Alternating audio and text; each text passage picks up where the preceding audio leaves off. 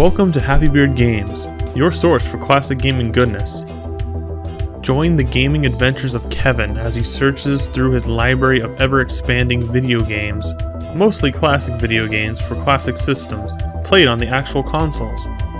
As he travels back into gaming history to uncover some of the greats, and maybe not so greats, video games. Happy Beard Games is direct Let's Play style videos with complete original gameplay from the system, with video content including skits, gaming humor, gaming history facts, and more. So join Kevin's quest to play these classic video games and rediscover some of the memories and make some new ones with Kevin from Happy Beard Games.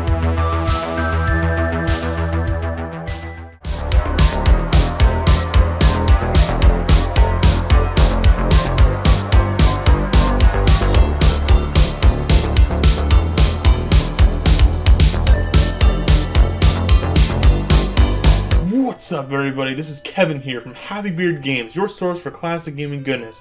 Now, it's no secret to followers of Happy Beard Games on YouTube that I am a big Nintendo fan. Not only that, but most of my video games in my collection, which are mostly back there, but not all of them, are Nintendo games, ranging from the Nintendo NES all the way up to the Nintendo Wii U, and including handhelds. And I don't know why my hand keeps moving like that, but it has a mind of its own. And anyways, a lot of my games are Nintendo games. I wear Nintendo shirts like I am now, and most of my memorabilia has to do with Nintendo, like amiibos, collectibles, clothing, accessories, stuff like that. Even gaming, like box sets and stuff. But by no means do I neglect the other video game systems, such as the PlayStation, the Intellivision, Atari, Sega Genesis, which is what we're going to be leading into today. Now, Sega is kind of weird because it's the big competitor with Nintendo, or at least it was. Now, way before Sonic Lost World on the Wii U, and even further before Sonic Adventure 2 Battle, which was on the GameCube, one of the first significant Sega games with Sonic on a Nintendo platform, actually. Way before that, there was a big rivalry that I'm sure everybody's heard of, but maybe not everybody's been there to experience it directly. That is the rivalry between Sega and Nintendo, specifically Sonic and Mario. But, there's other games that factor into that as well, but it's mostly a big mascot thing, with Nintendo's mascot being Mario, Sega's mascot being Sonic. Now, to play off that, I've done some Mario stuff, I've done some Nintendo stuff, I'm going to do some Genesis stuff. Not quite as much, but today we are playing a Sega Genesis game. Yes, and it's a Sonic game as well. And that game is Sonic the Hedgehog Spinball. Yes, that game is Sonic the Hedgehog Spinball for the Genesis. Now, I know what you're thinking, Spinball. That's a spin-off, literally. And of course, Sonic spins in a ball. Now, what is Sonic Spinball? Well, it's a pinball game. As we'll soon see, for the next 15 minutes or so, we're going to do direct gameplay of Sonic the Hedgehog Spinball for the Genesis, in which Sonic the Hedgehog goes through a pinball-like machine, and it's actually a lot more fun than I remembered, and it is actually a pretty cool game. I bought it recently, didn't have it as a kid, played it on a GameCube collection when I was a teenager, and now I have it on Genesis, and it is actually a lot more fun than I remembered from being a teenager playing this game. And you know what? I don't know what your thoughts on it, but maybe I'll be able to convince you a little bit into liking this game more, because it's actually pretty cool. It's nowhere near the main series Sonic games, which is Sonic 1, 2, and 3, which all appeared on the Genesis, as well as Sonic & Knuckles, which was a game in itself, as well as an add-on pack. You could put the games onto each other and unlock Knuckles and features with Knuckles. You could play as Knuckles, the character Knuckles. If you don't know who that is, play Sonic right now. But, yeah, Sonic & Knuckles, and also Sonic 3D Blast. Those are some of the best games on the Genesis. Those are all Sonic games. I'm not sure if this one's more neglected or something because it's a pinball game, but I love pinball. My pinball enthusiasm has been growing, especially in recent years. And Sonic Spinball just seems like a really good fit for that. And I don't know how to compare this to too many other video game pinballs. This is not an actual pinball machine, and you'll see that it plays quite differently. But I don't know, like the only other pinball game I know of is like on NES that I can think of that I actually have. And that was quite simplistic, and this is actually a pretty cool game. It features not only pinball with Sonic themes, but it actually kind of feels like an adventure, like you're actually in a level of Sonic the Hedgehog. So we're going to check this out right now on Happy Weird Games. Let's do this! Happy Weird Games, Sonic the Hedgehog Spinball! Alright guys, it's Sonic Spinball for the Sega Genesis, here on Happy Weird Games. Okay, if you wait a little bit, there's a little cutscene, so we gotta watch this. It's pretty cool. Sonic and I think Tails there on their little plane. But he gets shot at Eggman's, and, or Eggman, Robotnik, excuse me. I don't know why I don't even usually call him Eggman, but yeah. And then we fall into where the first level is, but this isn't actually me playing, this is just the demo. Let's check out the options. I'm an options guy, I like to check that out. Because there's a couple cool things you can do in this game. You can turn the music on and off. The music's a little scratchy on the chalkboard, but at the same time, if you think of it like kind of like a heavy metal, it's a little more pleasant. This music right here is a little jarring though. So we got speed. You can actually make the game fast, which we're gonna do because, I mean, Sonic fast, come on guys. We also got, I guess we have a 2-player or 4-player mode. I think you take turns like a pinball machine. I don't think it's like 2 at the same time though. Like you wouldn't split screen, but I don't know. I don't think so. So our controls are left and right are B and A, and then C you can push both at the same time, which is really handy. So we're gonna push start and go to start the game. Up it. Okay, so here we are, just like Sonic jumping out of the water, just like in the first cutscene. Now we got what is this? I don't know what that is. But we got jump, and yeah, so we're going, and then oh, what's this? Little alien sucker thingy. And we are in a pinball machine, and we're Sonic in his ball mode, so it's actually pretty cool, and actually works really well as a Sonic game. I'm not gonna lie, and I'm not entirely sure the actual controls, like can you move Sonic? I remember being able to move him a little bit, but maybe not. I guess you can't, because I'm moving the D-pad, and it's not doing anything. Oh, but you can, you know, play just like a pinball. It is a little slow, even though I set it to fast. But I remember there's little, you know, you get basically like what you do is like pinball. It's a little different. I mean, it's not super. Oh no!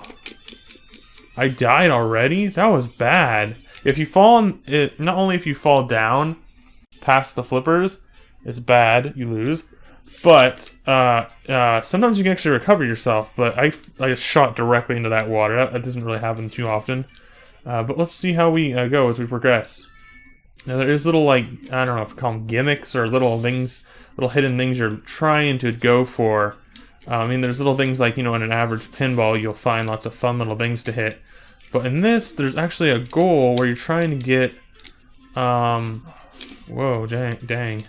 You're trying to get these things activated, and you see that emerald up in that water, or that murky, poisonous water. That's one of the things we're aiming for right now.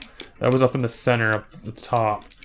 So what you gotta do is you gotta activate little buttons and stuff that are hidden throughout the table, or level, as you might call it. So we're gonna try to get back up there, and there's things you can activate. You can go through that tube, and you can go there, and you should drain some of the slime on that Chaos Emerald, which is what we need to grab. Now, I've never actually beaten the first table or the first stage, but I've come close, so we're gonna try to do this. I actually don't activate that slime drain this early on most of the time. Now that jump Sonic! So you have a limited time. Sometimes you can get out of that. What I just did there, and save yourself, save your Sonic. Now we're gonna try to get in those tubes that I opened up. You see all those tubes that I'm kind of aiming for, like the one right next door I just hit. It's a little confusing to play a pinball game and do a Let's Play, because it's not like a straightforward, like I can't walk and show you something. It's just kind of action and bumping action, bumping it up. But yeah, it's a really fun game. Like, when I first played this, I was like, that's kind of dumb. Like, when I saw this when I was younger, I was like, I don't want to play a Sonic game, like, where you're stuck in a pinball machine or something. But now I'm like, I've been playing a lot of pinball games lately, and I've been playing some virtual pinball games too, like Zen Pinball. Ooh, on the Wii U and Steam, and oh my gosh, this is really cool. And I don't know, I'm really liking this game. I bought it a couple months ago, and I was gonna do like an unboxing thing, because I bought like every Sonic game on Genesis, even the one I already had, which I only had Sonic 2 and I had Knuckles, so I rebought Sonic 2, and I bought, no, too bad, this is bad, like 3 A's. But I did alright, Well, I was gonna say, I bought like every Sonic game on the Genesis on one day. So I bought Sonic 1 through 3, even though I had 2, and I bought this, and I bought Sonic 3 Blast. But I've played them all before, of course. I just never owned them on the actual Genesis. I actually have some of them on the PC. Oh no. They give you a ring down there. See, I don't know what the rings actually do in this. Because when you get hit, you're in your ball, so you're not getting hit like you normally would in the game. Because in the game, you can hit enemies, but if you're not in your like ball mode, you know, where you're curled up, you will get hurt. And I don't know why it's like that. Oh, what did we do? What did we do? Oh, we got it already. Wow, we did that fast. You have to do it every time you die. It's not just like saves it or anything. It doesn't save your play. So there's a lot of stuff I gotta talk about in this game, but yeah, so back to what I was saying, about those Sonic games. Okay, we're getting some progress. Yeah, I don't know. It's just a really fun little game. I don't know. I mean, I don't know too much about it. I've never beat the first level. I know how lame that sounds. But I know I played it a little bit. I played it a little bit back in the day when I was probably 13. I had it on the Sonic, as I mentioned before, Sonic Mega Collection for the GameCube. Another really early Nintendo Sonic game that they got. It's pretty cool. Or a collection of all the old ones. So it's like making up for lost time on Nintendo kind of thing. But, yeah, I don't know, I didn't like it at all, and then I got it just because, hey, I don't know, I started liking pinball, and I wanted to get all the Sonic games on Genesis, and I think I have most of them. Oh, this is the part where you can walk around, see, like, I'm actually walking and stuff, and you use the D-pad, and yeah, it's pretty cool. And when you get to the flipper, you go, whoa, I didn't know you go all the way up here. Oh no, minecart carnage, oh no. What just happened? I don't know if I can actually control that or what. Whoa, so this is really intense, you really gotta pay attention to where you're going here. Even when you're teleporting from one spot to another.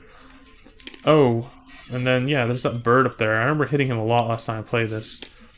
But yeah, once again, this game is actually really, really fun. Where am I? I don't know. Whoa! Oh no, I'm back in the main zone. Oh, jump! Jump up! There. Oh no, I didn't hit it right away. Oh, way to go, Sonic! I can picture, like, Tails saying that. Here we go, we'll go to the right side of the screen. It's a little different up here. It's like mirrored, so there's sort of the same stuff, but there must be different things to activate. Oh! Whoa! Wow. I keep using the D-pad, but it's not actually, I don't think it actually does anything when you're just in this. I just hold it as I'm trying, like, I can tilt it or something, but I can't. Oh, get out of your little bucket, Sonic. Oh no. Yeah, that was bad. Get a little bucket, I'll save you. A little oil bin or whatever. Oh, I don't know if they have that monster in this one, but they do in the bottom part at least. Now that's one part. We see those little Eggman or Robotnik, whatever's drums. Once you break all 3 of them, then you go in again and you can actually, there we go, clean it up and see if I can get in there. Oh no. Ugh. This is tough. This is tough, guys. If I can get back in there somehow. See, I'm not too precise with this one yet. Whoa, I broke that open. Oh, sweet, I can swing in there. Okay, that's another way to go through. I can go back up there. That's weird. Let's go in there. Oh no, where does that take me? It takes me back to the thing. To the thing. Whoa, I hit a lever for the cart. Let's just go to the cart. Do we have time? I don't know. I don't think we do. Sonic games usually don't have time, but let's see what's going on here. I don't know. I'm trying to read that stuff that pops up, and it goes by really fast when you're trying to focus on where Sonic's rolling to at the same time. And talk to you guys at the same time. Oh, time. Yeah, I don't know. It's just this game. Just don't judge it by I don't know what that sounds like, but just don't judge it by, oh, it's a Spinball game, it's a spin-off of Sonic, and it's, you know, not going to be that great, but, I mean, it's Sonic, so this is early Sonic. All these games are really good. And this is actually a really good take on pinball, and I don't know how well received it is. I haven't really heard too many people talk about it.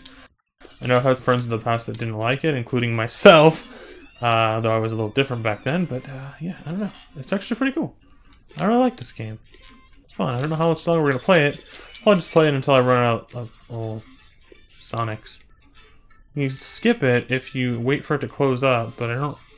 Can you do... Oh, you can! Wow, it sounds really slow paced. It uses a different game, I guess, engine or something, or... It's just definitely not as fast paced as their actual Sonic, which is, you know, notorious for being a really fast game for its time. Of course, that's what Sonic's all about. But, oh, there we go. Another way to get up there. I guess it's about the same. It's just another way you can take to get up into this area. Oh, we made it even higher. Dang. We automatically fall into the minecart. I don't really understand why. I'm not sure what I'm doing here.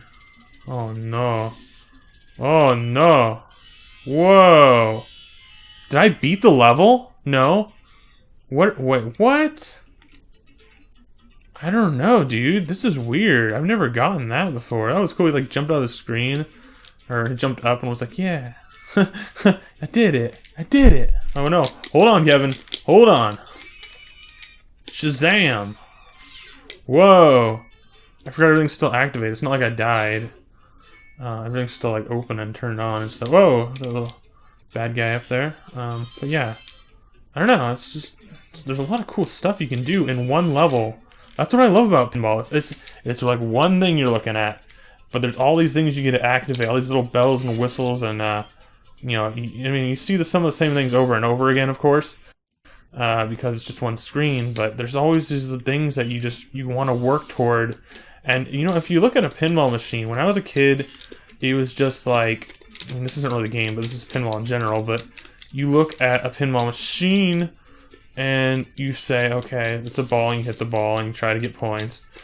And it looks cool. And then sometimes you can get things to activate and stuff like that. But if you really take time on a specific pinball machine, there is actual goals that you're working toward on most pinball machines. At least most of the ones that are, you know, a little bit newer, not too old school. But, yeah, I don't know. There's things you gotta work toward on actual pinball machines.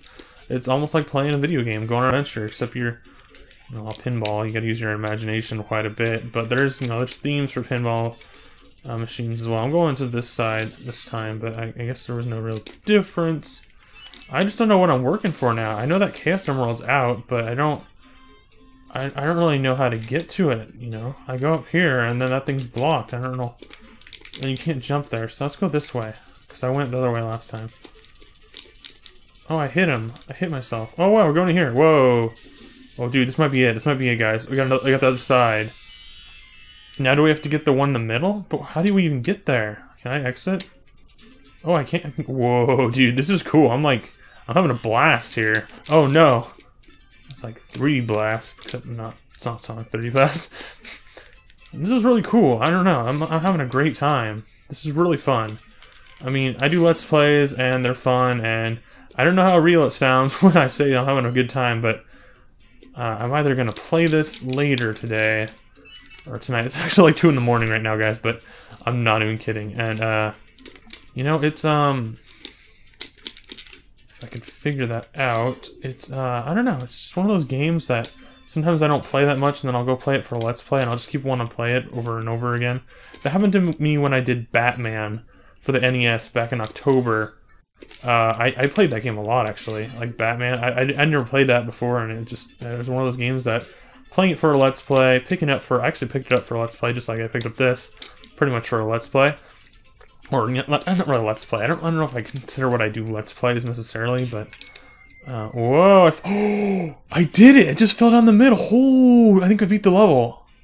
Well, no, maybe not. This is the boss room is now open. Whoa, there's more to do. Oh my god, I got all the emeralds. Oh, hold the phone, guys. This is awesome. We're gonna get some. We're gonna figure this out. I don't know how to. Oh, maybe it's that upper area. Up here. Not here. Oh no, I failed. Oh no, I failed. Okay, we're gonna hit that switch and we're gonna, or that flipper, and we're gonna. No, we're gonna try to get in that tube. Not where I'm going, but the actual tube. I'm gonna figure this out. If I can get to where I'm going. This is really cool, guys. I've never done this stuff before. This is why I'm loving this right now. But I'm surprised I'm doing something that I've never really done before. Or I never. Oh, here we go. Oh no! Oh, here we go. Shoot up. Here we go. This is intense. Oh, it's Robotnik. Robotnik. Get out of here, Robotnik. Oh my god, we're gonna slam a jam of this. Thank you, mama. He's a spider, Robotnik. Oh my god, look at he's like arg. Keep it up, keep it up, keep it up, keep it up. Oh, dude. Oh man, he's. Oh, I hope you see what I'm seeing. I'm having a fanboy great freak out here. Oh, this is awesome. Okay, just jump straight. Oh my god. I don't want to cuss, but oh my gosh, this is fantastic. This is worth it. This is one of those games where you try, and oh, it is so worthwhile when you finally beat the first table on this game. Oh my gosh, this game is fun. I mean, I'm not just saying that. I'm having a lot of fun with this game. Like, in all seriousness. Oh my god. Whoa! I've never seen this before. Not even on a demo. I don't think I can do this anymore, guys. Whoa, it looks really good graphics here. Look at the way the flippers look, and it's all fast-paced now. It's because there's less stuff on screen, but I haven't even hit the ball yet. This is weird. What the heck? This game is so good. Like, I don't even know. Like, I sound weird, but... Oh, okay, we lost it. We got another ball. Wait, is this the second level? What is this? This is a bonus. Yeah, I don't know. I think if I fail it, I will be alright, but I don't know what I'm doing. See, I'm used to the first level because I know what I'm doing a little bit more, but not really. I never beat that level before, guys. This is the first. And I'm hoping this recording worked out, because sometimes it doesn't. But that was pretty awesome. That's cool. You can see his hands on the table. Oh my god. There's little, like, alligator little dudes are jumping on me. Oh my gosh, this is fun. Okay, this episode might be a little bit longer than normal because, I don't know, but, oh, dude, I'm having a nerdgasm, and I'm afraid I'm gonna flip it up because, that's what happens to me on pinball. When I get too excited, things get bad for me, but this is also a harder level, I'm assuming. I've never even seen, oh wow, oh man. I like Sonic as much as the next gamer probably, but it's not my favorite thing. But this is really cool. I'm not even gonna lie, like this is awesome. Like, oh my gosh, like I think this is actually more fitting than if they made they didn't make a Mario pinball, but it's for Game Boy, I think, for Game Boy Advance. Oh no, ho ho ho! I'm just saying this is more fitting because Sonic rolls in the ball. I just wanted to point that out real quick. I think that was my last life, but dang, this game is fun. I am not even kidding. Look at that score! 18 million? Whoa, bring it on, Sega! Oh, alright. This is cool. This is a game I'm going to come back to now and again, but I don't know if I'm going to play it again tonight, even though I said I was. That's because I beat the first level, and that took a while. And that was hard. I'm not even joking. That was like doing something hard on a hard game. I don't know how to explain it. Like, if you were to make it like halfway through, like, Donkey Kong Country, and it was a challenging game to you at the time, that kind of feels like that. It's rewarding. It's like beating a final boss when you beat that pinball. It was like something new was coming up that you didn't know about, and it was just really cool when I made it to that Robotnik. And it wasn't just like it wasn't just like you hit him 3 or 4 times to kill him. You saw how many times I had to hit that just spider Robotnik. It was scary, and I didn't know what to expect. This is really fun. It's like I'm a kid again. I'm a squid kid. But, I'm still a squid, and I'm not a kid, but, yeah, so Sonic Spinball on the Sega Genesis, lots of fun, as you can see. Check it out. If you've checked it out in the past, give it another shot, because it's really fun. It's actually relatively inexpensive on the Genesis, or you can get it on multiple compilations. It's also on Steam. You can just download it. But I think it was between $1 and $5 to buy this cart, so pretty cool. Lots of fun, guys. Alright, thanks for watching Hybrid Games. Have a good one. Sonic the Hedgehog Spinball. Yeah, if you want to support my channel, leave a like, subscribe today for more classic game goodness, and leave a comment. Let me know what you think, and let me see what games you want me to play next time. More Genesis? More Sonic? I don't know. And that's about it. Share me on social media because it helped me grow. Anyways, thanks for watching. Happy Weird Games. Ouch!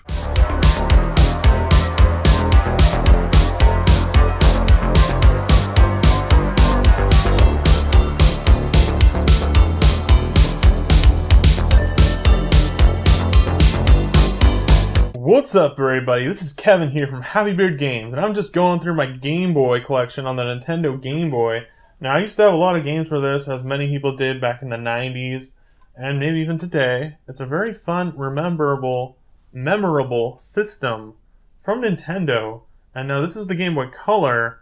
I also have a Game Boy Original and a Game Boy Pocket, and a lot of other ones, all the way up to the 3DS XL and stuff like that.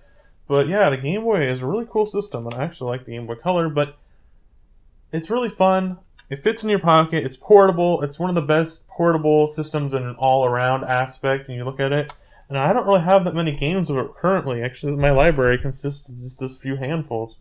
But there is one other game, and I've played a few games of Game Boy games for you guys before, but the game we're playing today is called Shadowgate Classic for the Game Boy.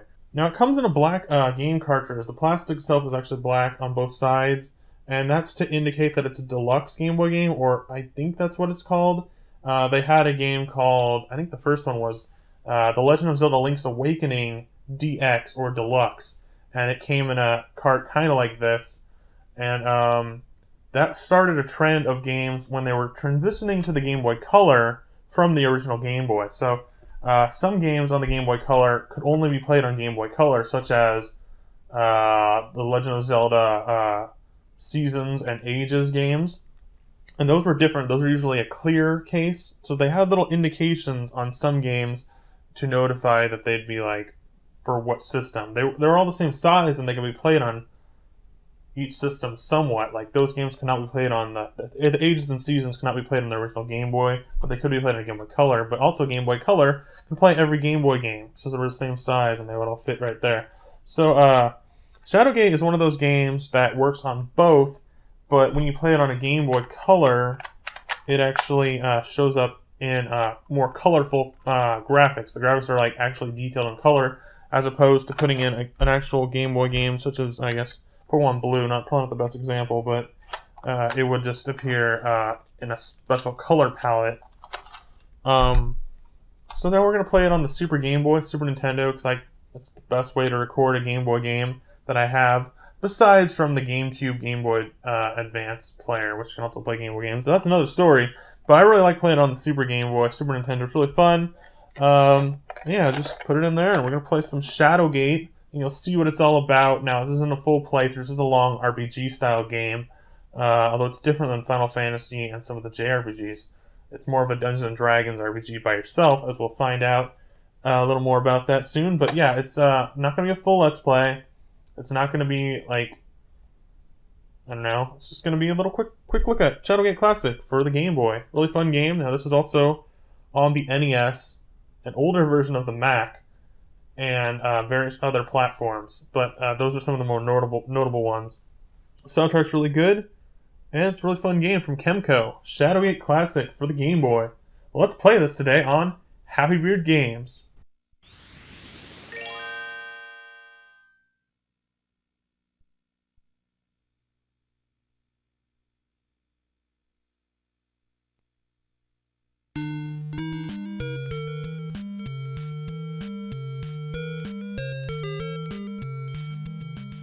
Alright guys, so let's play some Shadowgate Classic on the Game Boy.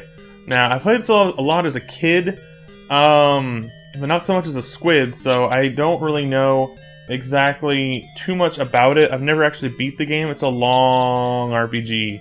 But it's different than like Final Fantasy and stuff, as we'll soon see. It's a little bit different. It's more of a first-person point-and-click game. Cool stuff, Nintendo. Okay, let's start. English. Now, I do have two files. I'm going to start a new file for you guys. Shadowgate Classic. Let's go. Let's play this. This is real deal, man. The last thing that you remember is standing before the wizard Lakmir as he waved his hands. Now you find yourself staring at an entryway which lies at the edge of a forest.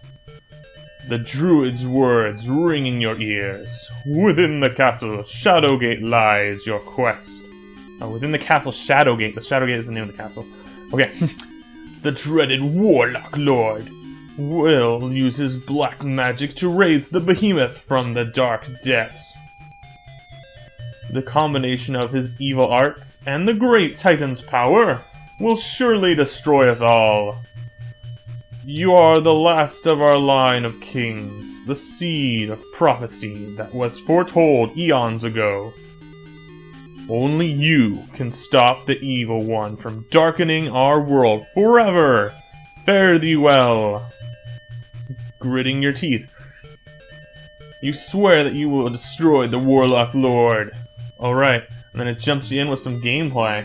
Now, this game takes a lot of, like, you don't know what you're doing. What do? You point and click on random stuff. So, I kind of know what I'm doing at the start, but later on I'll get a little confused. And this is not a full Let's Play series. I know, it's an RPG, it's a longer game. I should be doing a Let's Play series of it, but I'm doing a quick review of it, so just keep that in mind. Now, you do have things like, you have to pay attention to, like, your torches. I think you die if you run out of torches. You have another one there that you can actually fill up later on once you get another torch. You got all these other things. You got this is a menu-based game, guys.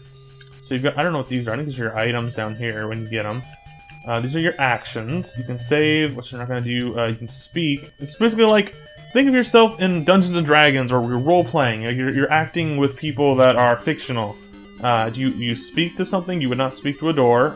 Do you leave? No. Self? No. Close? Open. Let's do the logical thing. Open the door. The door is open. It's the door leading into the castle Shadowgate. The skull has...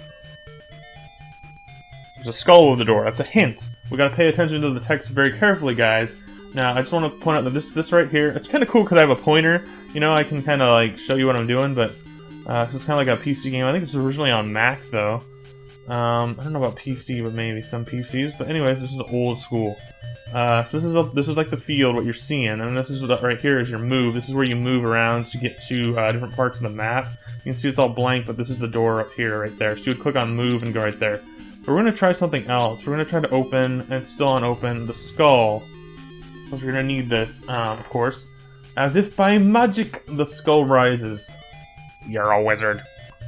Okay, so we're gonna take that key out of that skull. Key 1 is in hand. Okay, now that's one of the things I remember right off the bat is that. It's pretty simple. Sort of self-explanatory because it does kind of, just logical things you should be doing. And it tells you, it gives you a little hint on that. We're gonna move in the door. I think you can also just click on the door itself. Oh, look at those beady eyes. That pitiful wizard Lackmere was a fool to send a buffoon like you to stop me. You will surely regret it, for the only thing here for you is a horrible death. And there's some horrible deaths in this game, guys, I'm not gonna lie. It's kind of brutal. The sound of maniacal laughter echoes in your ears. And one thing I want to point out right away is not only the title screen music, but this music that's playing right now, it's very, very, very nostalgic to me. I love the music. It's a great soundtrack. And yeah, it's just a really good game. And I think this is a really good game overall. But the soundtrack evokes memories of, like, Castlevania as well. Even though it's like a slower Castlevania, it kind of reminds me of some of the Castlevania songs. I know the gameplay is a lot different. But you're also in the castle, so I remember playing this around the time that I was playing some of the other Castlevanias, mostly the Game Boy Advance ones, I think. Maybe that was a little bit later, but... yeah, it's a pretty cool game. Cool game, guys. So what are we looking at now? We're gonna see if we can take these torches up here. I think those are torches. See, it's kind of... One of the things about this game, once again, is you kind of, it's kind of confusing to see what you're looking at. I'll just take one for now. I'm actually gonna use it if I can... Whoa, if I can put it there. See if I can do this. Oh, you have spells. If you push left or right, you can go to spell or goods. So goods is your inventory. The torch is lit, so now I have 2 torches in my character or whatever. I don't know. They're not really in my hand, I guess, but they're on me. I don't know how that works, but yeah. So we've got 2 doorways. Let's just see what happens when I try to open one of them. The door is locked. The door is locked. Okay. Now I know there's something under this rug. You can kind of see. Sometimes you can kind of cheat a little bit. They won't open. Like you see, like you're moving, and then like kind of you go under the rug. It's weird, but it's not really a cheat. It's just a little thing. So let's look at things. So you don't have to look at things. They'll probably give you hints. I think, if I remember correctly, it's a beautifully woven rug. I think what you do is you actually torch the rug. What do you want to use this for? The rug quickly catches on fire and burns away. But I thought there was something under it. Maybe I did something wrong. Oh no. There is things you can do very wrong in this game, and it'll reward you with a swift and painful death. So, let's see what we can do here now. Oh, I've got a key, remember? I've got a key. Let's see what I can use this key on. This door. Oh, there we go. Click. The key worked. It unlocked the door. Can I unlock this door too? I do have to click on the key again, right? Yeah. Because it stays on use when you click on whatever action you do. It'll stay on it until you change that action. But, okay, yeah, it doesn't fit in that keyhole. Then you have to click on the item again. So let's go to, look in the doorway.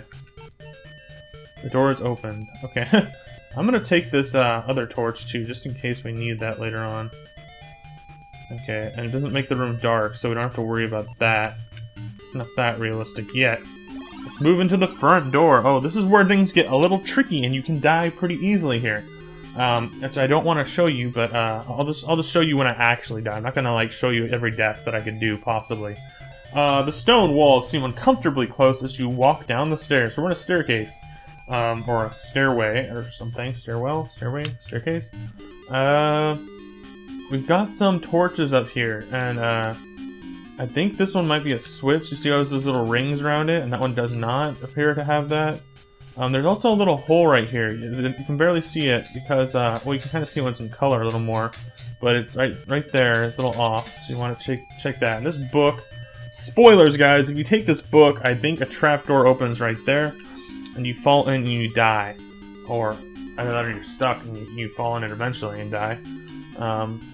Let's just take a look at some of these things. Let's see what, once I look at the book, it's an ancient tome. It seems that no one has disturbed its pages for centuries, so that's kind of a hint. You don't want to disturb something that hasn't been disturbed for centuries when other people have progressed to this castle before you, I think.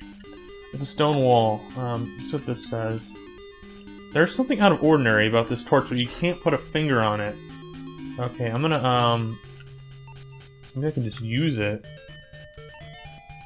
Can't use what you didn't take. Okay, well, I guess I'll try taking it then.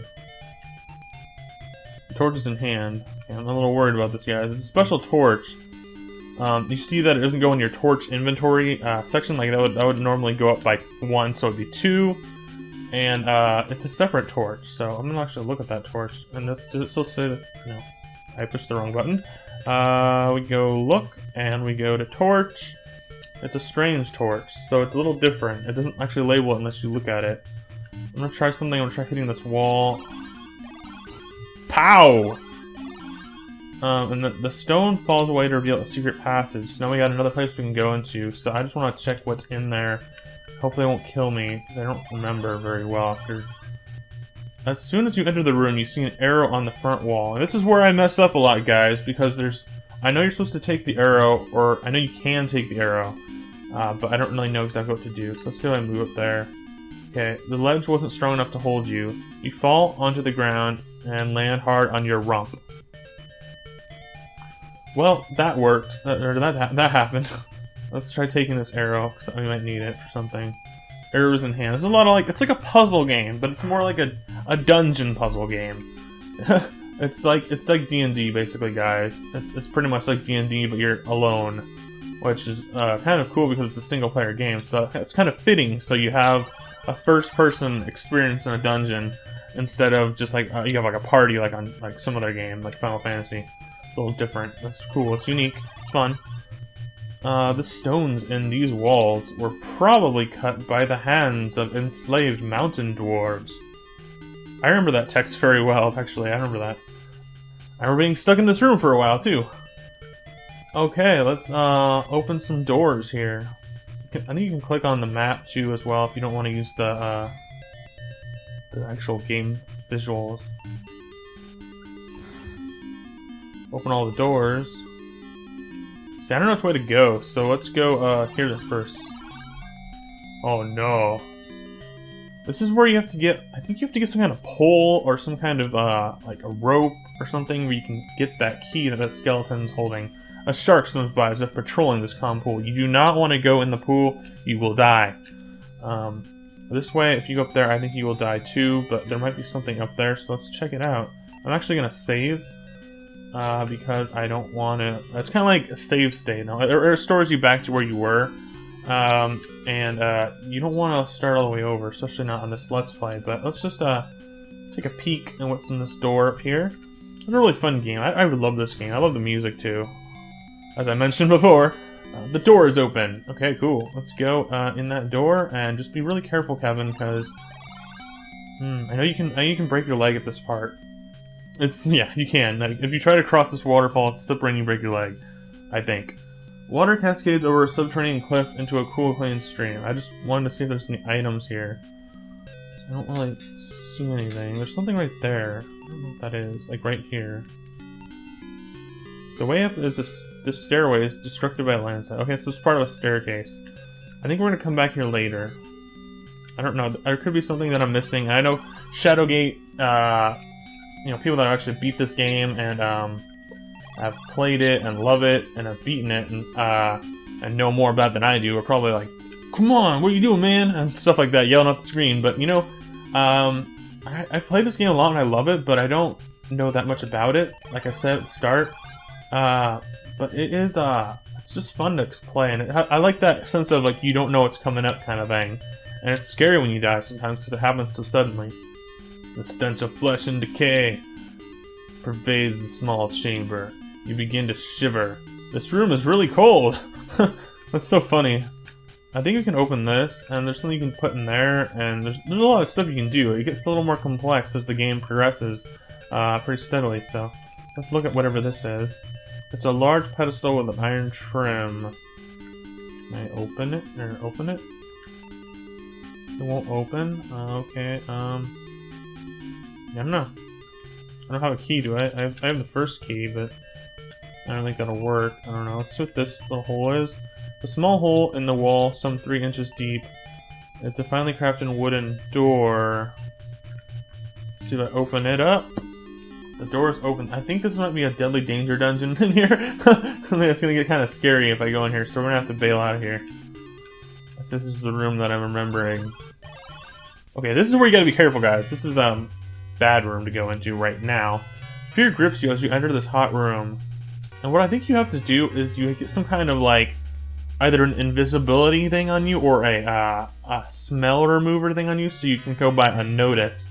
That guy up there is a dragon and he will kill you if you take a step further. So let's bail out of here. There's something you need to get in that chest later on, I believe, or something that you get in there later on. I just remember it being like that. The room stinks of rotten meat. I know I made it kind of far in this game, but not too far. But I have made it farther than this, so we're gonna keep going. The stones in these walls, yeah, we already read that. It does repeat it, which is helpful, so you don't get lost too easily. This long cold hallway is lined on either side by half a dozen coffins, which is really creepy. And there is like some weird monsters in here. If you open these up, because you can open each one up. And there's one where like slime gets on you, so if you move in here first, the slime won't block your path, and I'm not really sure how to clear that slime, but there's like this slime that comes out of one of those coffins, and you can't get past it, or I don't remember being able to get past it. This room is full of mirrors. It reminds you of the Elven Funhouse at King Otto's Fair. Okay. There's a broom, which I think maybe that's what you need to get past that slime. Maybe not. I don't know. Let's take it. It's a broom. The broom is in hand. Okay. Yeah, the controls are a little sensitive, but it's not too bad. Like, it moves like a little bit different than I thought it might be. It would be cool if I used the Super Nintendo mouse on this, but that would be a little complex, since it is actually a Game Boy game. Let's look at this stuff. I think this is dangerous, actually. This mirror throws back a fine reflection. This mirror has a carved oak frame. This mirror has a carved... What the heck? I don't know. Why is that one like... I don't know. I'm gonna save, and we're gonna try some stuff out here. Can I use them? No. Or can I look in this hole? without jumping in. It is very dark. I don't want to go in there. Can I use the mirror? You seem to be wasting your time. What about this mirror? Okay, can I open the mirror? Won't open. Can I hit the mirror? The middle mirror seems to be different, but I'm not sure why. What's self? Smash, now you see stars. Oh, you can hit yourself? Oh, wow. That's like you target yourself. Okay, I didn't understand that for a second. No, I didn't want that. I want look. Look at self. Thou art truly a brave knight. Okay, can I speak to anything in this room? What you expected hasn't happened. Okay, let's just get out of here then. I don't know what else to do in that room.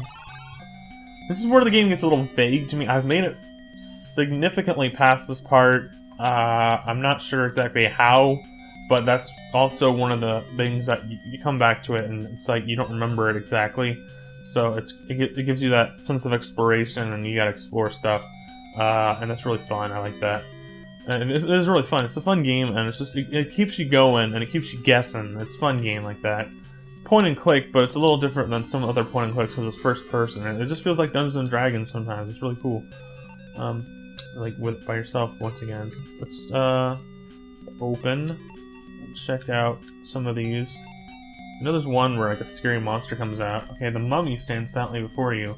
So it's hard to know exactly which one you're supposed to kind of like go for in this, you know? And that's not just for this room, it's for like other rooms in the game, and it's confusing. This carefully embalmed 6-footer stands straight and still. Okay, I'm gonna use the torch on it, so this one. Torches are burning strongly. I gotta use this, and I think you can burn it. Mummy bursts into flames, leaving behind the scepter, or a scepter among the ashes.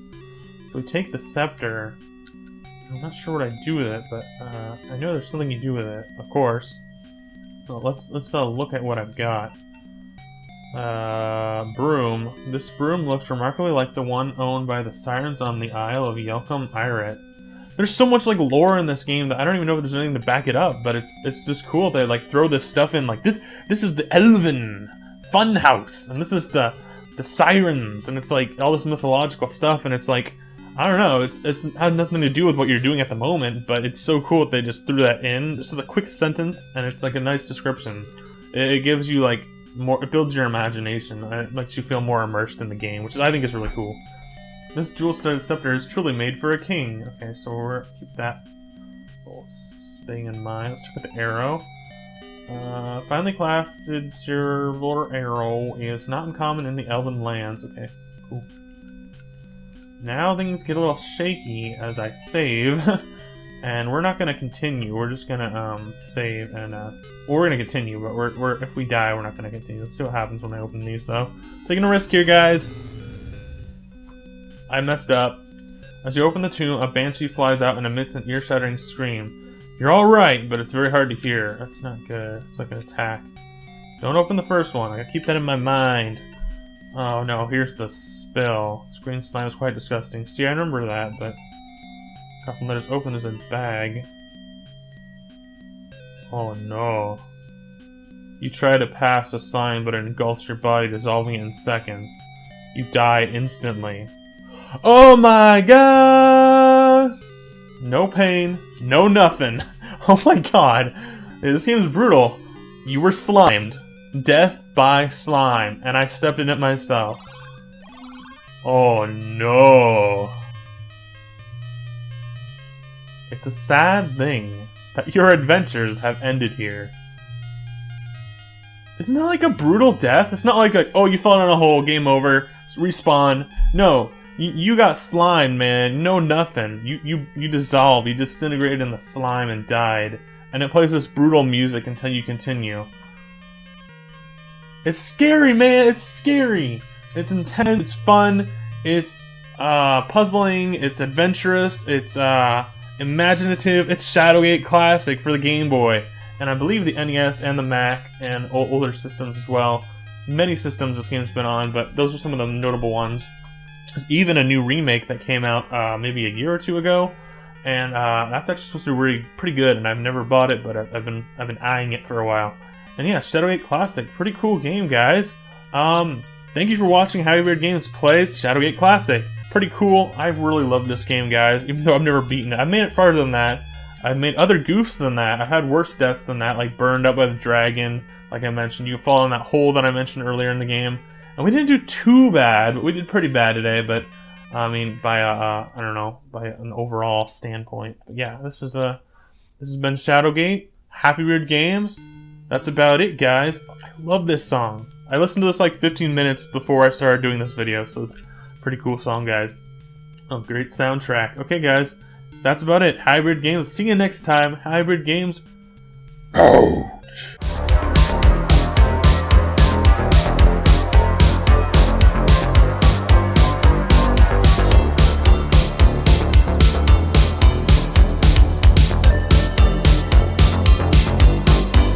I went shopping recently and I picked up 4 NES games, and while a few of them are pretty good, including DuckTales and Shadowgate, these are all NES games, and I love the NES, don't get me wrong, but sometimes, every once in a while, you find a game that may or may not be what you expected, and may or may not live up to those expectations, and may actually be a horrible game.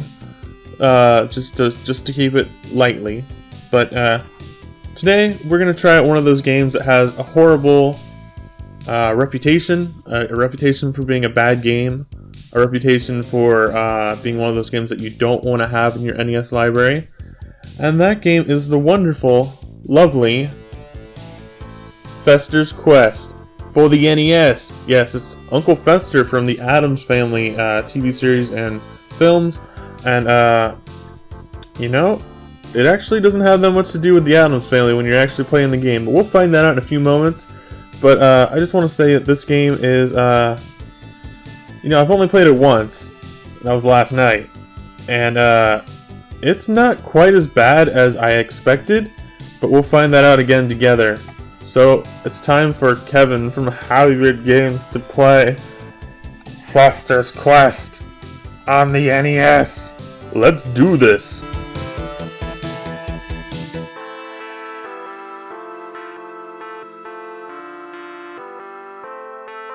Alright guys, it's time to play some Fester's Quest on the NES. Yeah, let's do this. Oh no. It's the Addams residence of the Addams Family fame. Oh no. Oh my gosh, guys. This is ridiculous. What the heck? Why is there a UFO? I don't know if there was ever an episode where they had an alien invasion. At least the story's original. It's like... Oh my god.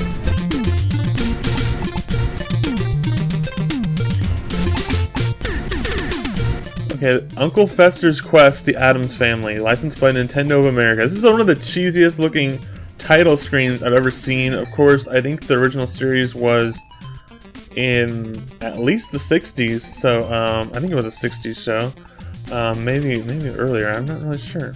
I don't know, I've seen it before, but I know the movies were like in the early 90s or late 80s, but yeah, it's a pretty good show. Fester's kind of weird, but he's all good. We're going to play some Uncle Fester's Quest on the NES. Now we've got start and continue. Now last night I figured this out. Continue is, I don't know if you can continue from the same level, but as long as you're on the first level, you can continue that. But you'll start over from the start, which sucks, but you will keep all your items. So that's what that is. So let's start this game fresh. Now we've got Uncle Fester from Addams Family, of course. And you've got B button to shoot. A button is your action. So we're going to be fighting these bad guys, and I'm probably going to get killed because I was not paying attention. Oh man. We can still do this, guys. Now, normally those bad guys don't seem like they come on that fast at the start, but yeah, they do. So basically what you're doing is you're blasting aliens. Like in that cutscene, there was that UFO ship that came down with aliens or whatever. Well, these are the aliens, I believe. I'm not really entirely sure why they're here or what the whole premise of the story is, but we gotta blast these aliens with our zapper. And yeah, that's pretty much what you do in this game. It's actually, it's not, I mean, it kind of looks like I'm side-scrolling here, but it's actually like you move in any direction. Sort of like a Legend of Zelda top-down perspective. But, you know, before we get into the bad things of this game, the issues, the major issues, I gotta say the soundtrack's actually pretty good. There's a really good, really catchy recreation of the Addams Family theme at two different parts of the game. There's the game over and there's the title screen, which we already heard. But there's also, this theme right here is not from Addams Family, but as I don't think it is. It sounds almost like straight out of like Mega Man, so it's actually pretty good sound quality in this game. And you know, everything else, like the sound effects, sound pretty appropriate. But it's just, I don't know. I'll get into the bad things soon, but I just gotta say the sound is actually really good. Like, I'm not gonna lie, it's actually a really good soundtrack. It's from what I've heard so far. And it's appropriate once you get to later stages. It continues. It's not the same song throughout the whole game. But yeah, so we picked up a thing called a gun. A gun. Yeah, but we picked up gun icon, and that gives you a different type of shot. There's multiple shots you can get. There's always started out, which was straightforward.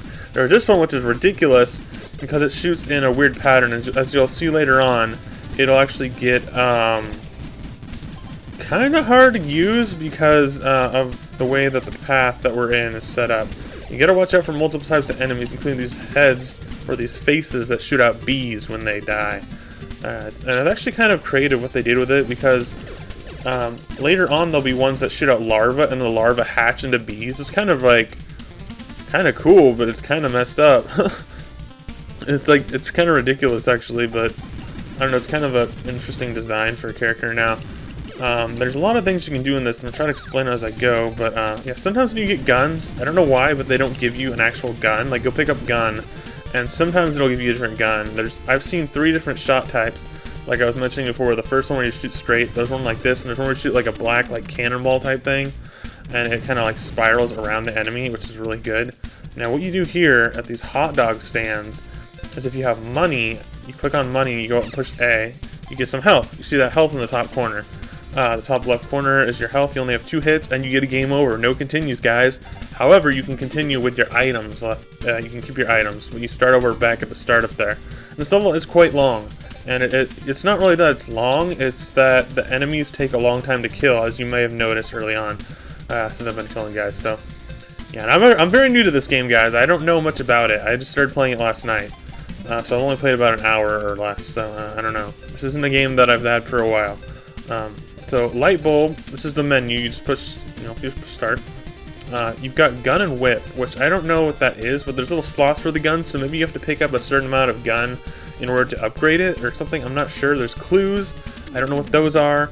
There's whip. I think you have to pick up a whip later on. I saw the whip. I couldn't grab it on my own, so I didn't get it. That was on my own play. Keys you can use to unlock doors, which we'll see soon. The light bulb, we'll be using that soon, so I'm going to leave it on there. And then pretty soon you'll get another weapon called TMNT. Actually, I think we're not using the light bulb yet. I gotta get rid of this guy. Okay, let's head down here. See, in these hallways, or these narrow ways, it's really hard to get your shot to the enemy, because it's really hard to shoot the enemy, because it's like, I don't know, it's like, you can't really hit them because of that. So we go up here, open the, I think you have to use a key to open these doors. So you got Pugsley, Pugsley. It gives you TNT, which is really handy. So we got TNT, and now we have 30 TNTs. Yeah, see, it used a key. And then let's go down here. There's another door we gotta go through. Another door we gotta open, but we gotta watch out for these guys. Pretty close there, guys. Oh. There we go. Now remember, I can use the TNT, and I'll show you what the TNT is like later on, but I'm trying to save it a little bit for now. There might be an enemy up here. No, there's not. Okay. Let's go to key. Now, in order to use an item, you have to actually select it. Then you just push start, and then you push A. Use it. Wednesday gives you vice grips, which I have not been able to figure out what they're for. They might be like a key item kind of thing, like you can only use it one place, but I don't know, it says 10. It tells the count of how much you have of it, and I don't know how to use it. I don't know what it's for. I just haven't figured it out yet. Maybe there's a specific part of the game that you're supposed to use it at, but I don't know. So we're going to switch to bulb, because we're going underground, and it's going to be dark. And we're gonna need a light bulb. You know, he does that thing where he like puts the light bulb in his mouth. Very iconic. But yeah, let's go in here. Now it's all dark. And whoa, watch out for these rats because they can actually hurt you just like any other enemy. And except they're faster, which we might die, which is gonna suck. Okay, I got that. Now I kind of want to just go back and get health because we got hit with that rat really easily. I know it sucks, guys, but I might actually fast forward this part. We're gonna go get health because it's like right up here. Yeah. Oops, I need money, not vice grips. There we go. The hot dog stands can replenish you, and I'm not sure what the deal is with the hot dog stand. I don't really recall that from the movie or the show, but maybe there's something to that. Okay, now I gotta use the bulb and try not to get hit by this freaking rat, man. There we go. These rats are one of the enemies you gotta look out for the most because they move so fast compared to the other enemies. So you really gotta watch out. Now I know the path to go, so I'm not gonna go the wrong path. For now, I haven't beaten the level, so I don't really know how far this goes, how deep the rabbit hole goes. And we got these weird enemies here, which we're gonna need the TNT for, or to help us out. So you drop the TNT and it explodes as you might expect. Just like TNT, like over a few seconds it'll explode and it does a lot of damage to a radius of enemies, a group. So we're gonna try to get through these guys. Now these slime things are really tough because as you see they spawn other slimes on their last slime. Oh, we got this gun. Cool. Okay, now this is where my hands begin to cramp a bit. I'll show you in a second, but I'm playing like this, like with my finger tapping down like that, because it's one of those games where timing is like really important, like your speed of your hand is really important. Wow, there's a lot of them. But it's like I don't know how to explain it. It's like certain games, especially on NES and stuff, it's not like you push the button and it's the same pattern every time. Like you're trying to shoot something and it's not like you have a limit to how much to shoot. This one is like how fast you can push the button pretty much is how fast you'll shoot. So you gotta this is a relentless. It's easier with the wave shot for these guys, but the straightforward shot's kind of hard. Sometimes I just skip these enemies if I can just walk past them safely. But yeah, it's just my arm's like hurting from this because it's the same button over and over. We did it, yeah. Eventually they will go away. However, sometimes if you go back and then you go forward, they will respawn. So this is the part with the larvae, then they hatch into the bees, which is actually really quite interesting. We got rats as well, so we gotta watch out for them rats. Oh no, oh no, oh no. That bee is not going away. And we've got these guys now. Get out of my sewers! I'm just gonna skip them. Oh, I made it. That was close. That was really close, guys. I'm not even kidding. Let's see if I can go down here. Sometimes there's a green blob like right here, and it's really hard to get by. Like in this little corner area. You can imagine that'd be hard to get by. And here's supposed to be some frog guys coming up. These frog-like critters. Aliens. Oh, he almost licked me. That was really close. I'm gonna leave a bomb for him. Yeah, yeah! These guys take a lot of hits, though. The green ones do. The red ones and the blue ones are like a little bit weaker versions of them, I guess. I thought the red ones were the tough one. Maybe I'm confused. Those green ones were pretty hard. So this is pretty much how the gameplay goes throughout the whole game. There's no like real variation as far as I've seen. That's mostly in the sewers is where you're going to be at, and trying to get past these enemies. So even sometimes those things don't get you. Now there's things I'm picking up on the ground you may wonder about. Some of it's money, a lot of it's money. You can use that at the hot dog stands. As far as I know, that's all you can use it for. There's also the guns, of course, and there's the money symbol. They kind of look like little tablet phones to me, like little cell phones, the way they're shaped. And then there's gun, of course. And I think it actually does power up your gun slightly, but I haven't really figured that out. But it's hard to notice, really. But man, these guys are just, they spawn so fast. Like, I can't even get through them, and this is the only way to get through. It's not, you can't go up here. Oh, see, it's just the angle is so bad when you're underground. But yeah, I don't know. It's like, jeez, I gotta get rid of this guy. I'm scared. They won't stop. Oh no, I missed. This is horrible. I'm like going all the way back here. Oh no. See, it's like, I don't know. And that thing right there that I just picked up, that's a light bulb. So I didn't know what that was for a long time, or for, not a long time, but a little while. But it is a light bulb. So you need those light bulbs to, when you go underground, you have to use it once to light up the area. We're gonna do this. We're going through. We're gonna barge on through. If you could see my hand, it'd probably look like lightning. And you can also get the whip, which is really rare. I've seen it in this part right here, actually, though, so I might get it after this. No, I didn't. Okay. Because that's where I got it last time, but I was stuck. Like, you know how that thing was chasing me? It was kind of like that last time I played, except I couldn't get the whip, because the whip was actually an item I could have picked up at one point. But I don't know what that's like. I'm hoping it's like Castlevania, and I'm hoping it's a lot better than the guns, but I don't know. It could be better, it could be worse. So yeah, so this part, yeah. You can see a few of the issues of this game. One of them being you only have 2 hits before you die. The other one being, a major one being the way that the gun shoots is really bad. However, in some cases it does help you out as long as it's not hitting the walls. There's no walls in this part because I'm on a bridge, so it's all good. Like it helps you out when you're fighting those enemies that spawn like multiple times. Another thing that's really bad is the way that these enemies just spawn so fast, so many of them. It's really hard, especially at the start of the game, but it's not like, it's not impossible. It's just frustrating. I mean, if you're playing the game, you want to kill an enemy and you want it to be done with. You don't want them to keep coming back. So it's kind of like, it's frustrating. That's what I see it as. It's not like the worst. It's not like it's impossible to do.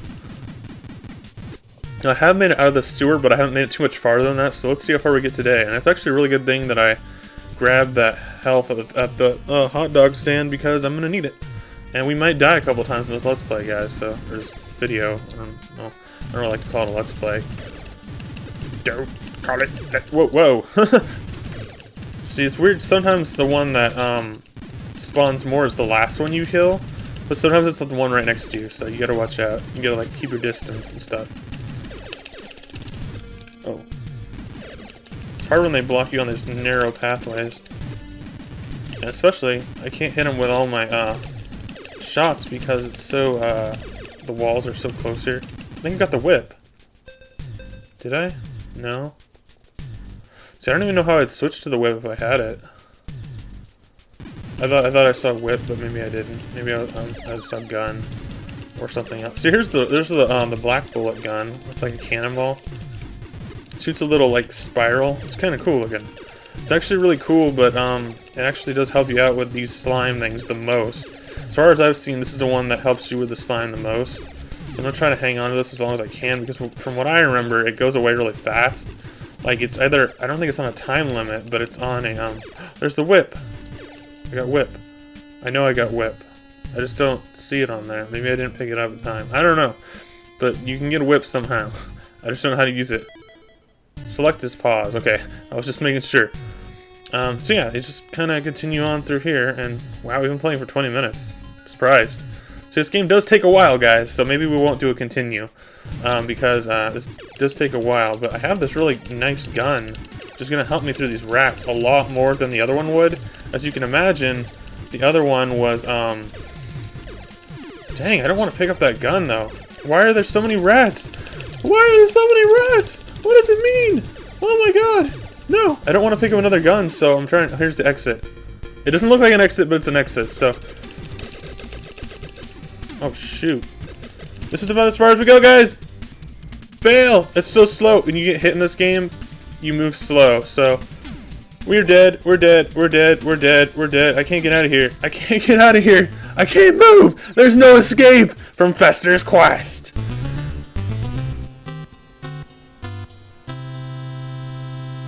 Wow, that was Fester's quest, guys. It's fast-paced in terms of you're just shooting the whole time. Like, your hand, it makes it feel fast-paced and intense. And you die with 2 hits, and it's ridiculous because, I don't know, this is Nintendo hard, guys, but it's also Nintendo bad. It's not the best game I've ever played. It's actually not the worst game I've ever played either. So, I don't know. It's not as bad as I expect. I expected it to be worse than this, but it has its flaws, as I pointed out. But I don't think it's as bad as its reputation gives it, I guess. But I don't know. It's not. It's actually quite fun in a weird way. The way it feels fun to me is that it feels like a challenge. Like I can almost do it. But then I died at that spot like 4 times last night. The same spot I died at today. I made a little bit further. There's a part where you walk around.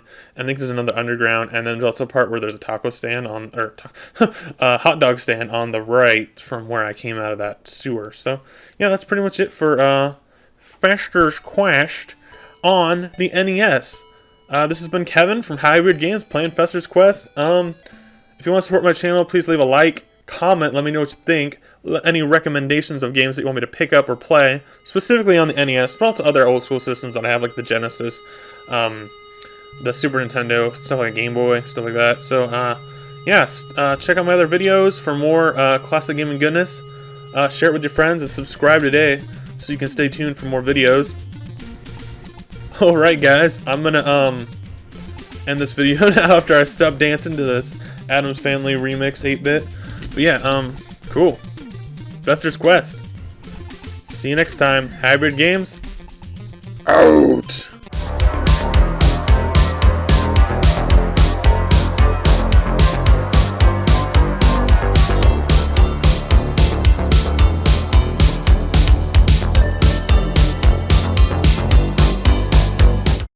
What's up, everybody? This is Kevin here from Happy Beard Games, and this is Happy Beard Games Plays. Now today we're playing a game that I've had for a while, but never really got into until very recently.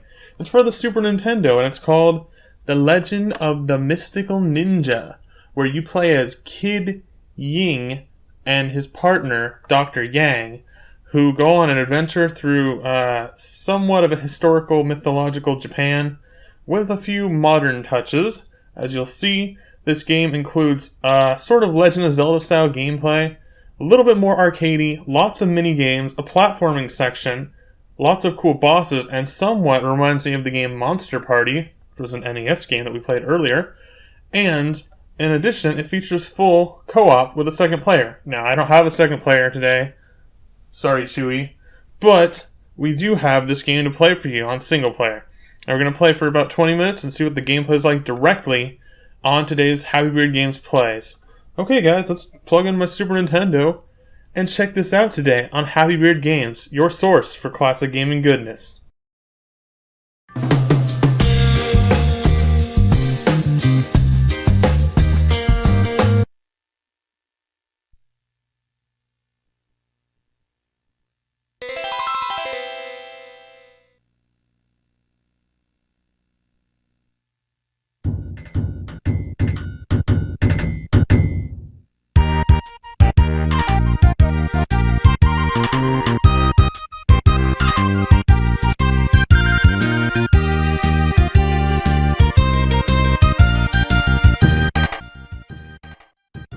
What's up, everybody? This is Kevin here from Happy Beard Games, bringing you the next episode of Happy Beard Games Plays, where I'm playing some The Legend of the Mystical Ninja for the Super Nintendo, a Konami game.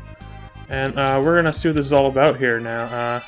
Click on one player. It has a continue feature, but it's not a save continue, it's a password, from what I remember. Alright, here's a little cutscene that it plays at the start. Hey Kid Ying, have you heard the news? What are you talking about? You know, about that beautiful girl. Oh, you mean the ghost woman of the temple. Yeah, that's the one. It's so funny. Something terrible has happened. Whoa. Yeah, this is very anime, and as you'll see later on, it references Japanese culture, Japanese history, and Japanese mythology as well. That's no way for a good ghost to act. She shouldn't hurt people. That ghost has some nerve. I'll show her that I'm a brave man. Talk is cheap. Let's go. I'm with you, Dr. Yang. Alright, so we got Kid Ying and Dr. Yang. or Yang, or Yang, or Yin Yang. And yeah, so we got Kid Ying and Dr. Yang, and basically it corresponds to first player, who's Kid Ying, and second player, who is Dr. Yang. Now, just really jumps you into it really fast, actually, because, yeah, so it has full co-op. Oh, wow, that was a horrible wrong button push. Let's go in here real quick, and there's a lot of different variation in this game. There's a lot of stuff to do in it, actually, as well. It's not just a simplistic platforming game, but there is platforming parts in it, so you'll find that out pretty quick. Hey Kid Ying, did you know that there's a ghost in Horo Temple? This is just a little building that gives you lots of hints. This is sort of like you're walking around in the town like an RPG, except these guys are actually bad guys, so you can attack them and you get money. The money is important, so you gotta hang on to that cash. So it's in this room real quick, and I think the one in the middle is just your own house. Hello Kid Ying, how are you? Not much to do at these buildings at the start, but later on there'll be shops, little gameplay, like mini games that you can do for extra money or stuff. There'll be item shops where you can buy equipment, which will help you last longer in the game, and stuff like that. Okay, now I just want to point out real quick, all the HUD that's basically at the top shows your health, your lives, your power, which is kind of like your level. I guess you get stronger as you go on, and there's a time limit for some reason, which is a little ridiculous because it doesn't seem like a game like this should have a time limit. It's more of an exploration adventure game at some parts, until it gets to the platforming stages. You have to have your second player up in the other top corner, and then on the bottom you have your inventory for both players. Your weapon that is selected is in that small square, and your equipment is in the bigger rectangle, and your money is right above it, of course. So a strange cloud is coming from the north. I'm scared. I'm not really sure what this is, but at this point it transitions into more of a monsters. Now the controls are pretty simple. You have B to jump, Y to attack, A can attack as well. You can push R button to switch between your weapons. You can actually use money to throw, so you can use a ranged attack like that.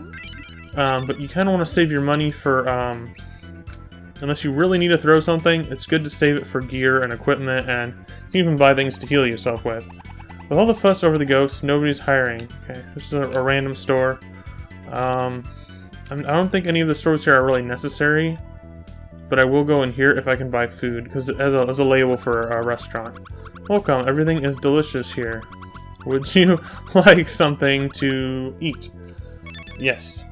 Now, I'm going to choose you can see that they're differently priced, so I'm going to choose the lowest priced one because I'm only missing 2 health bars because I jumped into an enemy on accident. So I'll get that and it'll heal me up. I just got to be careful for a little while. So it's a pretty cool game because it's a mix of this sort of Legend of Zelda, Link to the Past-esque style. It's not exactly like Link to the Past, but it has this sort of like walking around style, like similar to that. There are a lot of ghosts in the maze now. It's dangerous, don't go in. Okay, I'll go in. I'm not really sure what that is. I think it's like a minigame dungeon. I'm not really sure what it is, but it's a little mini thing. So here's Horo Temple, so we're gonna go in it. And you'll see the game switches perspective to a side-scroller. So now it's a side-scroller. See? You can't walk up or down. Here's something I wanted to point out for followers on my channel, Happy Beard Games. You may have remembered when I did Monster Party back in October, Gametober. Yeah, well this kind of follows along with that as, I don't know if it's a Japanese cultural reference to anything, or if it's just humor, or if this has something to do with the same developers, or same people worked on the same game. But you have this thing in Monster Party where you can kind of like scoot around like that. It's basically the same as this, but those are the only 2 games I've ever seen it in, and it's pretty hilarious. So you can do that anytime, and you actually, on this, you move the same speed as you were if you were walking, so it's kind of weird. You can also, you can attack. It's pretty cool. It's like, yelp. And this is the raccoon dog, or tanuki, and this is dangerous territory. Be careful. Proceed with caution. I don't really know what his point is, but you do get a checkpoint at that part when you meet the tanuki. Or they call him raccoon dog on this, but so it's a tanuki. It's actually based on a tanuki statue, actually. That's what its design's based off of. Let's just be a little careful here and find some baddies. It's kind of like turns into like, I don't know, it kind of looks like Ghosts and Goblins, but it's a lot easier when it's side-scrolling, so it just kind of has that Ghosts and Goblins, maybe Castlevania style. It is by Konami, and you gotta pick up all these things. Certain things will give you different, well, I'll explain them as they go, I guess, but yeah, certain things give you different things. Ha! So we're gonna, just kind of continue on for this. So we're just continuing on, and yeah, there's a lot of cool things you can do. Like, you can even hit this bell. It'll kill the enemies in the area. It's pretty cool, pretty handy. And it does spawn enemies there on purpose, but you can actually use it to hit other enemies as they come nearby. It's a pretty cool little background thing that actually does something. So it's a cool little hint that they put in. It's a cool little extra that they threw into the game. You got these weird umbrella monsters. Yeah, all the monsters are, I don't know. And that's also a checkpoint right there, that elephant statue I picked up. That actually counts as a checkpoint for some reason. I noticed when you die, you can continue from that very spot. Well, that was bad. Came out of the ground. So you kind of see them when they're coming out, but they're like little diglets. But they're monsters. They're boogeymen. I forget that you can do it, but you can actually attack upward like that. It's really weird. It looks really weird, and there's not many games that do that. I got the cat. Now the cat extends your pole, so that's really handy because now you have a longer reach. Here's the first boss. It's the ghost woman. Okay, and then let's see if we can do this. It actually is very similar to Monster Party once again. In Monster Party, a lot of the bosses you hit things and bounce them back at them. That's exactly what you do on this boss. I'm not sure about the bosses later in this game. Actually, no. I think the second boss you don't do that. So I don't know. And it's not like it's not just boss after boss after boss like Monster Party is. But you gotta focus on this, man. Okay, here we go. Come on. No, once again I jumped at the wrong spot. We're gonna start from elephant. Which, I think it takes away our elephant, so it starts at the no, it doesn't, I don't know. Oh well. We're gonna beat this boss now. Maybe I'll get a cat. Sometimes it's actually easier without the cat on that boss, because I feel like I know my range of my weapon, but when you get that cat token, it increases your range of your attack again, so it's a little bit easier to knock the plates back when you know what you're at for your range of your weapon. Just a little hint. Just feels easier this way. Here we go, guys. We're gonna fight this ghost woman again. She's not too tough once you figure it out, and just kind of take your time a little bit on it. Okay, that was horrible. Ah! So they bounce off the screen as well. It's not just you're hitting them forward. But yeah. I got a two-hit combo there. Little two-hitter. Come on. Yeah, okay, we almost got her. We can do this. You can do this, Kevin. No. There we go. Okay, whoo. That was close. I almost didn't do it that time. I've been playing this a little bit on and off recently, so I'm not too bad at it right now. Oh my, you're so strong. See, a cat comes out of it. Ninja cat. I'm the ninja cat. Kurobe.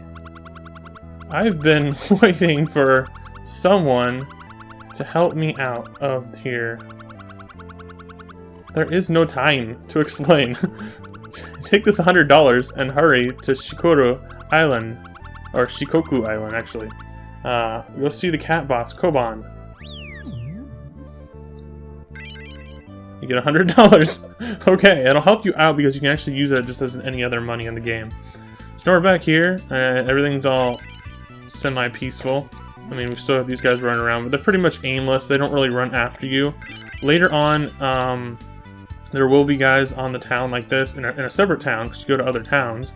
It's actually a pretty big game that'll have different attack patterns, or they'll have, not really attack patterns, but just patterns of running. Because you can see these guys, they just kind of run around, but they can hurt you if they touch you, so you still gotta look out for them like they're enemies. But it's weird because it switches the gameplay to, you know, it's pretty much the same gameplay, but it's just not side-scrolling. So what we're gonna do is we're gonna go, find the travel agency. Yeah, I don't know, it's a little weird, but we're gonna go find the travel agency and fly down to another island. There's a lot of things you can do in this game. I want to see what is in here, actually. Ah, you've come at the right time. Today's special price is $20. Would you like your fortune told? Oh, yeah. For the sake of Let's Playing, yeah. Yes, yes, so you want me to tell your fortune. If that's what you want, that's what you'll get. It's like, a lot of dots, huh? What's this? In all my years, I've never seen such a fate. I see good things happening in your future. Alright. Well, I guess that's a good fortune.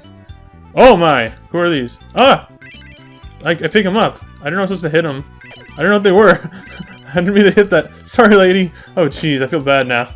But yeah, I guess you're supposed to just pick up the ladies. This is the travel agency. Yeah. Welcome. This is Edo Travel Agency. Today's special is a tour to Shikoku Island.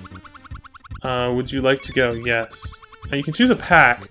If you choose the more expensive one, I think you get health as well. Thanks for choosing package C. $200, please. There's no E at the end of please. This is please. Please, like peas and carrots. Your life energy is increased by 6. There we go. Shizuka will be your tour guide. So I got full health now. And I'm actually not entirely sure how long we're going to be playing this, but oh wow, we got a big cruise. And it's kind of funny, but he has to fly. It's kind of like a joke on him. But actually, if you choose different, you know, there's 3 options. Some of them are pretty not as high budget, I guess. Some of them, one of them's like you're in a little rowboat and there's like a shark chasing you. When something's wrong in Edo, action must be taken. Kid Ying and Dr. Yang leave for Shikoku Island to meet the cat boss. Alright. And then here's Warlock Zone 2. I don't know why it's called Warlock Zone. Don't ask me. Actually ask me. I have no idea. Statue of Cat. I don't know. This game is really, it's really steeped in Japanese mythology, culture, and even humor. And it's just, I don't know. It's just a lot of, if you like anime, you'll be really into this game right away, probably. But, I don't know, like Dragon Ball, stuff like that. Yeah, I don't know. It's really fun. And I actually think it's a lot better than I thought it was at first. After I've been playing it, because I'm playing it more recently. And I like that it kind of feels like Monster Party in some ways, because I really like Monster Party, another game I've been playing a lot recently. Now, when you're in this town, it's a lot bigger. There's a lot more to go to in this town. This is a hint right here. It says they're dancing in the south square of the town, which is where you have to go to. And you'll see all these people dancing, and you basically kill them. And then you enter it, and you're on the next part of the game where you fight the cat boss.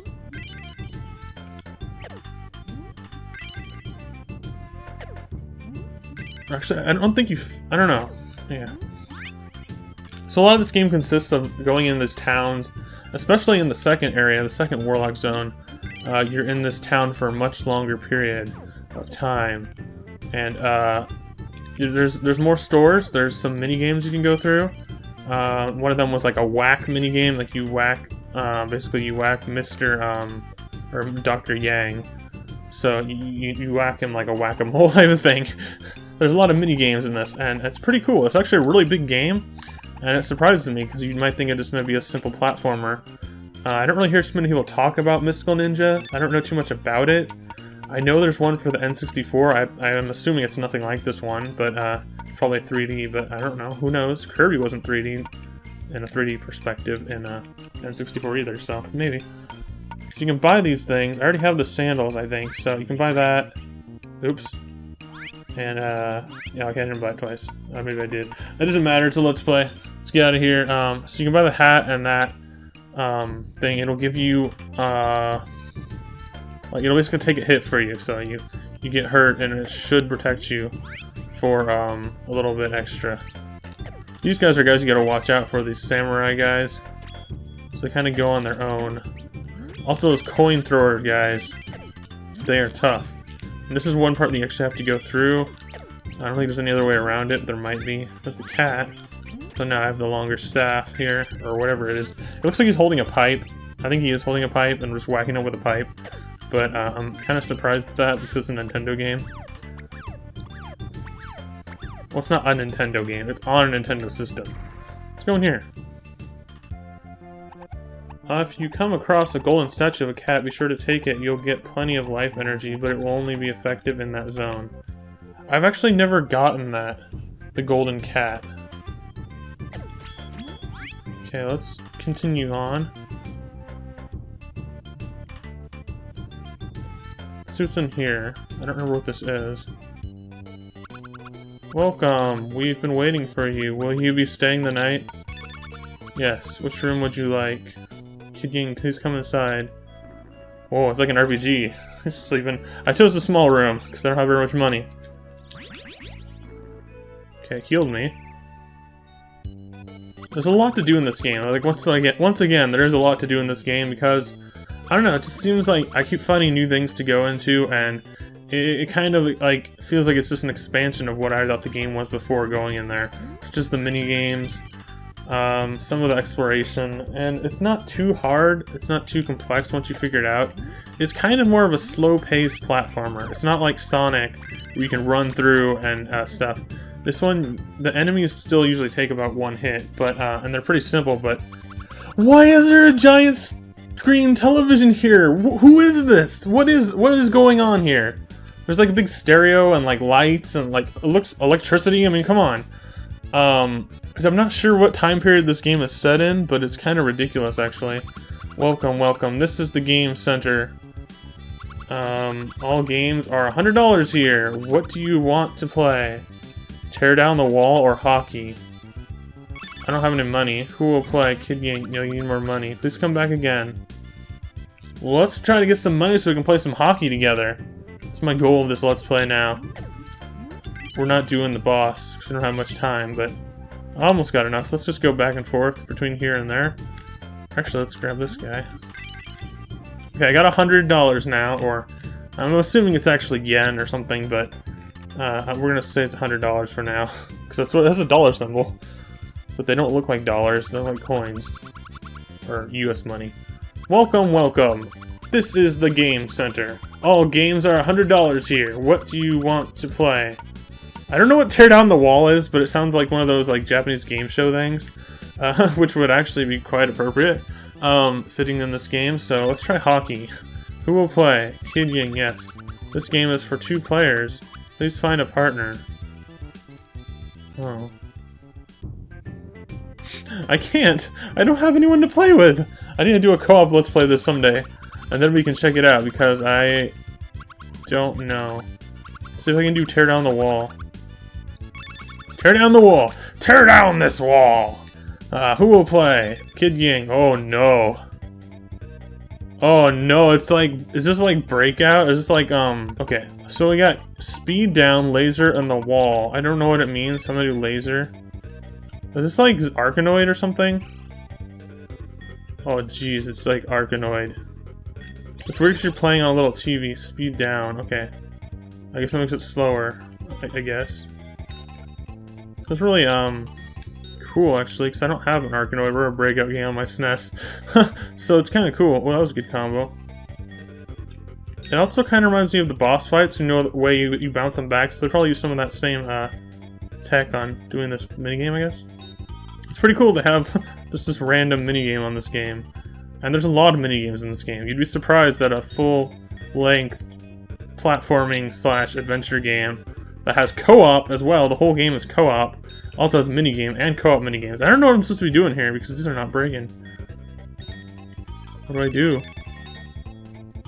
What did I do? I think I spent money. No, I'm confused. What do I do? I can't get out of here. I don't want to lose. I don't think there's anything to do, dude. Oh, wait, no, they break. Whoa, I almost gave up. Get in there. Yeah. We can do this, guys. Clear, yeah, we beat that minigame. Come back, anime lady. Alright. Please, come back again. And I get a reward. I get some money or an item. Nope. Just fun and games? I guess it's just like an arcade. I guess we don't get any money. Well, I guess that's kind of cool. If I come back here, I can just play some mini games. And keep in mind there's a co-op hockey game. But yeah, this is a really cool game. There's lots of stuff to do in it. And there's lots of, I don't know, variety, mini games, items, equipment, different gameplay styles, and co-op throughout the whole game. With Kid Ying and Dr. Yang. Alright, that's Mystical Ninja. The Legend of Mystical Ninja for the Super Nintendo from Konami. Alright guys, this is Kevin from Highbeard Games. If you want to support my channel, please leave a like, comment, let me know what you think. Feel free to leave any recommendations or requests for games to play. Subscribe today for more classic gaming goodness, and share with your friends on various social media. Alright guys, thank you once again for watching, and until next time, Happy Beard Games. Out.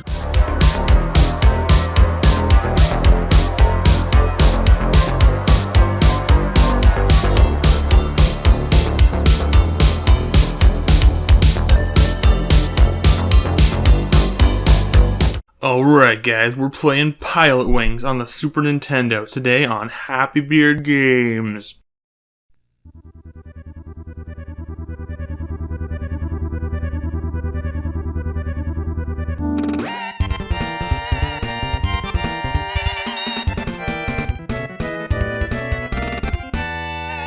Pilotwings is a flight simulator game. Not your average flight simulator like Top Gun or some kind of Microsoft flight simulator. But it's basically a series of different flight tests that you play as your character, going through some kind of flight training school program. And, yeah, it's Pilotwings. Let's play this. This is an SNES classic. There's been two other Pilotwings games, one on the N64 and one on the Nintendo 3DS. So let's start. You actually have a continue feature which uses passwords. And I don't know any of them.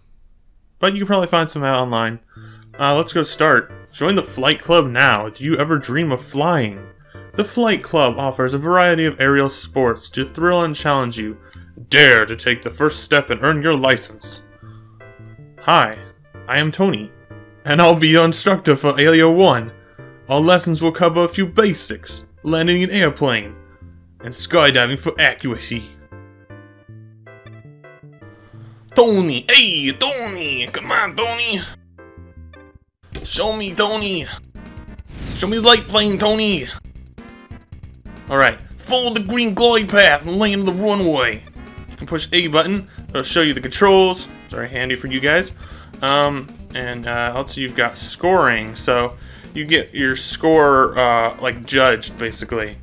And you gotta do your lesson well. So let's start this. I'm not going to do that great, but you never know. Sometimes I'll surprise myself. Slow her down a little bit. Keep it easy. Keep it steady, Kevin. Keep it steady. Lower her a little bit and then kind of even out by going back up. Just like flying, just like shooting tauntauns back in my Hoth Endor Ewok. Jar Jar. Come on. Hey, steady goes it. Steady goes. Steady as she goes. Oh no, we gotta go faster. Actually, I just speed up. Whoa, sped a little too fast. And now slow it down. Oh! We did it. We landed that plane. That was a little scary there. I almost did not make that if I didn't speed up at the end. So I don't know what my score is gonna be because of that. Normally it does not happen like that. Alright. I did alright. Time was a little low because of that little bit further on the runway.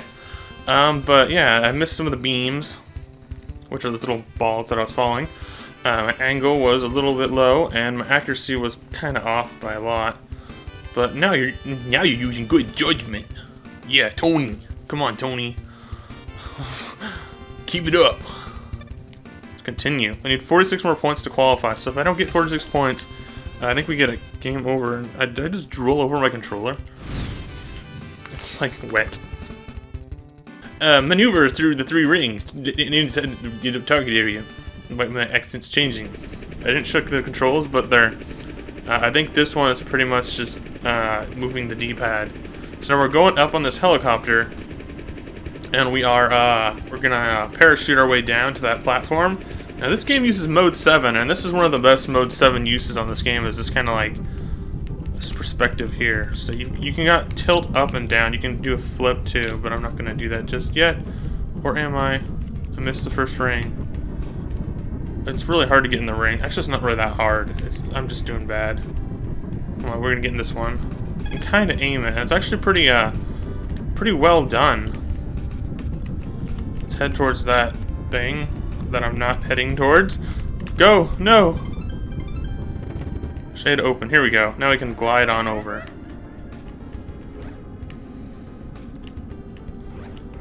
Oh no.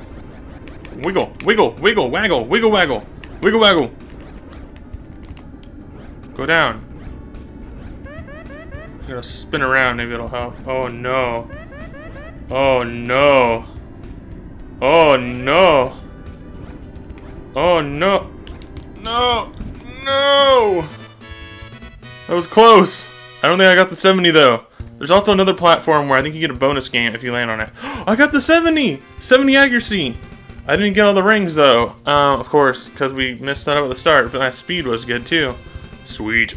I don't know how I did that, guys. So this game's actually, it's one of those games that feels tough, and then like, once you get it, it's like, it's rewarding. It's a rewarding game experience. It's, I don't know, it's just, it's fun. That's what makes it fun, is it's challenging, feeling like really intense for a short amount of time, and then when you get it, it's rewarding. Congratulations, you are now certified. Oh, thanks, Tony. This document certifies that you have earned an international A-class license to fly. Your license number is your password. That's my impersonation of an unknown accent, by the way, guys. No offense. I don't even know. I'm like trying to be like a Tony, like Tony's Pizza. My name is Shirley, and for your next lesson will be feature the rocket belt in the flight. To shift an overhead view, press the LR-R buttons. She looks like Sigourney Weaver, and she's my waifu. Complete 3 objectives, score 220 or more to pass. Okay, we're not going to play this whole game today, but we're just going to get a little bit of a taste of what else we got here. So, you can see as the game unlocks, you still have light plane and skydiving, which are more advanced now in the second class. And then you also get new activities, such as rocket belt. Later on, there's a helicopter towards the end of the game. There's also a some bonus stages. I think there's one where you have like you have like bird wings and you flap. Yeah, there's a lot of crazy stuff in this game, but it's a lot of fun throughout. So let's try out rocket belt because it's new. And remember, I'm gonna check the instructions. So. Fly through the 3 rings, land at the target, lose points for landing early. Ooh, I like it when you blink. So this time we've got jet forward, jet reverse, left, right. You can shift your view with L and R. And you can, I think it's more like just like a change view. It's not like a rotate or something. You got fast and slow jets, so it's very similar, very easy to understand. And your scoring is pretty basic too, so let's jump on in with the jetpack. Now this one we got it. This is pretty cool. It's the mode 7 here is really good actually. Wah wah wah wah. You gotta go through these rings. I think there's 3, so there's 2 remaining. Just gotta kind of go through them. It's kind of hard sometimes to navigate because the perspective's a little weird. But once you kind of play with it a few times, you can kind of get it. You got through that one. Where's the last one? Should be green. Oh, there it is, over there. It's just kind of hard to see with the field behind it. Check out this music, guys. It's good. You know, this game was worked on by Shigeru Miyamoto. I think he was the producer of it, too. And this was one of 3 original Nintendo team Super Nintendo games. It was this, Mario World, and F-Zero. That's a pretty good start, and they were both made within 15 months of the Super Nintendo's launch. Which is pretty dang cool. Wish they would do that nowadays. Whoa, that was a close one. Let's try to land it. Oh, great landing! Yeah! There was that other floating platform that moves around. That's for pro players. Well, actually, I did pretty dang good, even though I didn't get that pro thing. I think it just gives you a bonus minigame. She's like... Her eyes are like... I never expected you to do so well. I never expected you to do so well. That's my... In my mind, that's her voice that calls to me. So we got full points on that. Great work, keep it up. So cute. Yeah, so we're going to let's just finish off this set because I only need 120, which means I have to either get perfect on one, then 20 on another, or just do kind of good on both. So I think we might actually be able to beat this. So I think we'll just play a little bit longer. Maneuver through the 5 rings, land inside the yellow target area. And I think we have the same controls as last time. There's a lean back flare. I don't know what that means. Flare. Flare it up. And so we're going up here again. Now, this one I have to... I wasn't paying attention, but I think I have to land on some certain areas differently. It's a little bit tougher. Might be more rings or something. The ring, the ring. This is where I'm not sure. It's always hard to get the first one. So I'm just going to spin around a little bit. I don't know where to go, so I'm just going to spin around. Okay, I got through that one. There's this one. So there's an actual pattern that you can kind of get once you're good at the game, once you get good. But I don't know it very well. Let's go forward a little bit. Let's pull back, because I'm assuming this next one's going to be... No! I missed it. Oh well, we got 4 out of 5. Or however many there were. Stayed open, now we gotta land a little bit. Be careful now, Kevin. This is high flying here. Spin around. Why am I spinning? No, don't spin that way. That's too far. You're going too far to the right. Okay, come on. Let's do this, Kevin. Slow it down. Okay, you can see your altitude at the very top middle, so you gotta keep an eye on that. There's that 40. Oh no, we're getting really close to the ground here. Think I'm gonna make the 40. Think I'm gonna make the 40. Oh no! No. Okay, well we didn't fall in the water, but we landed out of area, so that's bad. We're probably not gonna get any points for that. Oh, we got 5. Oh no, we only got 17 points. I thought the rings would have given me more. You landed just a little off target, but I got 4 out of the 5 rings. How is that 12 out of 20? That should be like 15 out of 20. You landed just a little off target. Yeah, a little. She's like, "Rrr." I'm like, oh, I'm sorry, lady, I'm sorry. I'm like, I tried my best. You might not qualify. Oh no, yeah, there's no way I can qualify. Unless I do like extra good on light plane, which I can't because so confident. Fly through the 3 rings, land on either the right or the left runway ahead. Let's do this. So there's a right or a left runway. So I don't know if one of them gives you more points than the other or what. We got these rings we gotta go through. And this is actually pretty cool. I like the rings more than those beams that you just pass by. It's a little bit easier. It's actually easier for me to go through the rings, it seems like, because they're, I don't know, they're just easier to see where you're trying to aim towards. So, see how I'm kind of like aiming more towards it? Is that all of them? Yeah. Wow, there's only 3. Okay, well, kind of slow it down a little bit here. I'm gonna go for this one. Oh no! Pull up! Pull up! Pull up! Pull up! Pull up! I like speeding up really far. Okay, now I gotta slow it down. Oh no! We broke a plane! Mamma mia! Well, that's the challenge as a pilot. Oh no! We didn't get any points for that at all because we broke our plane. Your wings cannot touch the ground. 30 points. Let's see. 3, 6, 40. No, there would only be 100, so there's no way I could have passed. Oh no. Oh no, we got perfect on Rocket Belt. I'm actually pretty good at Rocket Belt. It's not that hard. And it's fun too. So although I can't certify you now, I'll try again later. I will.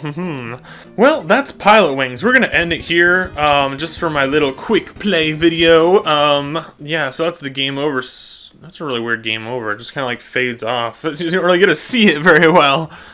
And then it comes in with Pilotwings. Yeah. Overall, this game's really fun. I consider it an SNES classic, although I didn't play it when I was a kid, even though owning an SNES was my main console. I didn't play it until the Wii U, when I got it on the eShop, but this is actually the SNES version. And yeah, so Pilotwings, really fun, great soundtrack, great Mode 7 graphics. You know, it's got a good production team, it's just fun all around. It is very rewarding as you play. And also, there's more than what I just showed. Of course, it goes on further, and there is an ending to the game. It's not just a whole bunch of, tests or whatever. But it mostly is, but there is an actual ending to it. It's not just like you're practicing and nothing comes out of it, I guess. But it feels like when you're practicing these games on this, like you're actually learning something, like learning gameplay skills. I don't know. It's pretty fun. But yeah, Pilotwings on the Super NES, really fun. I'd give it a 5 out of 5. It's a fun game. It's a classic. It's Pilotwings, yeah. So let's end this now.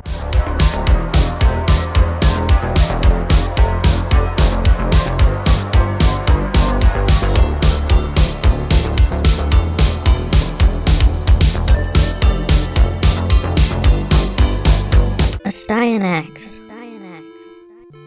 Astyanax.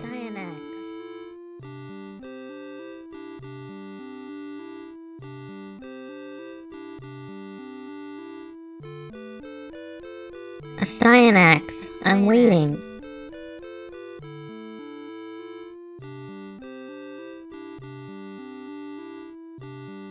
That same dream again.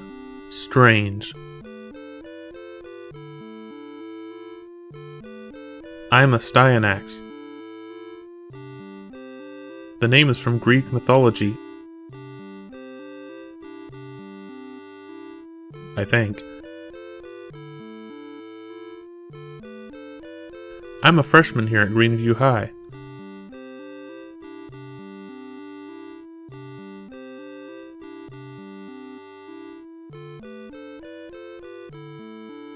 I don't understand what the dream means.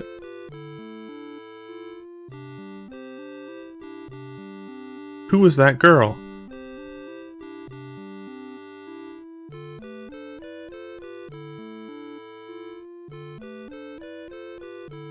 The other day I was walking to school. Astyanax! Astyanax! What the heck?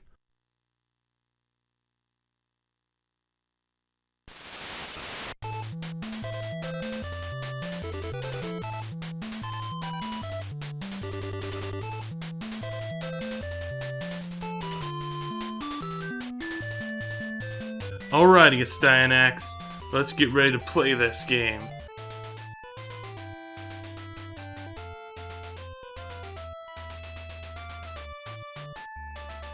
Woo! Where am I? This is Remlia. My name is Cutie. I brought you to this world.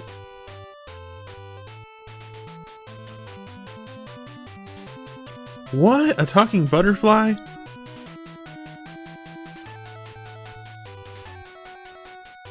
Listen carefully to what I'm going to tell you.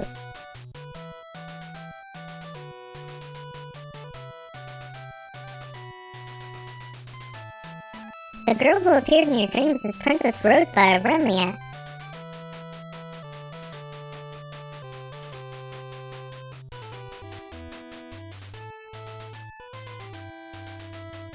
She's being held captive by the evil wizard Blackhorn. Astyanax, please save our princess. But I'm only 16.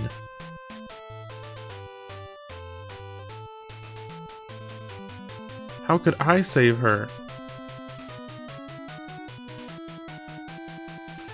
Astyanax, you are the warrior chosen by this world.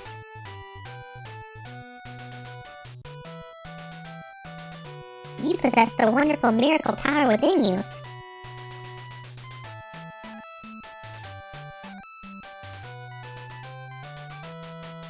And also, only the princess can send you back to your world.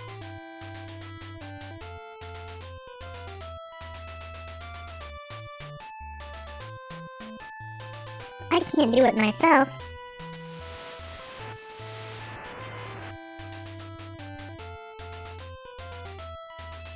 Take this magic axe, Bash. This is the only way you can get back to your world.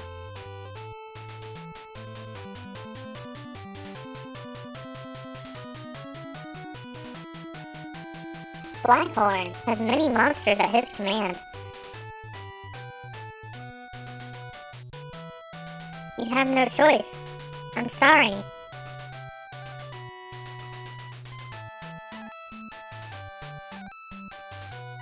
Okay then, lead the way.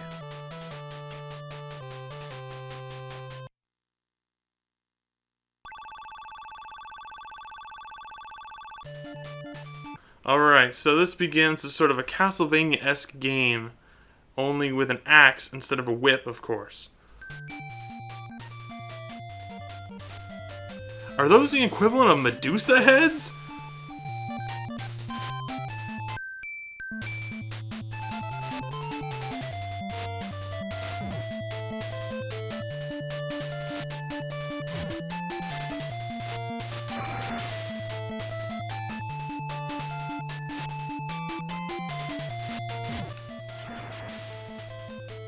A Metroid?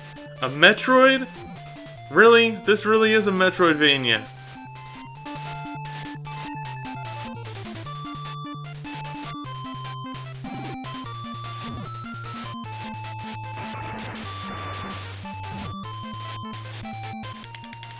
Wow, these skellies sure take a lot of hits.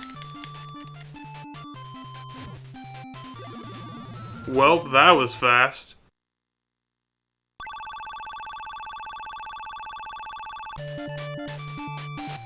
Some of the enemy variety in this game includes ghost-like floaters, Metroid-like shooters, hidden plant-type enemies that'll do their best to knock you right off the edge, and lots of skeletons that'll actually increase their own health and their own defense as the game progresses. So, as you keep playing, skeletons will take even more and more hits to kill.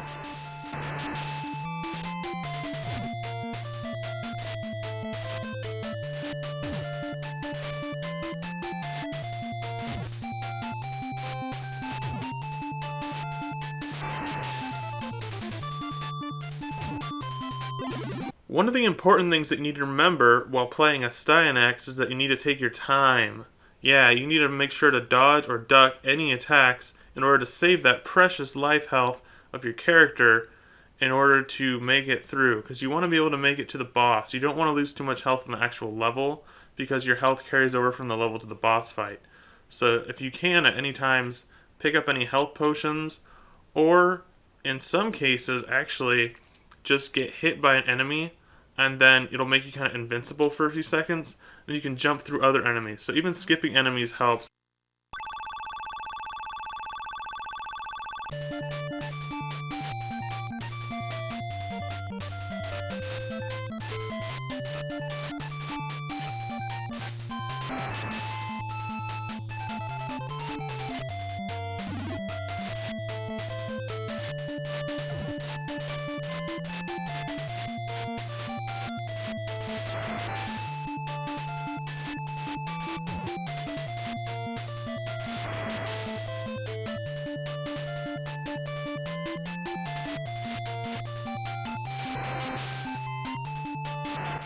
You can get items from these small totem-like boxes. One item is the health potion, another item changes your weapon type.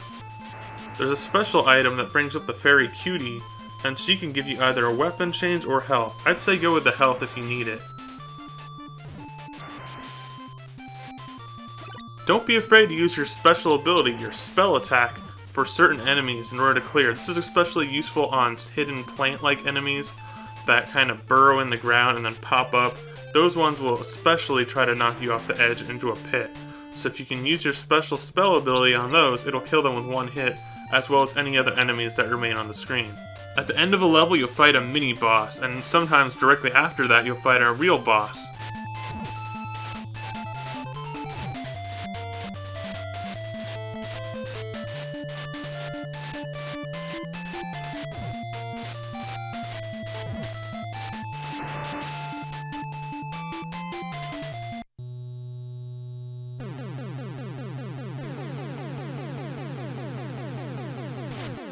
The first boss is named Caesar, a dragon-riding knight. The dragon has two main attacks, shooting flames and throwing his head off his own body. The head literally floats around to attack you, but it's on a pattern, so it should be able to be dodged easily enough.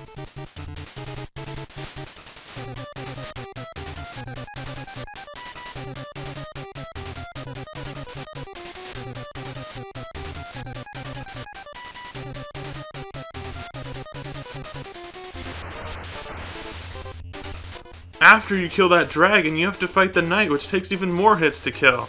Get ready to spam that B button, folks! And I mean spam it. If you don't spam it, he will hit you and kill you. So you gotta keep pushing that button. The good thing is, if you keep pushing the B button, he probably won't be able to hit you at all. So it's not that hard, just time consuming.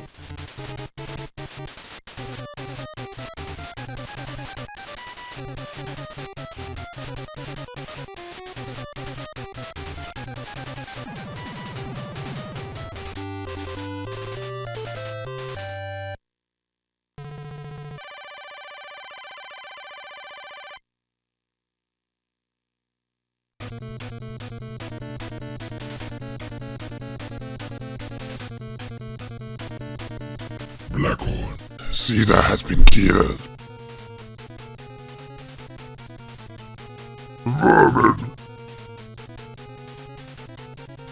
He was brought here by Cutie. Princess Rosebud's friend.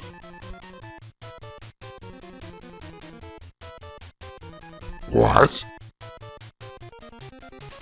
I put Cutie into the cell, I'm positive.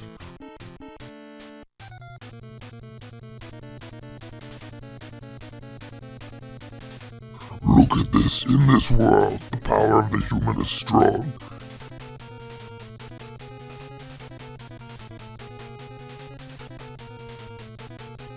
He must be the root of our trouble.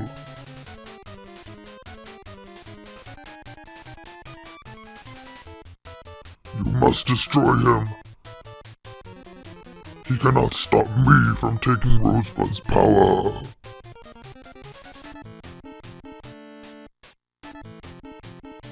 Yes, sir.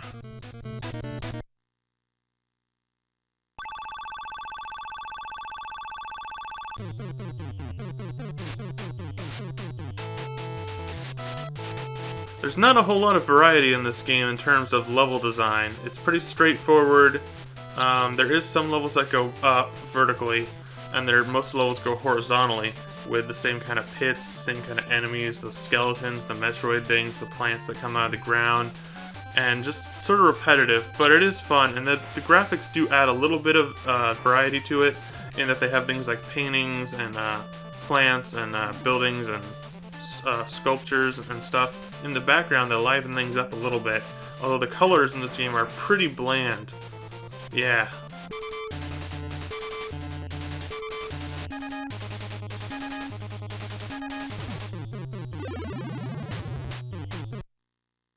The second stage is somewhat disappointingly more of the same from the first stage.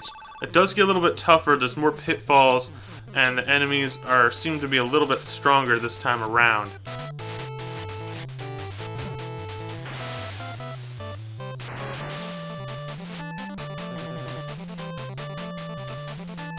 Second mini-boss is a weird slime monster that starts out small but then grows big, and so you have to vary your attacks between ducking attack and just standing up attack. So there's a lot of dodging involved, and you can jump over them as well.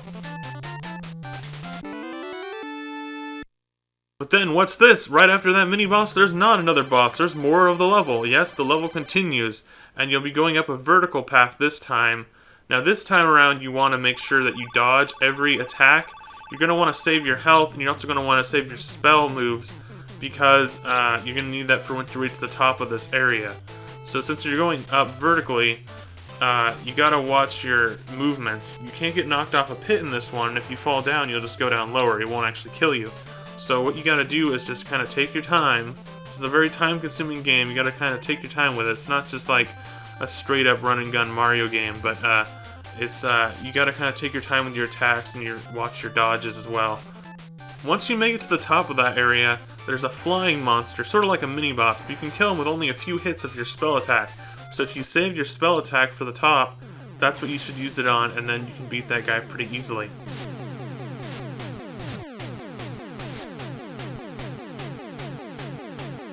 The second boss fight is a giant skeleton Medusa monster. She's pretty easy to fight actually, because all you do is just stay ducked and use your attack to attack that purple gem on her. And then make sure you turn back around, which is pretty simple to do, and attack those snakes that she throws over your head that will come at you from behind. You just do this back and forth, and it kind of mirrors itself a few times. After a few times, you'll be able to defeat her, and it's actually not that tough of a boss fight.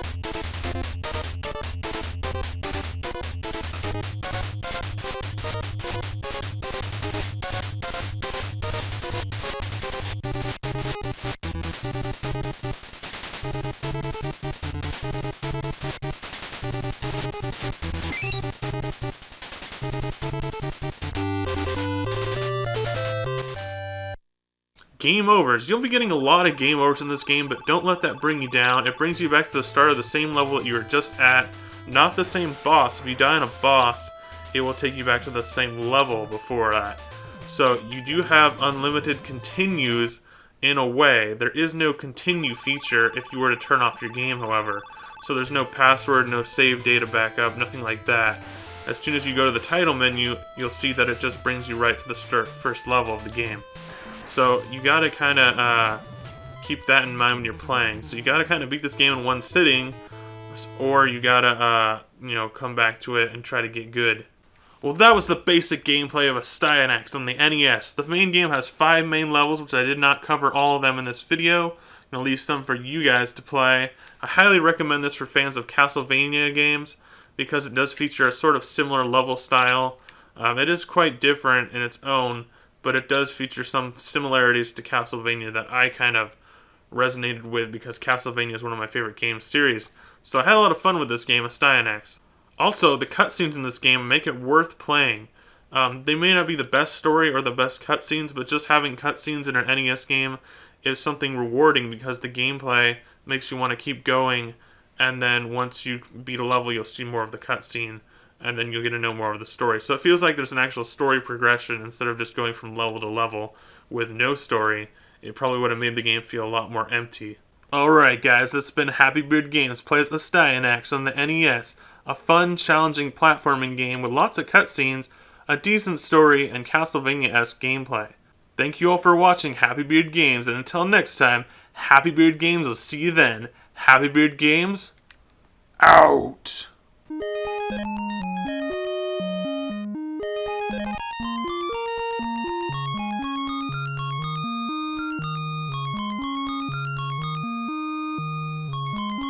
Astyanax! Yes? You missed your world, don't you? Yeah, is it that obvious?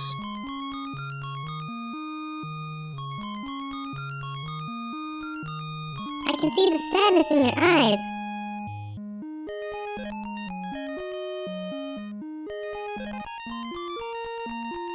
Selenia is so far away, I'm sorry.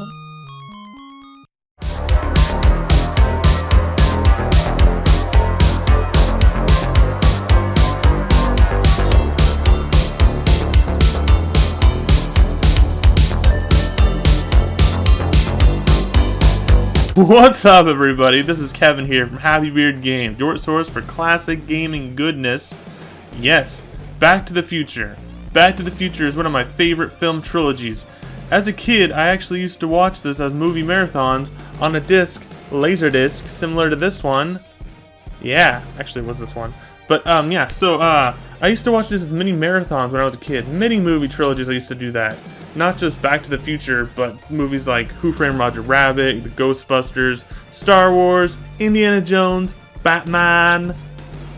Lots of classic films and other 80s hits. One of the things that I like to do now that I'm grown up is go back and revisit those films. But not just the films. I like to check out the video games based on those films that I may or may not have missed out on. Back to the Future! Yeah, so we got Back to the Future. In the first film, they go in their DeLorean time-traveling car back to the 1950s. Yeah, time of my grandparents. So this film actually takes place and was filmed in the 1980s. So they're going back a good 30 years. In number 2, they go to the future, and they go to the year 2015. Okay? So the year 2015 was actually last year for old Kevin. I live in the future! Whoa! Where's my flying cars? Whereas Back to the Future Part 3, yeah. They go back to the old western days of like cowboys and such. I'm going to play through Back to the Future 1, Back to the Future 2 and 3 after that on the same video. And, yeah, so now here's the catch about these games. You see this little guy up here. Who could that be?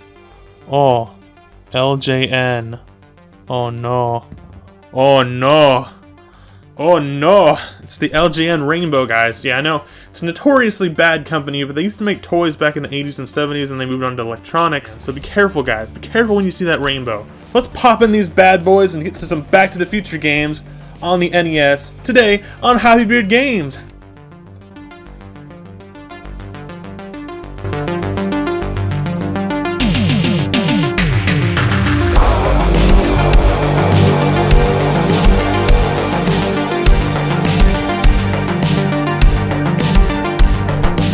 Oh no, 1989 LJN Toys and 1985 Universal City Studios. Alright, this is an oldie. Well, it's an oldie where I come from. Oh no, get ready to hear this song a lot, guys. This song's gonna play throughout the whole game, man. I mean, Back to the Future. When you think of Back to the Future, you go bum ba da bum bum bum bum, or maybe even Back in Time, or something like that, or like some Huey Lewis in the News song. But Back to the Future does not sound like this NES chime that we're hearing right now. Ugh. Okay, Back to the Future. Press start to play. Here we go, guys. Oh no, it's gonna play the same tune throughout the whole game? I'm afraid, guys. Here we go. Here's the map. Hill Valley. Looks like we've got a few levels going north. Then we get to the bar stage. And then I've actually never made it past the bar stage because it's madness, as we'll see. Then you go to a school stage, which I'm kind of curious what that's like. Then you go to a dance, and then you go to the clock tower. So it sort of follows the storyline of the movie in a way, very loosely. Alright, Hill Valley 1, let's do this.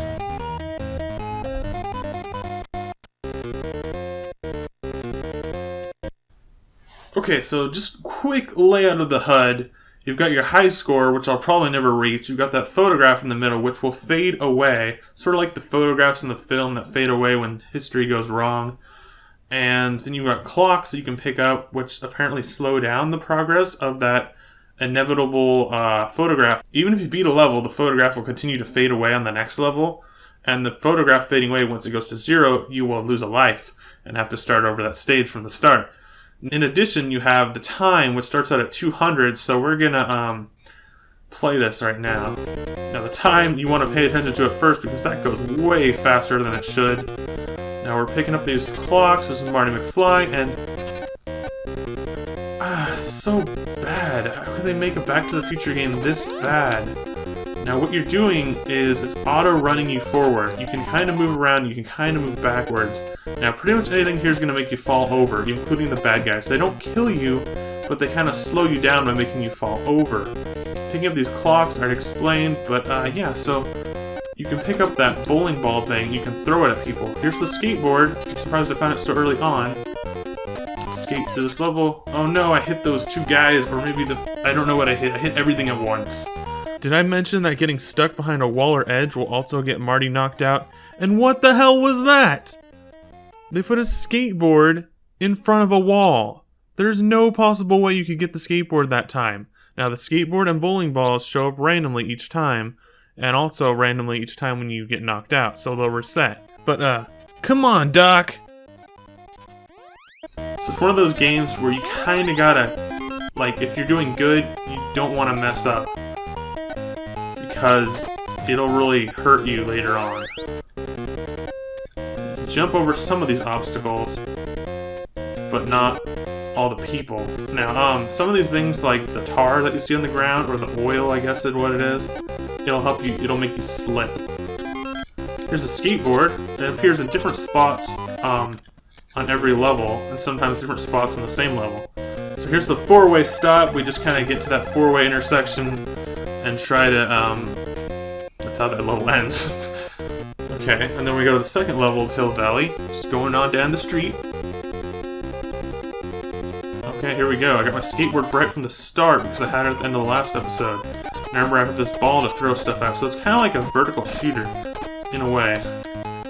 Of course, it takes a while to get built up to that point. because you have to pick up these items first. Oh no, those bees! Not the bees!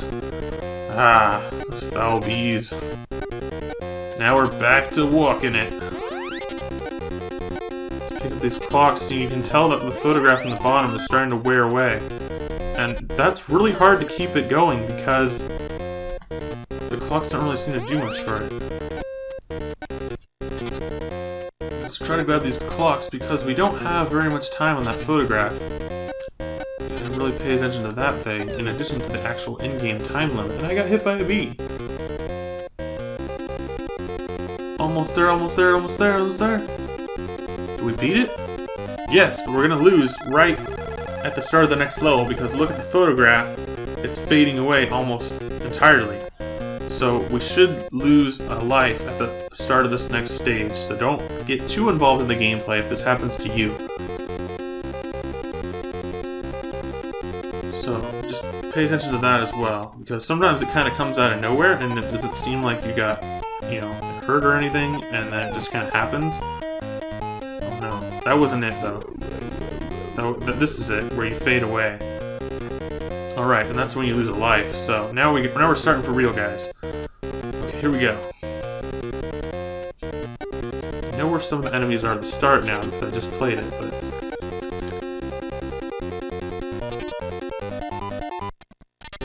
still trying to find that ball and the skateboard. Here's the ball. So I can shoot stuff at least.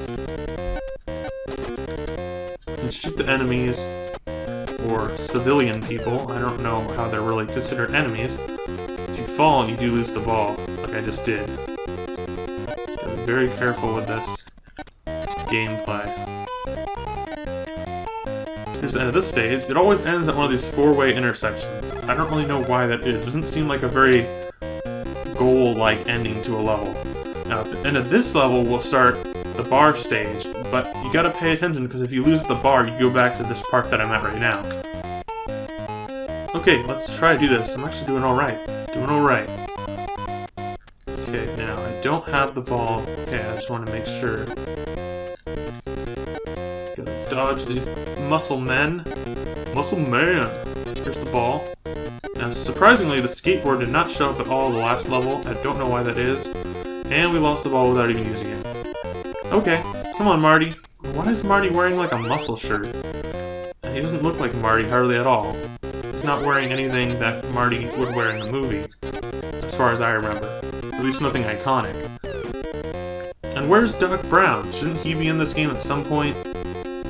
And also, where is pretty much anything that resembles anything from the film?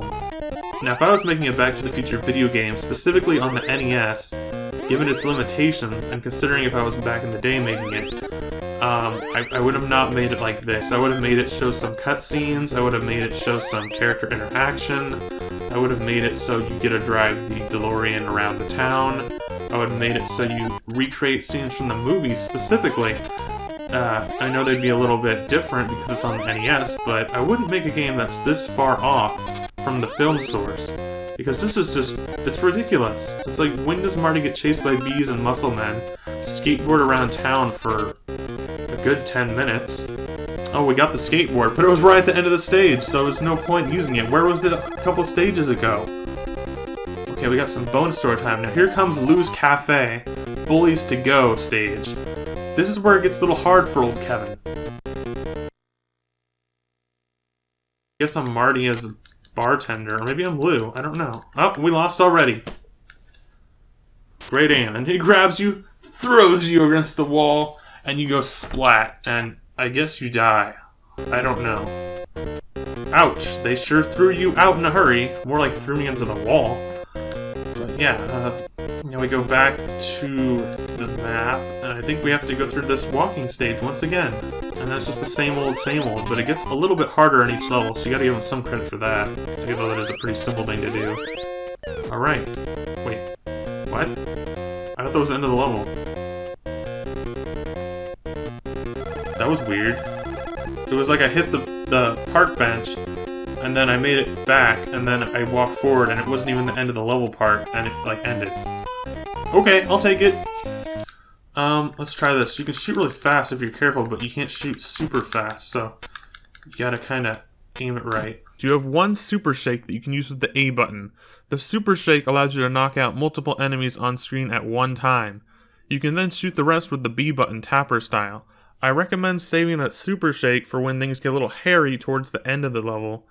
However, I've never actually completed it. To complete this stage, you have to knock out at least 50 bullies without any of them getting to you to move on. Fail and you return to the last street stage. If just one bad guy gets to the bar counter, he will throw Marty to the wall, splatter him, losing a life, and sending you back to the walking portion of stage 4. It's ridiculous! This doesn't happen! Why is this happening in the game? I mean, I know I lost, but, I don't remember Marty McFly throwing drinks at, people that walk into a bar, trying to throw them against the wall. Yeah, they sure threw me out in a hurry, just like I'm gonna throw this game out in a hurry. There are 4 event stages in total. The first one is the bar, of course, then you go to the library, the school, and then finally the clock tower stage. Each one plays out differently, but is also different than the town levels where you're vertically scrolling forward and walking down the streets. Tough luck, Marty. It looks like you're stuck here.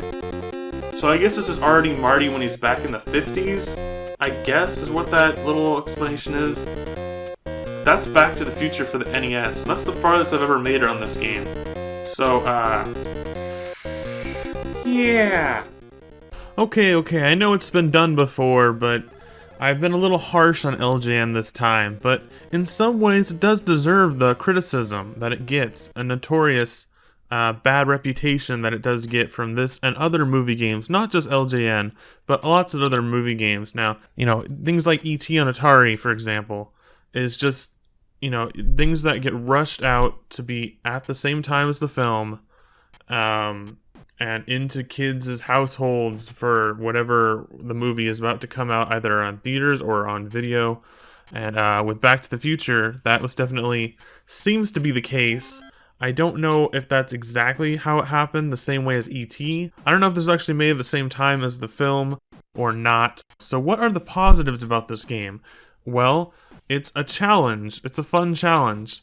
I mean, it's arcadey. You don't get continues. You have lives, and that's all you get, and then you start over completely. So it urges you and pushes you to your limits of trying to figure out the patterns of the game, how the game works, and so on. And since I've been playing it, I kind of got better at the walking stages, so that they're kind of a breeze now.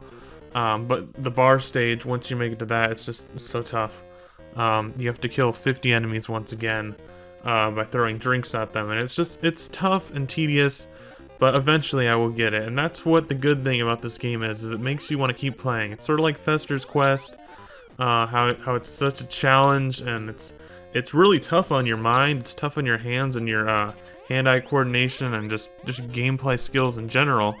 And that's what makes it fun. It's a challenge. It's an old-school video game challenge. Now, Back to the Future is it's by no means a good game.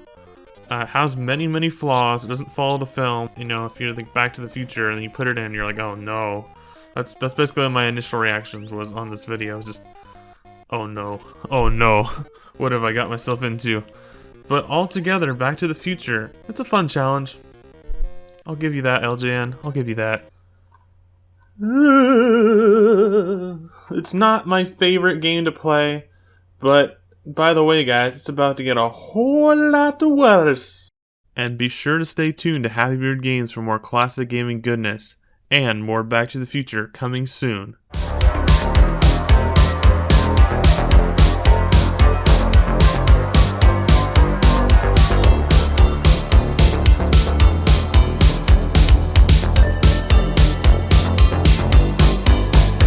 The next game is not necessarily worse than this one, but it also is more complex, which to me makes this one more enjoyable of the two.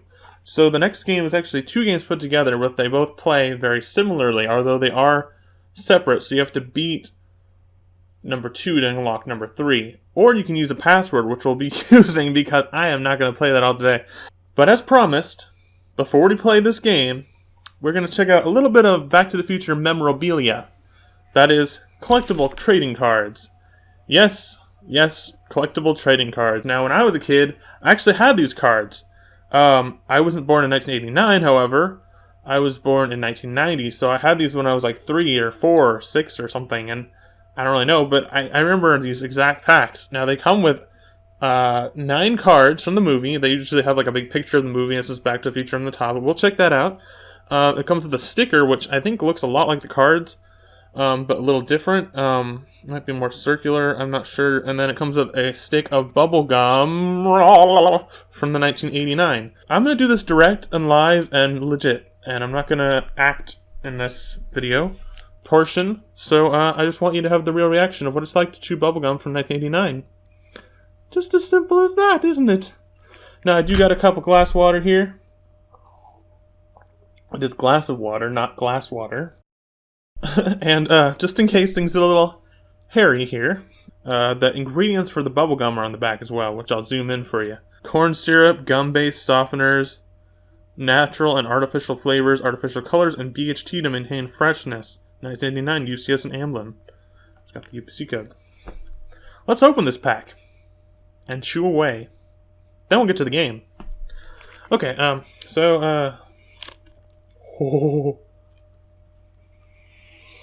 it smells good. Actually, it doesn't smell. Oh no! Oh no! What have I got myself into? These look old. Oh man, I feel like an ancient man. Just the gum. There's no design in it. It's just putrid Pepto Pink. Save one for a little bit later and one for now. One for the game, one for now. I think that sounds good. The smell is very soft, very light smell of just like plain sugar dust, kind of like a little bit sugary, dusty, powdery. That's all I can smell. You know, this one has me a little worried because it actually tastes pretty good. Well, oh no, oh no! I think I ate it, and it's tasting like rubber gloves.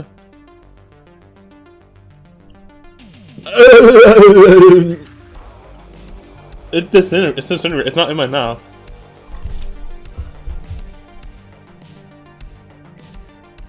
I don't know you want to see that, but some people like to see that. It just dissolved. It completely dissolved in my mouth. There's like little tiny little, you can see little, maybe like little chunks or something, but so much for bubblegum. I wanted to blow a bubble for you guys. I'm sorry about the aftertaste. It was like, okay, basically, if you couldn't tell, it didn't taste like anything. Then it had to taste sugary, and then it had to taste like if a doctor sticks a glove in their mouth or something, like one of those like little stretchy glove things. And the water didn't really help. Alright guys, let's check out these Back to the Future trading cards and then get back to the gameplay with the next game. So we got one called No, Not Again. And it's just some scenes from the movie. And on the back, it's actually like a cardboard, like a light like cereal box sort of cardboard, but the front has a printed picture. And the back, you can tell it's cardboard, so it has a little description of the scene. Hold that still for you. I'll have some zoom-ins on it too. And it looks like it tells a little bit of the story. And then it says continued on card number 79. So this is number 78, so if you get them all, you can pretty much play out the whole movie in your cards. So this one says, seconds after the DeLorean disappears, the 1955 Doc Brown is confronted by another Marty. It can't be you!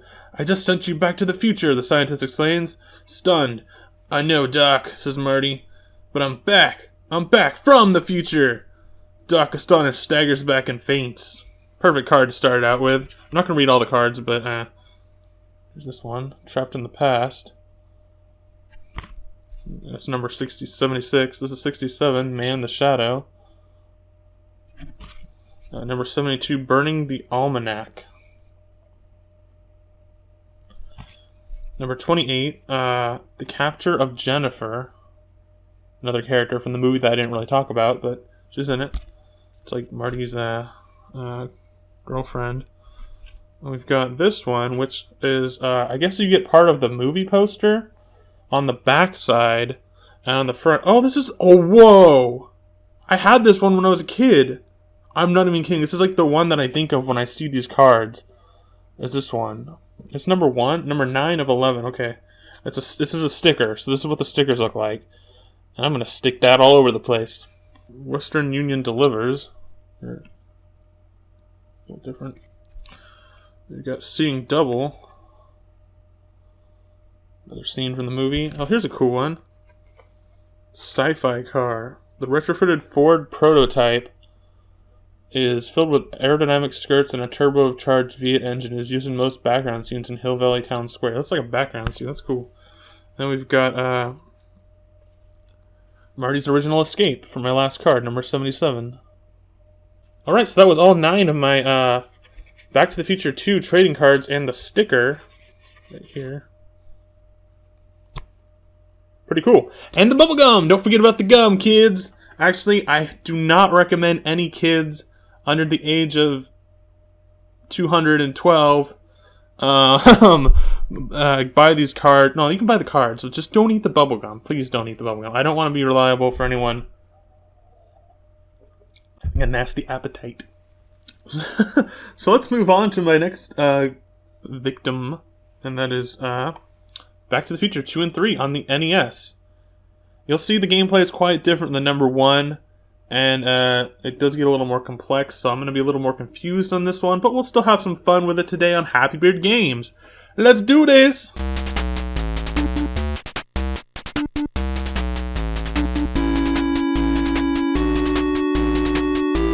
Well, it has a different song, slightly less repetitive, but I'll let that slide again for this one. I was a little harsh on the first game, but in some ways it deserved it. So we got Back to the Future 2 and 3 for the NES going here. Let's push start to begin this game. So we got a little cutscene here.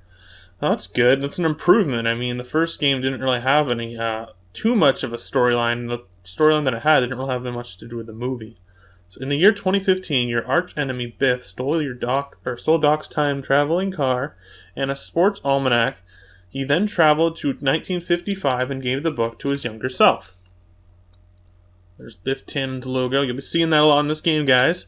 By 1985, Biff, using this information in the sports almanac, became the most powerful and corrupt man on Earth. To protect the almanac, Biff scattered objects throughout space and time and locked them behind closed doors.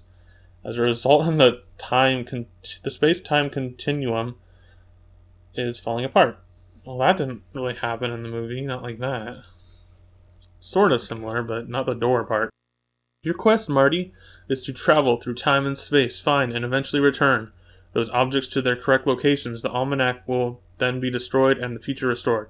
Now, at a point in this game, you can actually get the almanac, and that's an important part of the game, but I've never made it that far, so being honest with you. You'll also need to find a remote controller which will allow you to call the DeLorean. DeLorean? You mean DeLorean? Maybe they couldn't get the rights to say DeLorean, so they just came with DeLorean. There it is. Now go for it. Alright, here we go. Oh no, we're in 2015. Oh, jeez, almost stopped me at the edge. Okay. Well, at least this time we look somewhat more like a Marty. We've got a little hat and jacket and stuff, and I don't know what I just picked up, but I got 11 of them.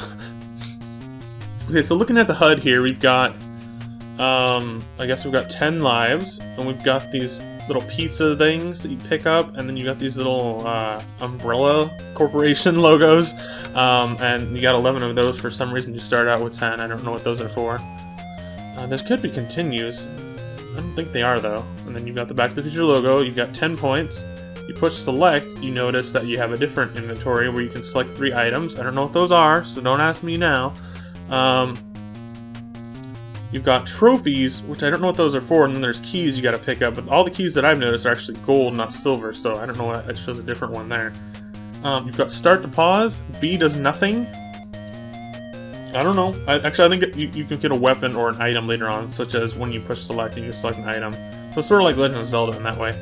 And then you got A to jump. Pretty simple. Now, the jumping is a little wonky on this game because, okay, you can run pretty fast actually, but when you jump, you like push it like tiny jump, and you can jump a little bit, or you can hold it down and jump high. But it's a little, it's like Mario, but it doesn't really feel as fluid as Mario. It's like half as good as Mario, so it's a little confusing. It's not the same as Mario. That's what I'm saying here. What I'm trying to say, but okay, so we started in front of Biff Bar, and I think I'm gonna try some more bubblegum, guys. Don't mind if I go. Blah, blah, blah, blah, blah, blah. Yeah. Okay. Tastes like I'm gonna barf. Jump in the Biff Bar. What is this, Donkey Kong? Wait, what? I'm not picking up everything. It tastes like poop. No, I'm serious. This is really bad. What do I do? What do I do? Ah! Go down the pipe! I'm Mario! I'm Mario!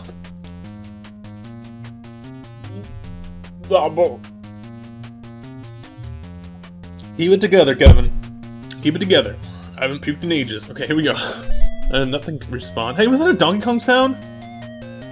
No. Okay, the music actually changes in this game. It's not the same as the title screen music. And there's at least one other song in this game when you get to number 3. But I actually kind of like this tune. It's kind of simple. It's not the greatest sounding, but it sounds kind of entertaining to me, and sounds a lot better than anything in the first game, in my opinion. So this song's alright. The graphics are pretty putrid, though. So I guess what we're doing is it's sort of like a Goonies 2. Remember when I played Goonies 2 on the NES? It's sort of like that, but not quite as good. And is that a snail? And a Spiny, which I think you can actually jump on the Spiny. So it's not like Mario Bros. Where the Spiny. It's actually more like a Koopa, actually. Just looks really spiky. Which throws you off. Makes you seem like you would get hurt on it, but you don't. So there's one of those doors that was mentioned in the opening cutscene, if I can get to it. I have not been able to open this door, but I think you just need a key. But at this part in the game, I have not actually opened that door, I don't think. I've played it a few times, but like I mentioned at the beginning, these are not games that I grew up with, so let's see if we can hop, hibbity, hoppity, hibbity. Come back here, Frylock. I got hit! It was like a Smash Bros. Like smashed across the screen. Oh no! Oh, wait, what? Why is it go so fast? There we go. Oh no, it's one of these games where it throws an item out at you. There's a few games like that on NES that I know, one of them being Fist of the North Star. But this one's a little more, throws it out. Oh, I got the key. I wasn't even trying for that. See, I think the keys come out of specific enemies. We're actually gonna go back to that door if I can. Oh, jeez, the gum is terrible. And once again, guys, I actually swallowed it. It didn't chew like bubblegum. I'm sorry. Couldn't blow bubbles for you. I don't even know how to blow bubbles. So we're hopping over there. I got hit by a random storm cloud that shoot hail at me, and that bounced off the ground and killed me. Tough guy, Marty. Tough guy. So we're going back to that door, if I can figure out where it was. I think it's further back than I thought it would be. But yeah, like I was saying, you get these keys, and I think you get them from specific enemies. When I was playing this before, I noticed that they would come out of the same enemies even if you started the game over. So, let's try this door. I've never been through it. Ooh. Oh, that sinking feeling. Oh, it's like Dig Dug. Dig Dig Dug, dig dig Dug. Wait, that's not the right song. It's like Pac-Man. Okay, so we pick up these little L coins, which... Oh! That's the sinking feeling again. Oh, don't you just love it? Those putrid green skies. Acid sea. Jeez. What's all these Biff signs everywhere? It's not even. Okay, it's not even like on a building. It's just floating over the city or in front of the city or something. I don't know. I mean, I can understand the limitations of the NES, but and you use your magic. Oh, bummer! And there's the DeLorean, which drops you off, and you actually have to push A to jump out of it, so you can actually float in it for a little bit longer than I just did. Now we're picking up these coins. I don't know what they are. I guess they're just coins. Like, go in there. I was gonna try to avoid that hail cloud. So most of the enemies are pretty basic like these guys. Unless there's a key. So let me check something real quick. Now I only have one key because I used it on that door. See, I don't really understand this game. It's actually got a really big map. And people online have actually made their own maps that show you which way connects to which way, and it's sort of like the Goonies 2 in that regards, but not entirely as good or well designed. And once again, unlike Goonies 2, this does not have a song from the movies playing during it. There's no Back to the Future music, there's no, you know, Huey Lewis in the news once again. Sadly. That would be cool to hear an NES rendition of Huey Lewis. But yeah, what else to say about this, really? It's just kind of bland, but giant. Oh! Flying fish. Photo fish. Check the fish. Check the snail. Those things will hurt you. Oh. Just example for you there. I meant to do that all along. Oh! What the heck is Papa the Sailor Man doing here? Oh! Wait, what? Give me that. Oh, I got the hoverboard. I hope that's what that is. Whoa, wait, whoa, whoa! Give me that back. Oh, whoa. Tony Hawk got nothing on me. Oh, key. This is bizarro. See, I remember getting a lot of these keys, but not being able to figure out where to use them exactly. You can use any key on any door, I believe, but, like, you don't have to get a specific key for a door, but they do come out of specific enemies, so watch out. Keep that in mind. Go through this doorway. See, it kind of gives you a sense of direction, because I was up and down, but unlike games like Legend of Zelda or the Goonies, there's no map. I think the Goonies had a map, at least. But yeah, there's no map, and this is one of those games you kind of gotta memorize, and it's also one of those games that can drive you insane. Yeah, you can pretty much picture sitting here for 2 hours, you'll lose your marbles. But, I don't know. It's just, we gotta go back in time, Marty! Well, this is actually a pretty bad run of mine, but, oh no, it's the bird from Balloon Fight. Jump on him. Kinda sounds like him, too. Like the Balloon Fight sound effects. It's a little weird because there's a lot of tribute. It seems like there's slight tributes to like Donkey Kong Balloon Fight, Dig Dug, stuff like that, and Mario Bros with the Koopa looking things, and the bloopers and sheeps and blooping it up. What was that? This is not Atari 2600! You can do a better chime than that! Okay, we're gonna end this little. I like the little stopwatch effect, that's kinda cool. At least the game over looks nice. So I'm going to enter the cheat code, and I'll show you that directly, but we're going to try out Back to the Future Part 3, and I'll show you exactly what that's like, and hold on to your butts, because this one's going to get a lot worse than what we've seen before. Yeah, it's going to get bad. And I don't want to be too harsh on these games, but they're pretty poor if you consider what the source material is and how good that is. Not just how good Back to the Future is, but what they took from Back to the Future to put into a video game. And this is, it's a long shot away from Back to the Future. Alright guys, to get to the secret code menu, you have to hold the B button and push select. It'll bring you to this. Now this word is all scrambled, and you don't want to mute your sound on your television at this point, not in your video, but if you're playing it, this sound effect's really annoying. I actually had to turn the sound down when I first did. I was like, what is this noise? Noise! What you have to type in is, well, you don't really type it in on this. You click on one, you can switch it around. It's a little confusing, but in that way, you can always you can potentially figure out the word. There we go. Flux capacitor is the power. And it'll take you back here, and you just push start and go to Back to the Future Part 3. Okay, in the year 2015, your arch-enemy Biff stole Doc's time-traveling car and a sports almanac. He then traveled to 1955 and gave the book to his younger self. By 1955, Biff, using the information in the sports almanac, became the most powerful and corrupt man on Earth. To protect the almanac, Biff scattered objects throughout space and time and locked them behind closed doors. The result of space-time continuum was falling apart. And then I think it changes up a little bit.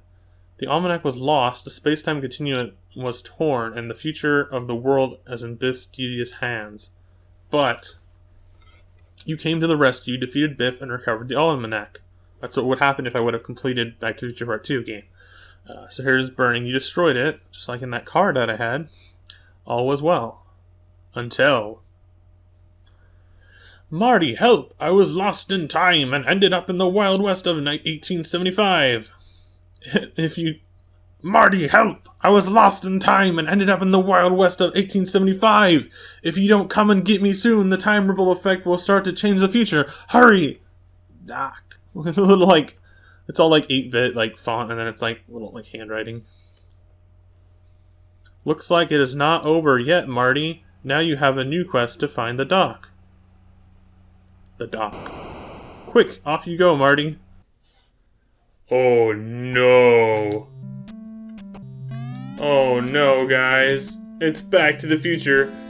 Part 3?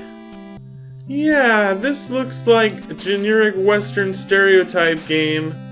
And is that a... do I go in there? Ooh. Oh, it's a secret object room. Let's get out of here. I don't know what the secret object is yet. We just started, and what? I'm confused. Okay, here we go. Sorry, I didn't see that guy. I didn't see you there, man. So yeah, this is just like Back to the Future Part 2 game, but, you know, it's on the same disc, of course, so... Oh, you can go up here? Whoa, I didn't know you could go up here, actually, guys. I didn't know that, but, yeah, so everything's the same. The controls are the same as in number 2. Everything's pretty much the same gameplay. But it is more difficult. And that's Scorpion! Come on! Like, I'm real, man. What was that about? Yeah, these guys are tough. It's relentless. So it is a challenge if you're able to complete number 2. It's sort of like the hard game on, you know, like Zelda or something. I guess you could compare it to that. Let's get out of here. Oh, how, you never catch me in here. Or out here. Oh, no. Oh, come on. What is this bridge? Jump on a skunk. Jump on a skunk. Okay. There we go. What did I do? Oh, that... I didn't even know that until now, guys. This arrow, direction arrow, is the same as those gateways on number 2. Wow, see, I didn't know that. You learn something new every day. The more you know. Because knowledge is power, and yeah, enough about that. But, yeah, Back to the Future Part 3. What can I say? It's a very generic-looking, in appearance, Western stereotype, but it is, of course, Back to the Future. And Part 3 is pretty much set in a Western setting, almost entirely, or at least with those kind of themes. TMNT, oh, that's a bad guy. What? I guess this really is for people that beat number 2. Dang. I'm not surprised. This is a really tough game. It really steeps up the difficulty on this part, but, and not only that, but I have even less of a clue as to where to go in this game. If anyone's actually completed this game, I congratulate you, because this is, quite a feat here. Not only do you not have a map, there's a whole new, you know, in-game map area to explore. That's completely, I think it's completely different than number 2, I'd assume so.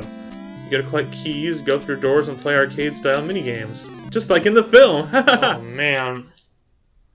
It's not even like that it's hard, it's just like you die often for really dumb reasons. Like, I don't know if I'm having a bad day or what, but I didn't do this bad in number 2. I think it's just harder than number 2, and the gameplay's a little wonky. Once again, it does feel kind of like Mario and the jump mechanics, but it's a little, like, off. A little, like, slippery or something, I'm not sure. Even compared to Mario 1, which was pretty slippery. Oh, that arrow! Whoa! That arrow just went down a slope. What's up with that? I can understand shooting an arrow and it might go up a slope in video game terms, but that arrow was chasing me, man. So there's not too much to say about number... Oh, what the heck? Hey! I'm a bear running around! Very cartoony style bear running around. Okay, thank you, stereotype. Here we go. We've hit the end of the trail here, boys. Man. It's weird. It's kind of weird, but you see the clouds, and it kind of seems like the background clouds from Mario Bros., but they're like the walking clouds, so you can step on all the clouds. It's kind of off when you're jumping. And is that an evil tumbleweed? Or a rock? I don't know. The world may never know. There's not really too much going for this game. Once you beat number 2, that's a gold star from Kevin from Happy Beard Games. You did great. But if you can beat number 3, that is a whole good star. Because, man, this is, I just don't... It's almost like you don't want to play it. Like, the first one's like, yeah, I'm gonna beat Back to the Future 2. And then you're like, okay, yeah, Back to the Future 3. I finally made it to Back to the Future 3. And it's like, oh, it's more of the same, but tougher. And it looks... Well, it doesn't look as putrid. It's colorful blue sky. And, colorful critters and people like cowboys, Indian stuff, but there's one of the keys. I don't know. I don't feel the urge to play it as much as I did for number 1 and 2. Maybe that's just me. And how the heck do you jump down there? Oh, you get to walk over. I apologize for the deaths. I am not trying as hard as I could be. But the enemies are quite fast on this mode. I'm not gonna lie. Like the first one, it's like, okay, here's a Koopa Troopa. This one, it's like, I don't know what's going on with that snake, but I think I killed it somehow. Okay. The last thing that I want to say about this gameplay-wise is, yes, once again, the keys are, I believe, in the same enemies every time. Prior to playing this episode, I didn't even know that you could go through those up and down arrows, those little road path arrows. So I just only knew where one key in the game was, but now I know where more of them are. And you need to open doors like this with it. But, since we're short on time, I think we're going to end Back to the Future Part 3 here. This wasn't really a play of this one. It was more of a die of this one. But it gives you a little bit of video of what this game is. And if you can make it this far without cheating, then I definitely congratulate you on that one. I hope you didn't go insane from it. Seriously, this game's crazy! Ha ha ha! Well, that was it, guys. Back to the Future Part 1, 2, and 3, all on the Nintendo Entertainment System. Yes, these games definitely live up to their movie counterpart. No, they do not. But in some cases, such as the first one, it offers a unique arcade experience loosely tied to the film, and that's the plus that that's got going for it. Whereas on number 2 and 3, they've just got platforming madness. Starts out pretty cool on number 2, kind of drifts into a very difficult confusion into number 3, although I'd assume if you completed number 2 in one run and then made it to 3 without using a passcode, then I would say it would probably be up to your own experience of gameplay, so you'd be able to do it easier, but at least better than me. I was very confused playing number 3, I'm going to be honest with you. It was difficult, and not just difficult, it was, I felt kind of lost. And that's not a good thing for a video game. You know, I mean, I'm all for, you know, a challenge and even cryptic things in games. There's a lot of cryptic NES games. There's not too many hold your hand games like there are today. But, I don't know. I think that, maybe a little too cryptic sometimes, especially without a map. I don't know if you ever get a map in this game. Maybe you'll be able to find out if you ever pick these up yourself, which I don't say I can't really, I can't bring myself to recommend it, but if you like Back to the Future, you can find these at a decent price, pick it up, and you're an NES collector like me, and you never know, if not, just watch the video a few times, and you probably get some of those feels coming your way. Alright guys, this has been Kevin from Happy Beard Games playing Back to the Future video games for the NES today.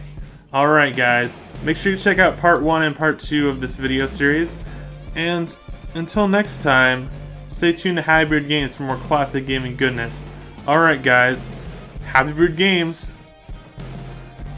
out!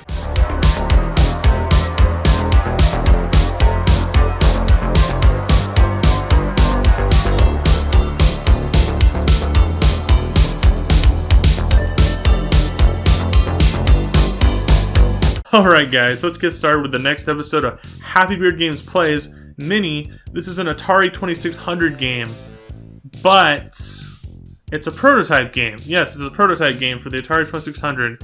That means it was never released, never fully officially released, and it seems pretty complete from what I've played. It seems like a very full, complete game.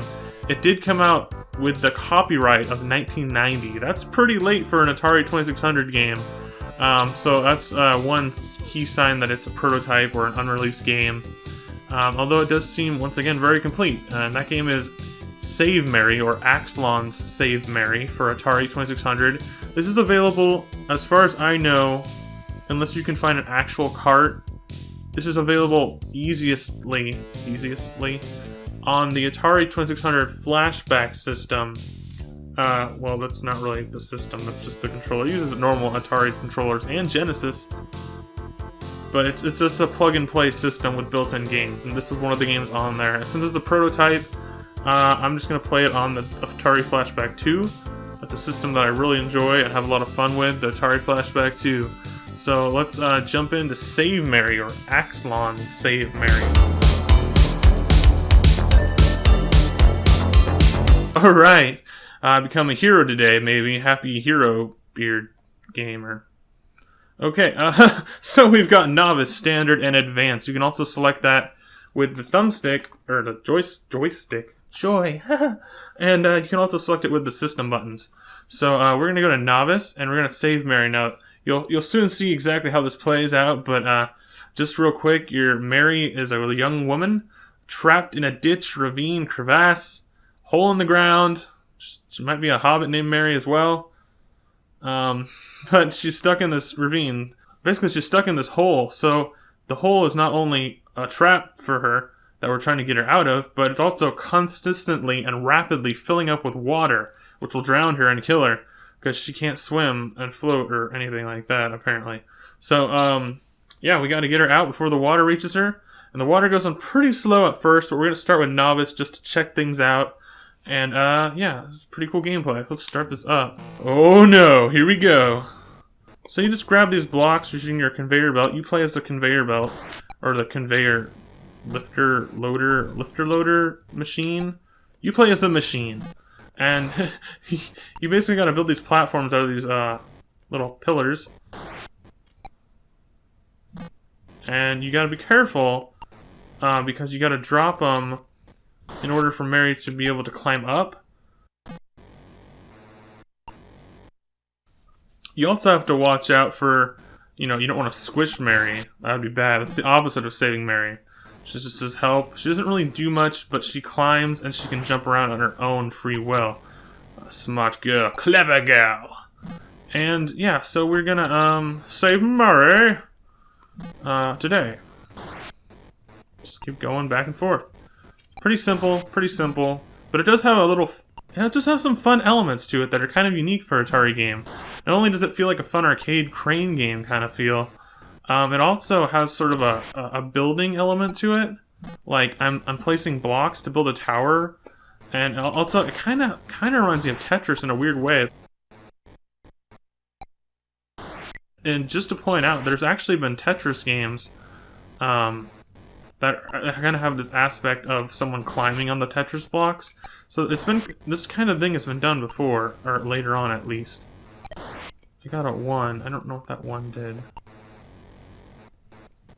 I don't know. Out of my way, Mary. Come on, just a little bit closer, Mary. You get these 1s and 2s, but they always seem to go away before I can grab them. But I don't know what they are. Mary!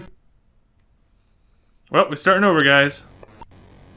I guess if you hit Mary in the head with this block, it will crush her. And that's not a good thing. That's the opposite of save Mary. That's not what we want to do today, guys. So let's continue building these blocks from the start. Now, it's just a little bit of carefulness. You gotta take your time a little bit, but don't take your time too much, because you got that water coming up.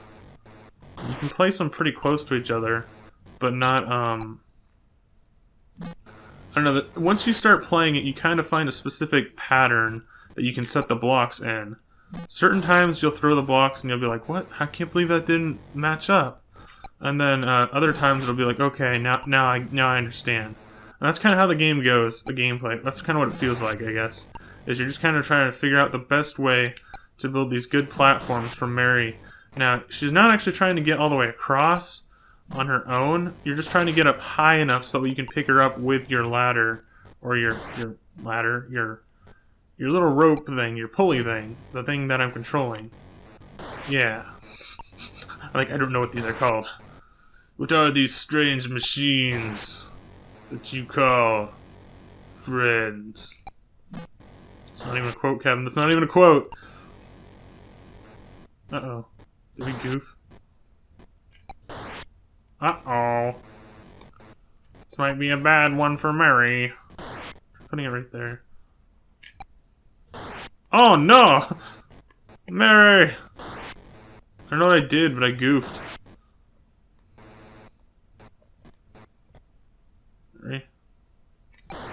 Ah! Mary!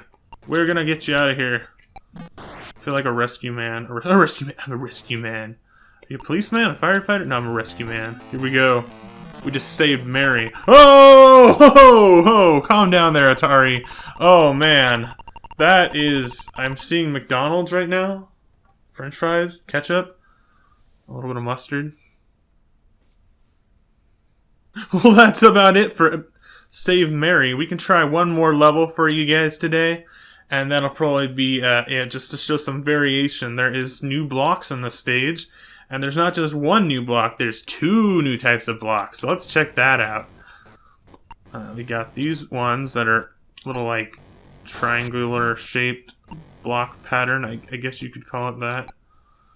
And then we've also got another one where it's inverted from this one that I'm grabbing. So we've got 2 different ones and they're flipped. And it's kind of hard to figure these ones out. I've only beat this stage once, and it's not because it's difficult per se. It's more the blocks are kind of hard to figure out where you're supposed to stick them. But yeah, I don't know. They kind of makes. I mean, it makes sense. It's just I don't know. It's a little more confusing. That's why the difficulty's harder on this mode. Did we goof up already? Oh, there we go. See, it's weird how they come together. Come together. Oh, okay. Let's try to get this. Watch out, Mary. Oh, that didn't work. Do it. You got that ever-approaching, encroaching, rapid water coming up. There we go. There's 2. I don't know what you're supposed to do with that thing. You get a 2, and I don't know what you're supposed to do with it. You drop it in the water, and then you also get a 1. And I think those are items, but I haven't really figured out how to use them properly. And they go away after you drop something, so you gotta kind of grab them when you see them, when you first see them. Let's try that. Nope, that didn't work. Oh, come back here. Mary! Mary! Has anyone seen Mary? Let me bring it over here.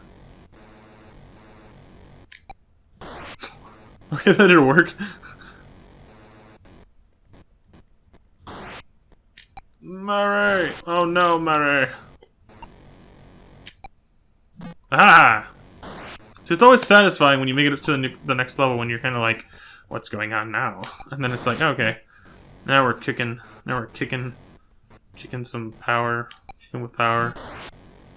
Oh, I think we almost got it, guys. Can I reach her? Mary, you're so close! Why can't you just jump up a little higher? Whoa. Okay, come on, kid, we can do this. We're gonna save Mary today. I got something to say. I saved Mary today. Not yet. Yeah, that's the peaceful version of that song. Oh, come on. There we go. Geronimo! Come on, Mary. Here we go. Haha. Saved Mary. And oh my gosh, that still is bright. I mean, dang. Whew, I got my heart racing. Saving people is exciting and good for the environment. Oh, okay, whatever, Kevin. So that was Save Mary on the Atari Flashback 2. As you can guess, there is items that I don't know how to use, but there is items that will help you out. And I believe they do things like help Mary move different ways, and maybe slow down the water or speed up things or something like that. But that's what I'm assuming. Let's use those 1 or 2. I don't understand how to use them properly. I don't know what's wrong with me. But yeah, and you can also expect that the difficulty does increase and it goes on. You see all those 3 different options of difficulty at the main menu, and it just keeps going as you keep playing. So it's a lot of fun. There's a lot of fun stuff to do in Save Mary.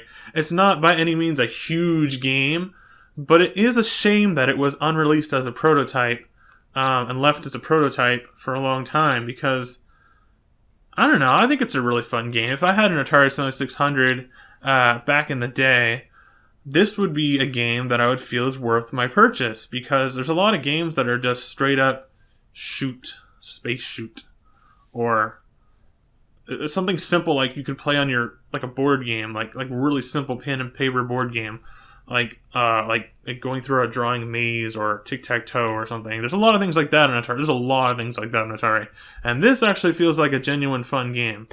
So that's Save Mary and my little rant about Save Mary on the Atari Flashback 2. If you want to support my channel, Hybrid Games, stay tuned for more classic gaming goodness, and share it around the internet with your friends. Alright guys, thanks for watching Happy Beard Games. Until next time, I'll see you then. Happy Beard Games? Ouch! Urgh.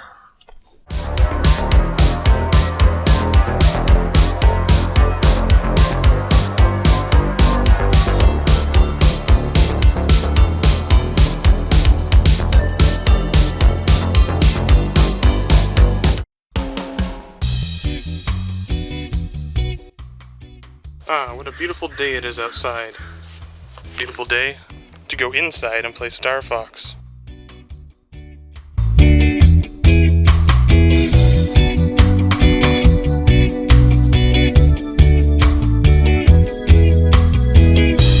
What's up everybody, this is Kevin here from Happy Beard Games, bringing you the next episode of Happy Beard Games Plays, and we're taking on StarFox in honor and somewhat of a tribute to the new upcoming Nintendo Wii U game, StarFox Zero, which is in some ways another remake of this game, StarFox, for the Super Nintendo. Yes, StarFox is a long-running Nintendo series. This is the first StarFox game, although it's not the first StarFox game that I ever played, which sadly I don't have an example of that to show you. Just to point this out, just for old nostalgia's sake, the first StarFox game that I ever played was the Nintendo Watch. You put it on your hand, it's just like a watch, but you play a game on it instead of telling time. It's sort of like a Game & Watch. The graphics on it were sort of like Game & Watches, but it was actual watch and a game on a watch. And I wish I still had it to show you guys, but it was StarFox, and it was a lot like this one, but with like, like little Tiger electronic handheld game graphics. Alright, let's do this. StarFox, let's push start on the Super Nintendo StarFox. Let's begin this game. Thankfully, I don't have to explain the controls because it shows it to you right when you start up the game, as well as the game's graphics. And you can actually, I'm actually moving this demonstration up here. It's a really cool way, in my opinion, to show a tutorial. Now, in StarFox, you play as a guy named Fox McCloud, who pilots his R-Wing. It's a little, sort of like an X-Wing on Star Wars, and it's just a little spaceship fighter. And you've already seen the controls and what it can do, pretty much. That's pretty much how it stays throughout the whole game.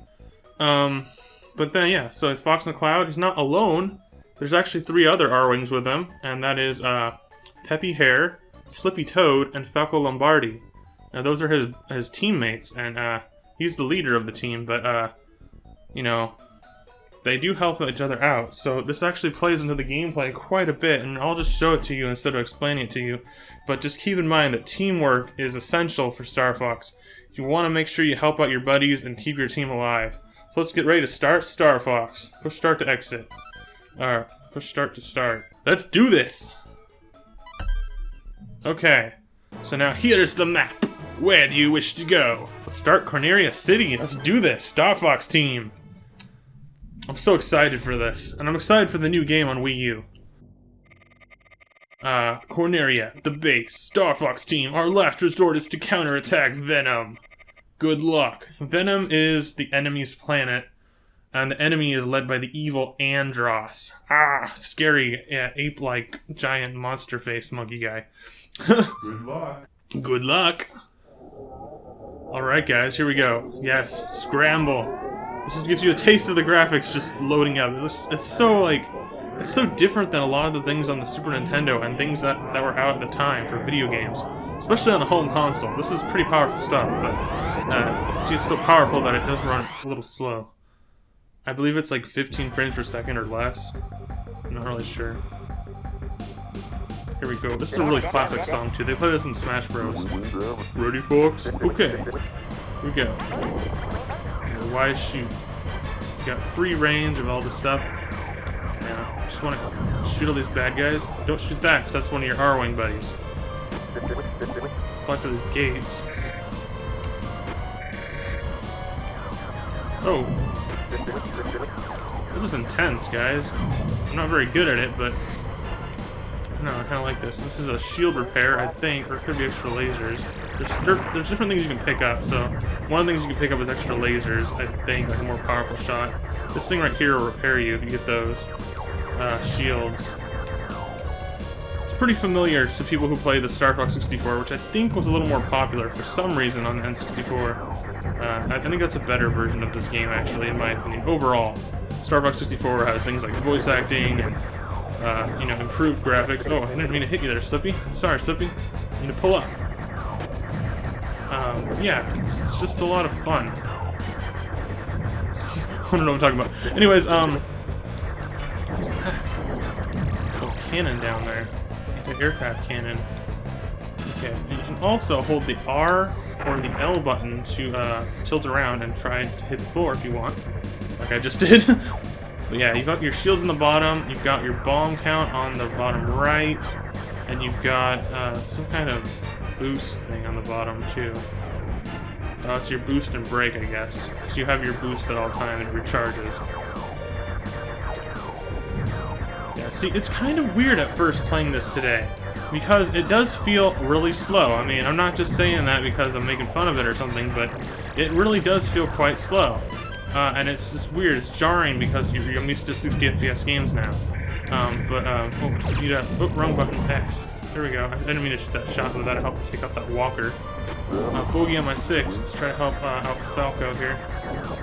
There we go, we got him. Mind your own business, Fox. See, Falco's kind of a grump, but I think deep down inside he knows I just saved his life. He just asked me for help and I protected him, and he gets all grumpy about it. It's like, okay, come on, Falco. Oh, here we go, more walkers. Walkers. Uh-oh, here comes a boss fight. That's where things get a little chaotic with the... Yeah, it's pretty cool. I love these boss fights. They're so much fun. A lot of the things that are in these StarFox boss fights are like... You have like targets that you have to aim at. So you're not just shooting the boss over and over. You're shooting targets on the boss to break off different parts. On this one, you break off parts of the boss. It's pretty cool. So you look for the flashing yellow and red parts. On most of these boss fights, it's kind of similar to that. Now, sometimes the bombs help a little bit, but from my experience, it's almost easier just to focus on shooting them and watching your aim for where you're shooting them with your normal lasers. Come on. Go up a little bit. There we go. There, we got that. Oh! Oh, oh! Do a barrel roll! Do a barrel roll! Oh, it's coming up really close.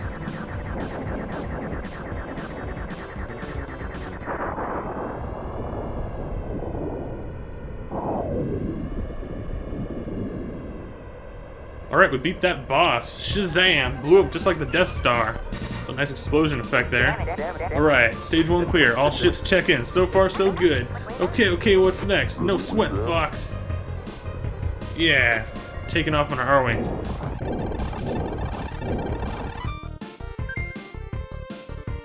This game is pretty cool, and it goes on for quite a while. It does get pretty tough towards the end. I've actually only beaten it once, so I haven't beaten all 3 modes on here yet. This is actually a game that I picked up last year, and I meant to play it last year for when StarFox Zero was going to come out, but it got delayed, so I'm playing it now. So it does put that emphasis once again on teamwork, and I really like that. It's something they kind of carried over in future games. I know it's not by the same team, but Rogue Squadron games, a lot of the Star Wars games that are based around X-Wing fighters or something like that, in terms of a flight simulator. It kind of feels like that because you have a team with you, so you're not alone on this game. It's not like Metroid where Samus is alone. It's not like Zelda where Link's by himself on a quest for the most part, especially on like Super Nintendo. You feel like you're on a team in this game. It's really cool, and that's one thing I'm really looking forward to on StarFox Zero for Wii U, as the teamwork aspect, because I want to see how that incorporates to the next gen of StarFox.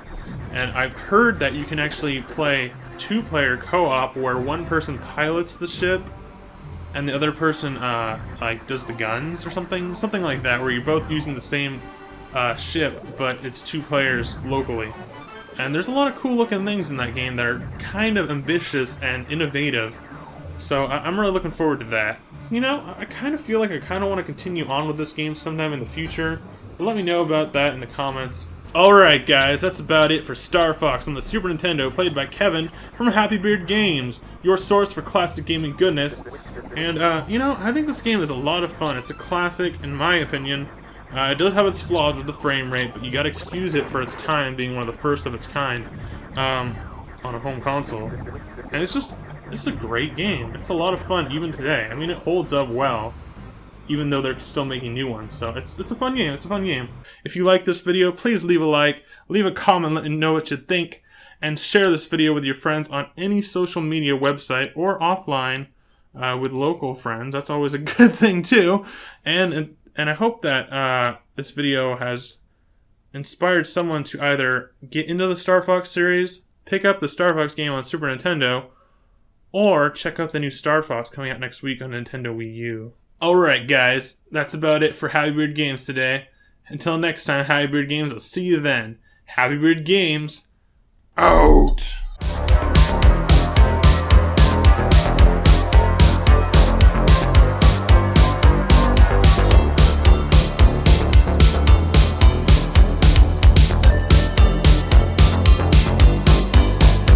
Alright guys, so we got Mickey Mousecapade here on Happy Beard Games today. Now, Mickey Mousecapade, a bit of a backstory and history on this game is, it says it's a Capcom game on the top, but in Japan it was originally, I believe this was developed by Hudson Soft, and then it was brought to the US by Capcom, and I don't know exactly what company did it, but there's some changes, significant graphical changes, not really gameplay changes, from what I know. I haven't played the Japanese version, but there's graphical changes in the transition from the Japanese to the American or the Western release of this game. I don't know about the European release. That's kind of a gray area, I guess, but because I have only played this version. But yeah, they're minor things, like basically the bosses will be different characters, and I'll point that out as we go. But yeah, so this is a pretty cool game because it's not just you know, another Capcom Disney NES game. This is actually the first game on the Capcom NES Disney series, or I don't know if it's really a series, but they went on to make like Chip and Dale, you know, Rescue Rangers, and DuckTales, other various Disney games. There's a Disneyland game on the NES, and yeah, this is the first one. This is the one that kickstarted basically what the Disney Capcom Nintendo thing would be for a while on the NES. That's pretty cool because without this, I don't know if we would have got DuckTales. So you got to go through some tough games to get to the good games because we're gonna be playing DuckTales next too. So Mickey Mousecapade is a platforming game similar to that of a Super Mario Bros. At times, but it definitely has its own mechanics. So let's join Disney's Mickey Mouse and Minnie Mouse characters in Mickey Mousecapade for the NES.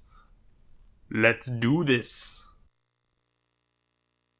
Well, they got a basic enough title string showing a classic Mickey Mouse character design, though they didn't get the title quite right. It just says Mickey Mouse. In 1988, Disney, Hudson Soft, who I think created the game, Capcom, who I think published the game, especially in the US, and Nintendo of America. Here we go, guys. Let's push start.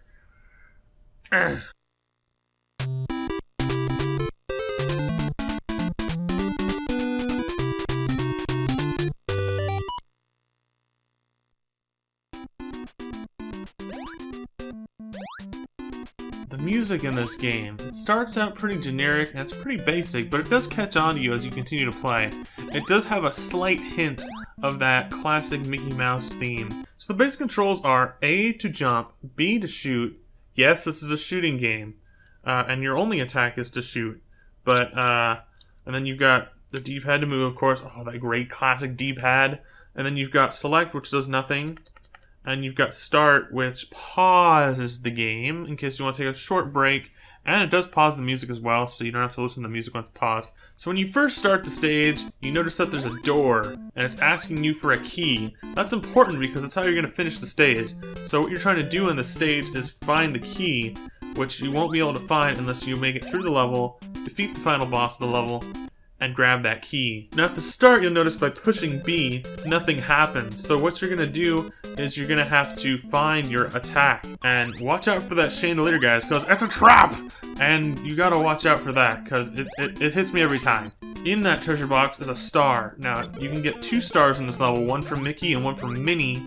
However, when you continue, I didn't get the star back from Minnie. So if you get a game over and continue, you only have Mickey's star. So that's why most of this playthrough, I'm only going to have Mickey's star. So what the star does is it allows you to shoot by pushing the B button. And you can shoot only forward facing whatever direction Mickey's facing, so forward or backwards. The way this game works is she's under your control somewhat. It's sort of like the Ice Climbers, how they play on Super Smash Bros. That's probably the best way to compare this game to another game. So you're only playing as Mickey, but Minnie follows you. However, she's a little bit of a delay.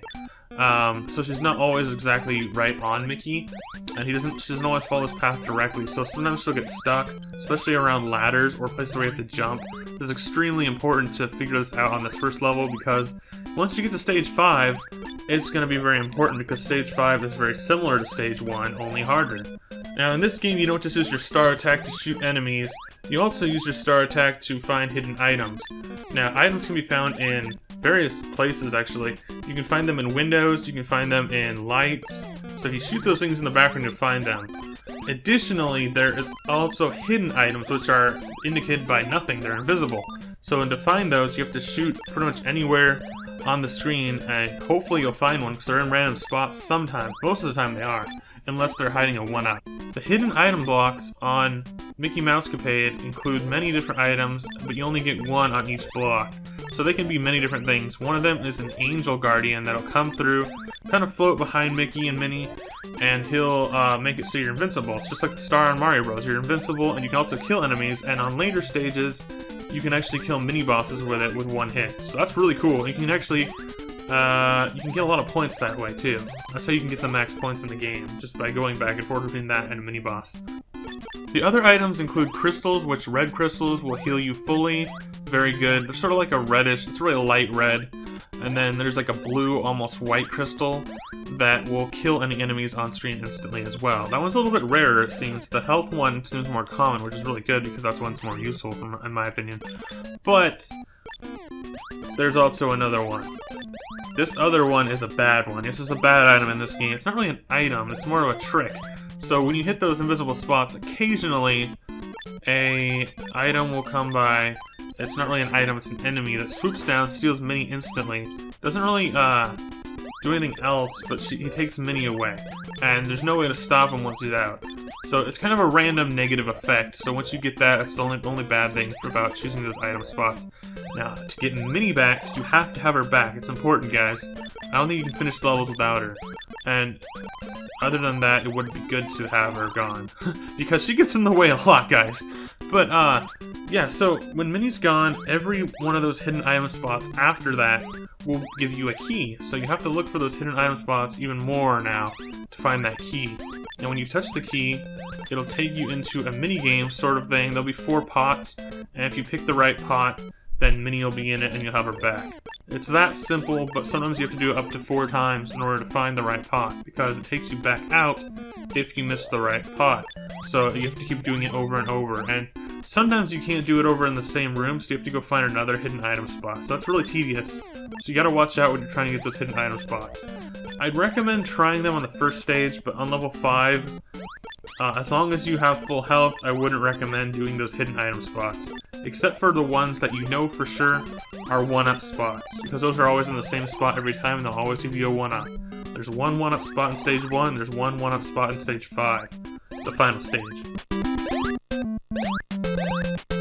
Those are the basic rules and mechanics of this game so far, but those really only pertain mostly to stages 1 and 5. So let's continue with stage 1. Now level 1 ends when you fight the witch boss, which I mentioned holds the key to unlocking the first door at the start of the game.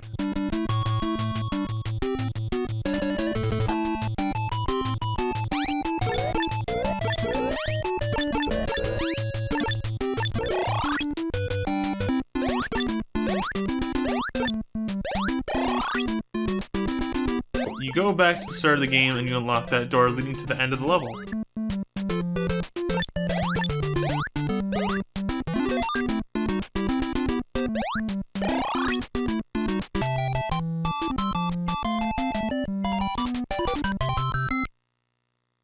Level 2 is one of the shorter levels in the game. It's the ocean. It's a very straightforward level, but it's very difficult. It actually amps up the difficulty quite higher pretty fast at the end of level 1. So at the end of level 1, you know, you pretty much know what to do, or you think you do, the first time you play.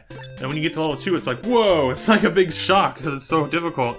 And it's different because it's a straightforward platformer. There's no ladders or anything like that. There's no item blocks either, so that's what makes it hard for me, was I couldn't get health.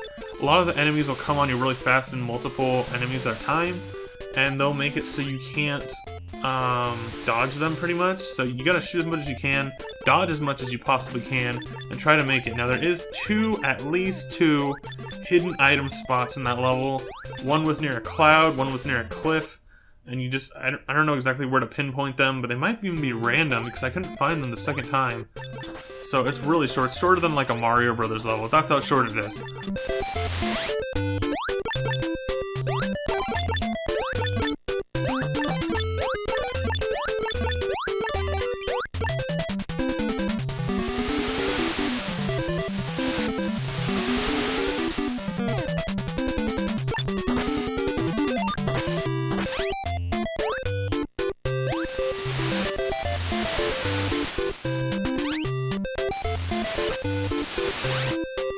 So once you make it to the end of that, you fight like a crocodile guy, and he's kind of hard.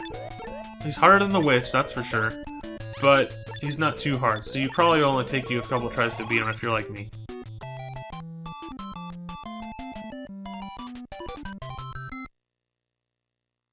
Then you'll make it to stage 3, the forest, which is similar for fans of The Legend of Zelda. It's sort of like a Lost Woods kind of thing, in a way. It's still a straightforward platforming level, kind of like the ocean. It's a little bit easier in my opinion. The enemies are a little easier to attack. You can pretty much kill the enemies right when they come on, so it's not like they're swarming you like on the ocean. I mean, that sneaker wave guy, that guy's tough. But it's sort of like a Zelda game because you have to find the correct exit. Now each part of the forest stage represents a season, so you're going through summer, fall, spring, and winter. Winter's the last one. Winter is coming.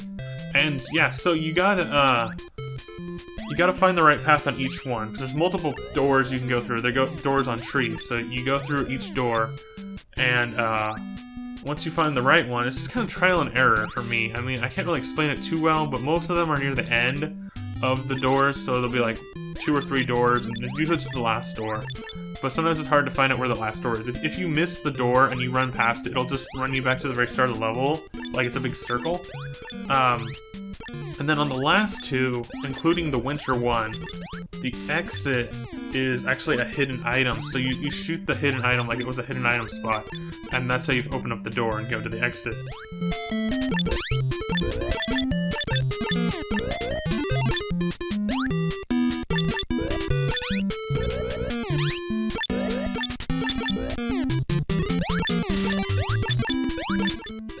On the winter one, there's 2 hidden doors, so you don't choose the first hidden door exit, you choose the second hidden door exit, which is right before the start sign.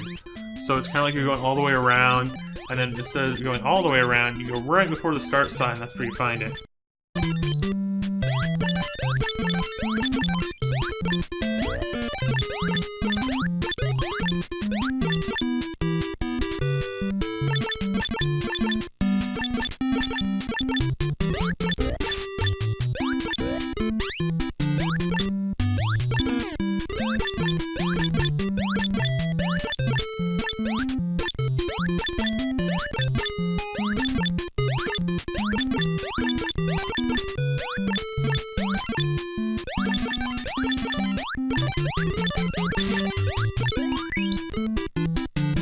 Then you'll be in the flower garden. It looks sort of like Alice in Wonderland-ish. And you're in a flower garden, and it's actually kind of easy, but there is these pits that open up in the ground. So instead of just having pits in the ground, you see them open up as you get near them. It's not too complicated, but it's pretty, it's the hardest thing on that level for me. And then you get to the boss of the forest level, which is a snake boss.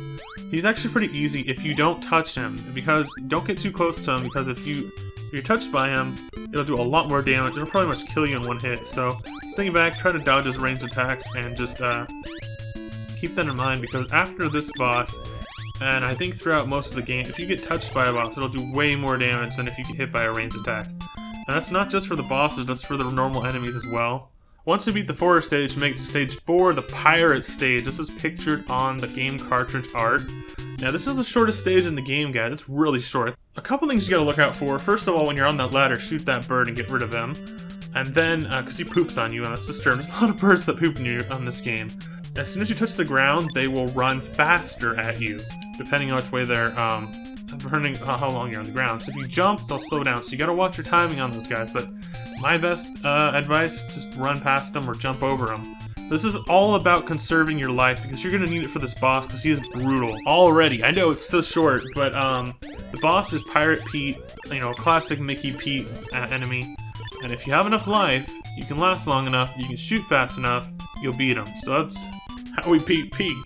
Now you might think that Pete would be the final enemy of the game. Well, guess what? Even though he's on the game's box art and it shows the pirate stage, Pete is not the final enemy, nor is it the final stage. We're on one more stage here. It's called the Castle, stage 5, the final stage of the game.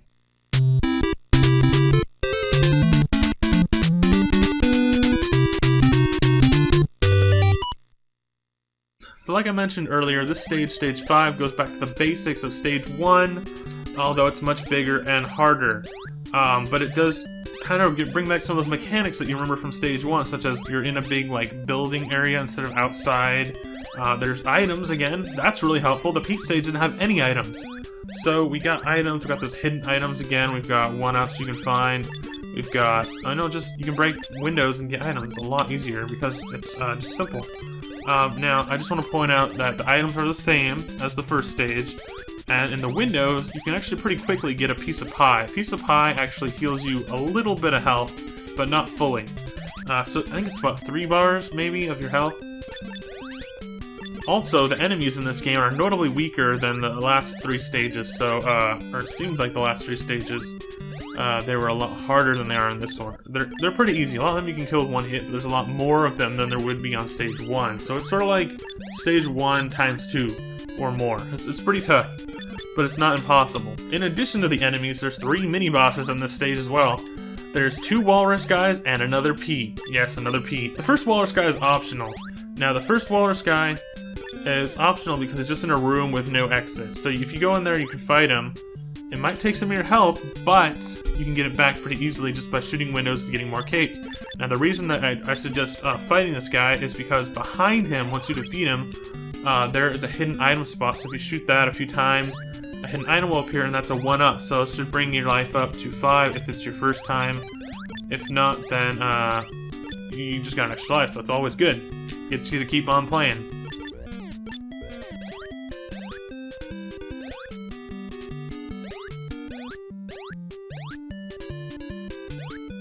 So yes, this is just like the first level, you have to get a key in order to complete it.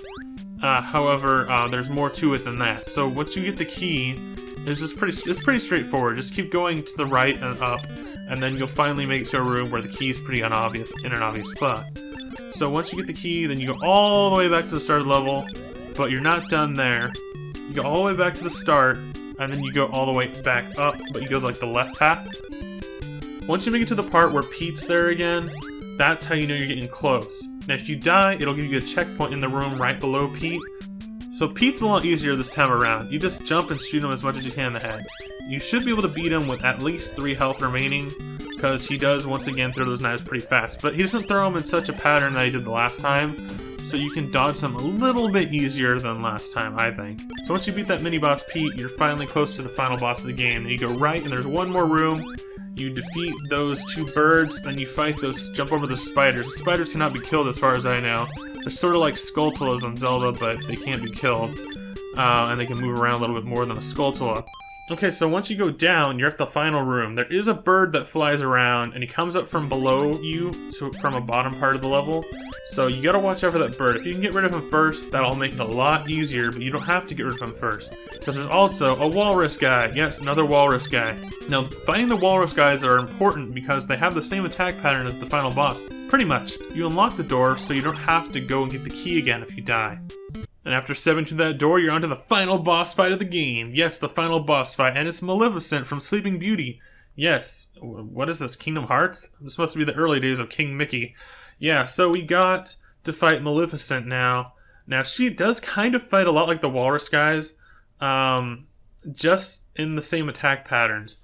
Now, there is a secret that you can do that's pretty scammy, but I can do it. And I can show you it, and I'm gonna do it, because this boss battle will kill you, and stress you, and make you go mouse crazy. And so after playing this boss fight about 10 times, I found the secret. So you get hit once, it makes you invisible, so you're immune to damage for a second.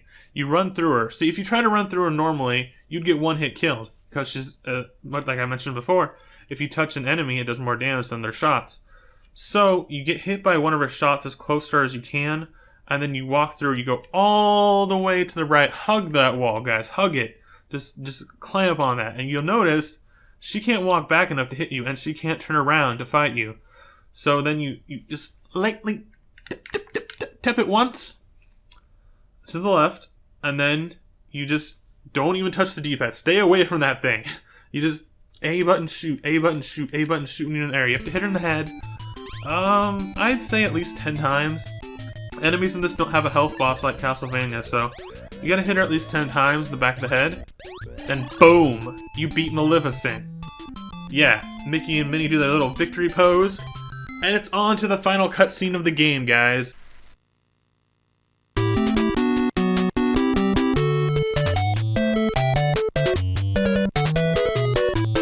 Mickey and Minnie Mouse fall down on this cutscene, and we find out that we rescued Alice from Alice in Wonderland. Yes, Alice from Alice in Wonderland is what our goal was. What a great finale. Was it worth all the stress and pain and repetitive trying again, trying hard? I guess so. I don't know. When I first got this game, I didn't like it. Especially when I first made it to the ocean stage, I kind of gave up for like a month. And I came back to it for this video. And now it's kind of growing on me since I finally beat it.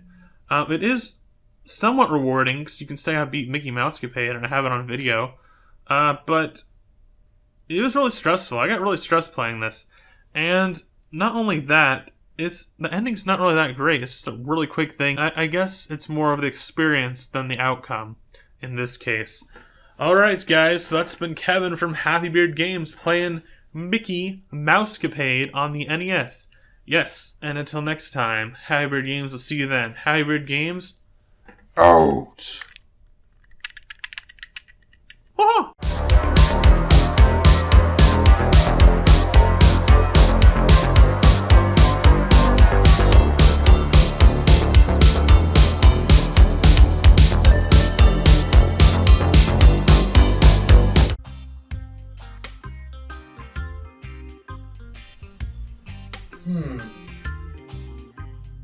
Well, this looks different.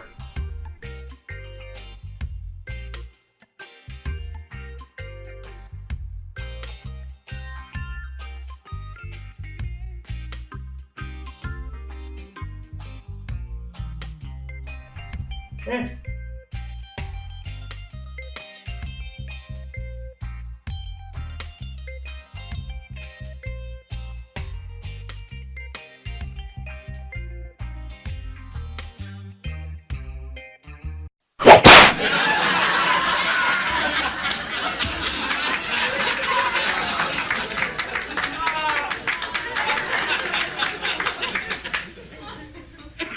What's up, everybody? This is Kevin here from Happy Beard Games, your source for classic gaming goodness.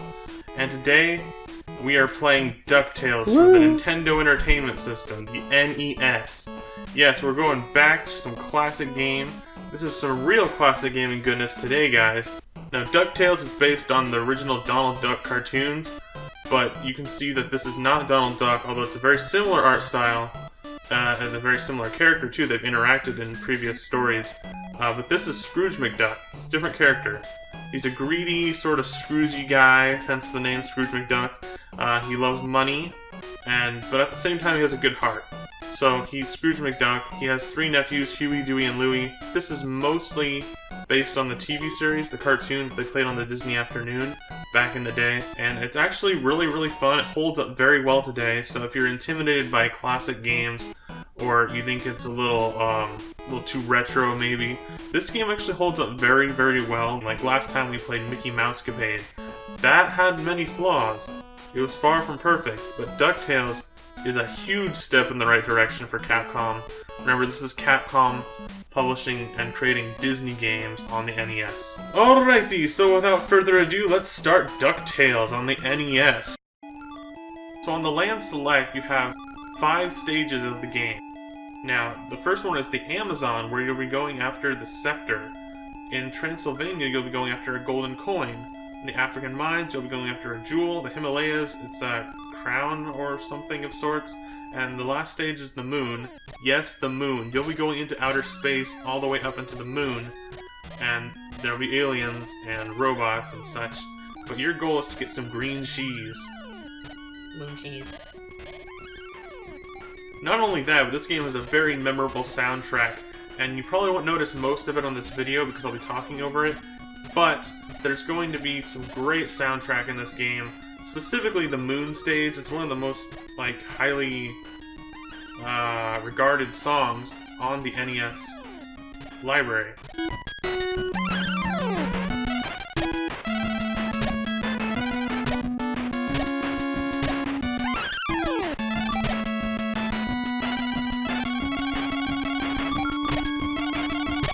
So the controls, you've got the D-pad to move left and right. You can crouch down, which doesn't really do much, but it might help you dodge some enemies. You've got the A button to jump, of course. You can jump small, you can jump high by holding it down longer. Pretty simple stuff. But then you got the B button. It doesn't do anything. There's no attack. Or is there? Okay, so what you do is you jump, and you hold down and B, and then you can pogo. Yes, pogo. When Scrooge McDuck uses his cane as a pogo stick, it becomes the key mechanic of the game, pogoing. Pogoing in DuckTales is not only used to travel fast on the ground and to bounce on the ground, it's also used to defeat almost every enemy in the game, including all the bosses. It's also used to open treasure boxes, break bricks, and find secrets on the ground, because there's actually hidden spots where just by traveling over them, or pogoing on them as well, you can find hidden gems which add to your score. However, there's one more control you can do, and that is if you walk over to an edge or a rock or a treasure box, Scrooge McDuck will ready his cane if you're holding onto the wall. And then you just push the B button and he'll whack it. Now sometimes items will come out like gems, sometimes it'll just, if it's a rock, it'll just crack. If it's a treasure box that you hit, you can actually slide it across the floor, and then you can hit it again when it's on a wall to break it. There's certain objects that you have to hit to slide around, so you can use them as platforms, which is really cool. I like that. And then there's also a few enemies, actually, that you can kill that way. It's really interesting the way they did that, too. It'll happen later on in the Transylvania stage. Take a look at the top of the screen. You've got your HUD, and then you've got money, which is represented by in-game. You'll be picking up gems and jewels, and that'll convert into money somehow. And it's basically just like points. And then you've got P2, which is your lives, so I have 2 lives currently. If you run out of lives, you go back to the title screen, and there's no continue, guys. And then you've got your time, which you really don't have to worry about unless you're really stalling. But your time, I've never had it run out. And then you've got your HP, which is hit points, your health, of course. And you start with 3. You can pick up 2 more in the game on a couple stages specifically. You can't pick them up randomly. But they are in specific locations, and I'll be showing you those too. Now here's a scene of the game that I really like. It plays out really interestingly. So you walk over to the right, you see this rock, you ready your cane, and then you push B, it'll fly up, hit that treasure box, and not only hit the treasure box, it'll make it drop onto an enemy below, kill the enemy, and give you the contents of that treasure box. Now that's really cool gameplay. I think that's really interesting the way they did that. There is multiple paths you can take, and there's a lot of hidden areas Each level has at least one hidden area, from what I know, and they're usually pretty easy to find. I found them pretty early on, but it's pretty straightforward. Just follow the path, try to make it to the end, fight a boss. If you can make it to the character launch pad, Scrooge McDuck's buddy, who's a pilot, he can give you a lift back to Duckburg, the town that the level select is at. So basically it'll just take you back to level select, but if you choose B, which is no, you can stay at the back of the level, which is what you're probably going to want to do. But it will also give you a checkpoint, so if you die on that level, it'll bring you back here. Now, one thing that's important to know about dying in this game is that when you lose a life, and then you come back to the level, all those gems and even the health packs that you can get, like the ice cream cones and the cakes, those will not be back. If you pick up one of these M coins, it'll allow you to be invincible for a few moments. Not only that, but it'll allow you to kill enemies, so it's very similar to the star in Super Mario Bros. And you get to this room where it says pay money to pass through here, a lot of money. And you can actually skip that, and there's an easy way to get past it. All you have to do is wait for an enemy to come by, and you have to lure him into the room, and then you jump on him, and then you just climb up that vine. You run into one of your nephews up here. He says, use your cane to defeat the treasure keepers, which is pretty much just a straightforward thing. Basically just beat the level, fight the enemies. Later on, they'll have different characters show up, and they'll give you clues of things you have to do specifically in the level, such as find a key, or stuff like that. You run from these falling bricks, Indiana Jones style, and you bash these two slidey things over, and you make it to the boss room. Try to beat this boss. The first boss is sort of like a tiki idol statue guy. The key to beating the Amazon's boss is to practice your pogo skills, which by now you should be pretty good at. Watch out for the boss's ground pound attack, because it'll stop your movement for a few moments.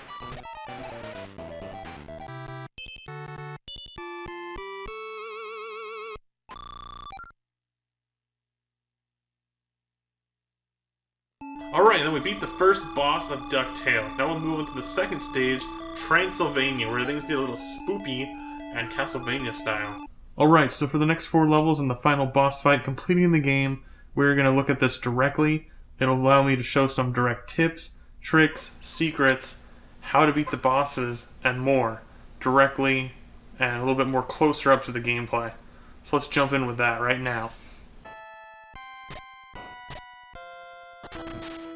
The Castlevania-esque, or at least haunted, spooky Dracula Castle-inspired second stage, Transylvania, is a great horror-themed level that fits in surprisingly well.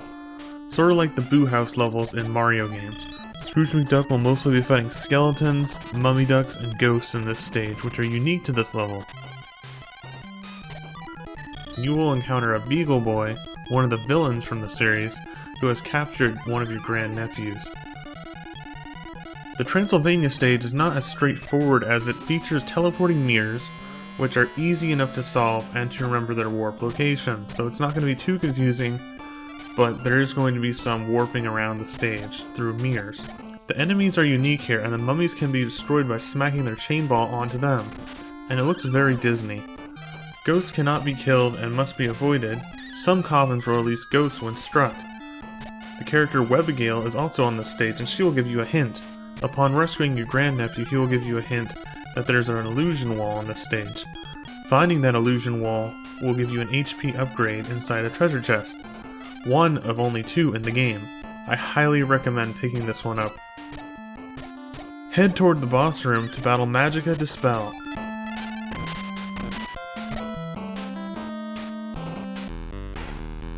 She is of course a classic recurring villain from the TV series. In this fight, she transforms into a bird to fly at you around the room. For an attack, she also uses a 3-directional magic strike. To defeat her, jump on her while she is low flying. Then grab the coin and you've won this stage.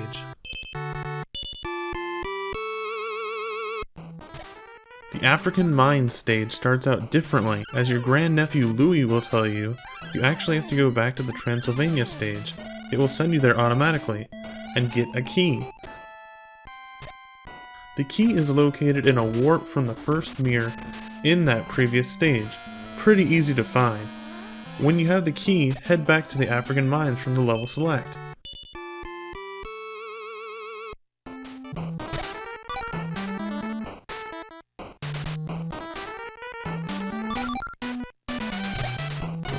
I personally love the music on this stage. The enemies here are different as well, though it mostly features the same great platforming level challenge. The enemies this time include silly slugs, plant monsters again, kappa ducks, a Japanese mythological creature, and giant flying bats, some of which can be beaten by hitting rocks, golf style. There's a couple beagle boys here too. There's a higher emphasis on precise jumps over pitfalls here, but nothing too tough. Be sure to whack the boxes with your cane. You should get jewels this way. You can even find Mrs. Beakley, a character from the show, and she will give you health pickups. There's also another illusion wall here. It will lead you to a 1-up extra life doll. The boss is the King Slug. To defeat the King, you have to hit him only when he is not rolling, otherwise he will hurt you. The rolling happens as a pattern, and is easy to follow, though you won't know which way he will roll, so keep your distance a bit. Hit him 5 times to become the new king of the African mines, and get the boss treasure to complete the stage. The next stage is the Himalayas. Since this is an icy cold mountaintop, there will be both thick snow, which won't allow you to pogo, and ice, which will, in true video game fashion, be very slippery. On the outer parts of the stage there will be goat enemies.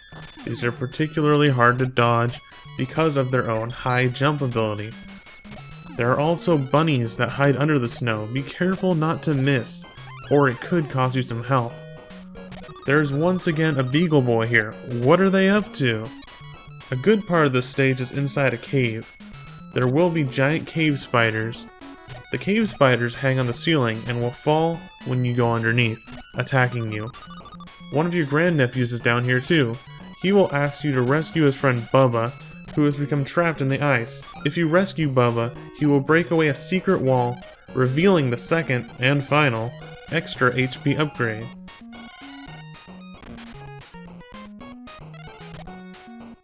The hardest part of the stage for me is the short floating platform near the end. It took me a couple tries. Luckily, if you can get past that, it's the end of the stage, and now it's time for a boss fight. The boss of the Himalayas is appropriately the Abominable Snowman, aka the Yeti. He is actually pretty simple. Dodge the falling snowballs that fall from the top when he punches the walls. Jump on his head a few times when he is on the ground, and you're good. Grab that treasure and let's go to the moon! This is probably the stage that you've all been waiting for. It is also pretty much the game's final stage, if you play it in order. In this stage, Scrooge McDuck ascends onto the surface of the moon itself, going where no duck has gone before, one small web step for duck kind. This consists of mainly 2 areas, the surface and caves, and the alien spacecraft, the UFO. The surface has mostly robot ducks as enemies and is a straight path. You will have to enter the spacecraft UFO in the center of the stage to complete this level. There are bigger pink aliens inside that mostly just walk around on their own, and then there are red floaty aliens. Both types are fairly easy to avoid and or defeat. Be sure to thoroughly search both sides of the ship. There are plenty of treasures to be found in every area of the ship. When bouncing off of enemies, watch out for the ceiling spikes. As an additional enemy, there's more robot ducks in the upper portions of the ship. Sometimes the robot ducks get stuck in a strange punching animation when they land on top of spikes. It's kinda weird.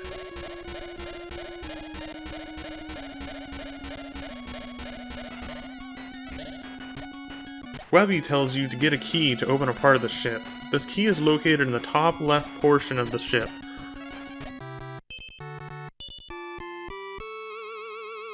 Once you return to Webbygale's location, you can use the key to unlock the door and get a piece to help out Gizmo Duck, who you'll need to help open a cave. One of the game's hidden treasures is located at the very top of the UFO.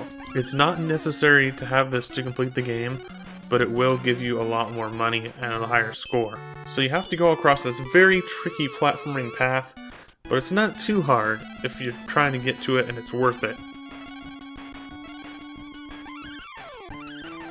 Now head down and out to the right of the UFO ship. Watch out for another moving platform.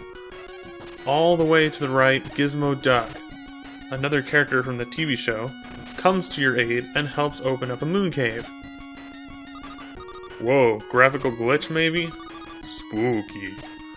Dive on in. The cave is short and simple and only contains Beagle Boys as enemies. The boss of the moon and guardian of the green cheese is the Moon Rat. The Moon Rat runs on the floor and the top 2 platforms, and you pogo onto his head to fight him. He's actually a pretty simple and straightforward fight, but make sure he is not invulnerable when you go to attack him next. He is fast too. Grab that cheese and get ready.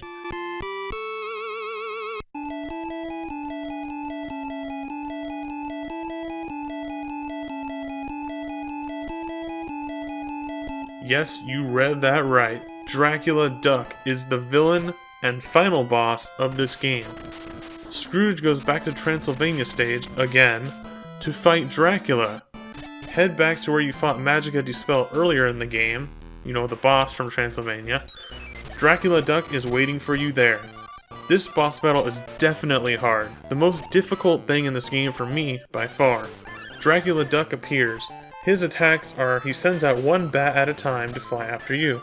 The bat appears in the same path that you are, so if you're jumping or in the air, it can still get right to you. Dracula floats above the ground here, so you have to pogo up to him. It is the only way. You have to jump off the bat in order to land on Dracula's head. The trick to beating him is to wait just a little bit after he sends out a bat, then jump on it, bounce off, and land on Dracula's head. Try to position your movements so you don't get hit in the process. This boss fight will take time and patience. After landing the final blow, get ready because you're not done yet. Suddenly, Magica De Spell appears as a bird, and she's carrying Glomgold, Scrooge's rival, and a villain in DuckTales. Race them up the rope and grab that treasure before they can.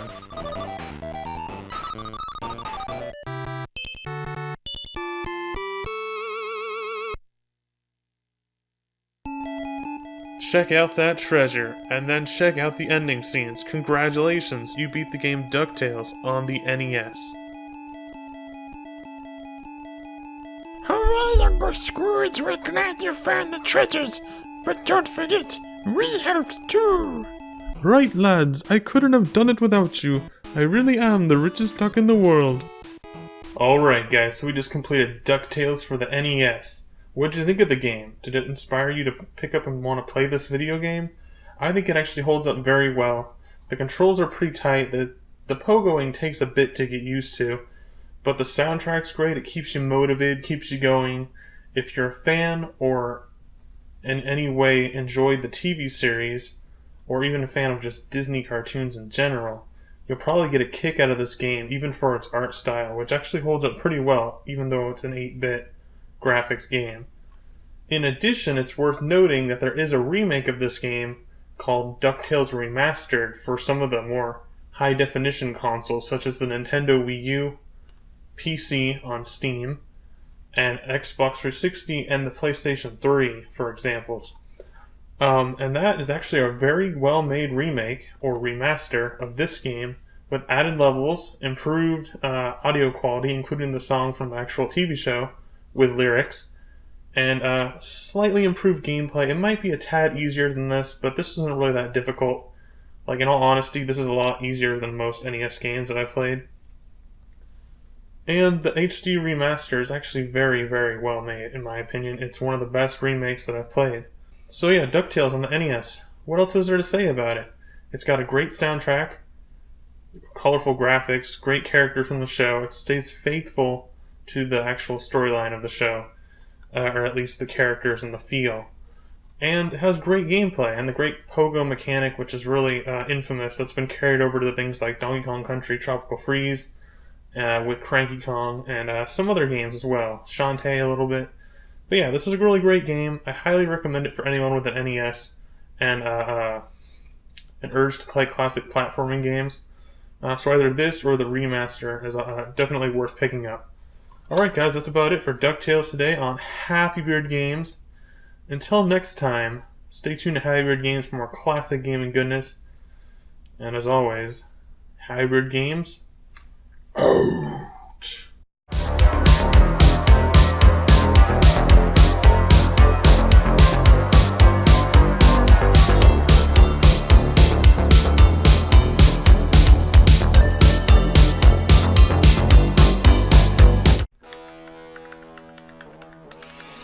Boom, boom, chicka, boom, chick. What's up, everybody? This is Kevin here from Happy Beard Games, your source for classic gaming goodness.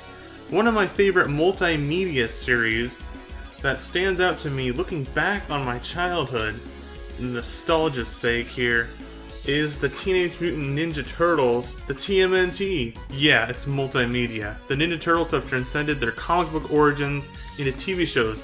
That includes cartoon, CGI, and live action, as well as a continuous series of films, and including music as well, with the Coming Out of Their Shells tour. And most importantly for us today, video games. Yeah, that's right, the Ninja Turtles have their own series of video games, which have been continuing since the mid-1980s. And today on Happy Beard Games, we're going to take a look at not just one, not just two, but three classic Ninja Turtles video games. So to begin, what are the TMNT? They are mutated turtles created by an ooze-like chemical, along with their master Splinter, who is also transformed. He's a giant rat who can talk. And yes, these are definitely giant Teenage Mutant Ninja Turtles. That's not a pun, that is a literal thing. That is really what they are. Now, the TMNT act like teenagers, of course. Yes, they're trained in the arts of ninjutsu as well.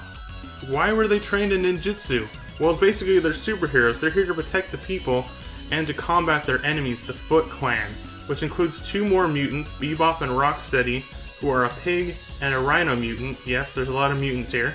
But also the Shredder. Yeah, the big bad guy. And we'll be facing them all in this video game. So who are the Teenage Mutant Ninja Turtles? The four TMNT are their leader, Leonardo, who uses a katana sword for his weapon, Michelangelo, who uses nunchucks, Raphael, who uses a side blade like a dagger, and Donatello, who uses a staff, my favorite character out of the four.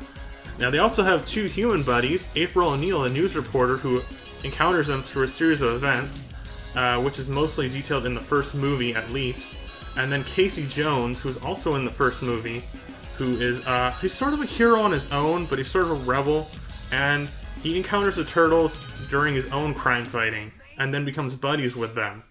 Alright, so I'm gonna have me a little break before we start gaming, and grab me some pizza, the TMNT's favorite snack. And remember, hold the anchovies.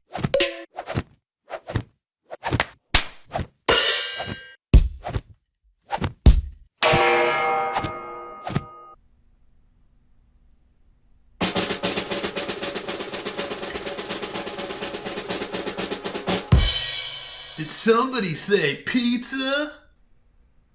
Oh no! Who are you? Why are you here? Oh, no need to worry, little bro. I'm the TMNT expert, the Teenage Mutant Ninja Turtles expert, and I'll be your guide to the world of the TMNT video games today. Alright, Happy Beard Games, sit back and enjoy. We're gonna get radical up in here with our little party dudes, the TMNT, today on Happy Beard Games with me, the TMNT expert. Yeah, let's do this. So I'm here to show you the tips and tricks, the ins and outs, the whereabouts of how to play these three Ninja Turtles games that you picked out, and also to grab some gnarly pizza. And in addition, I'm going to help you at Happy Beard Games with your video and your review of the three TMNT games, because I am, after all, the most bodacious Ninja Turtles expert around town. Alright, let's get to it after this slice of pizza. Alright, let's go! Cowabunga!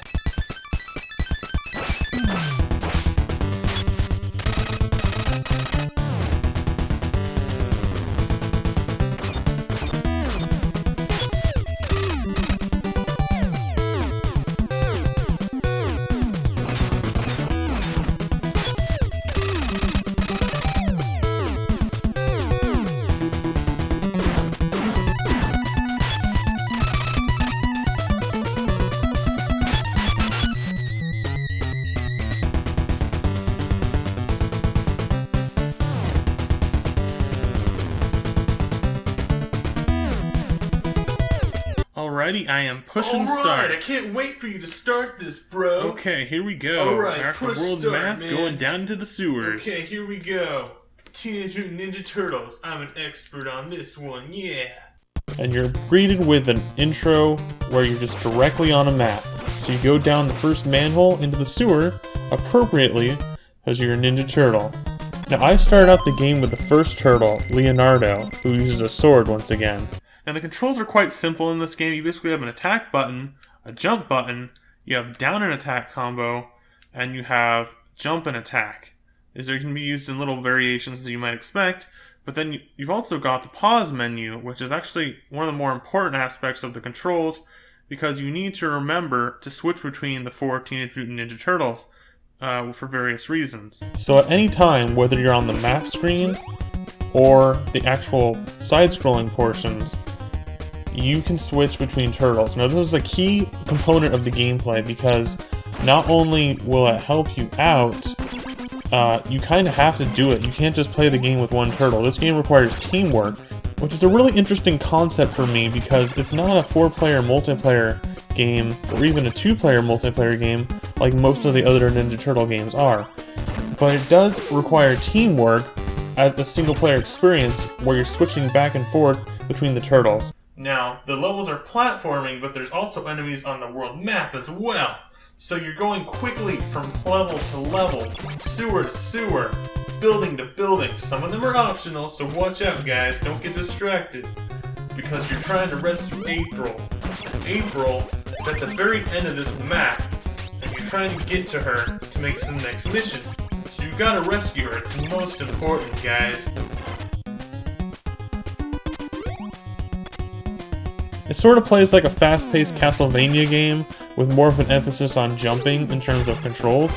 So you make it to the first boss, who has April O'Neil captive.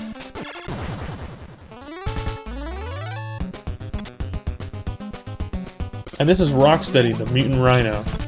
So you fight him, and it's pretty simple, pretty straightforward. You just kind of hit him and dodge his attacks. He has a gun as well. So yeah, the soundtrack in this game is great. It's actually not that much like the TV series or even the movies. It's just kind of its own thing, but it does sound really great and has a nice 8-bit chiptune sound to it. So then you rescue April O'Neil.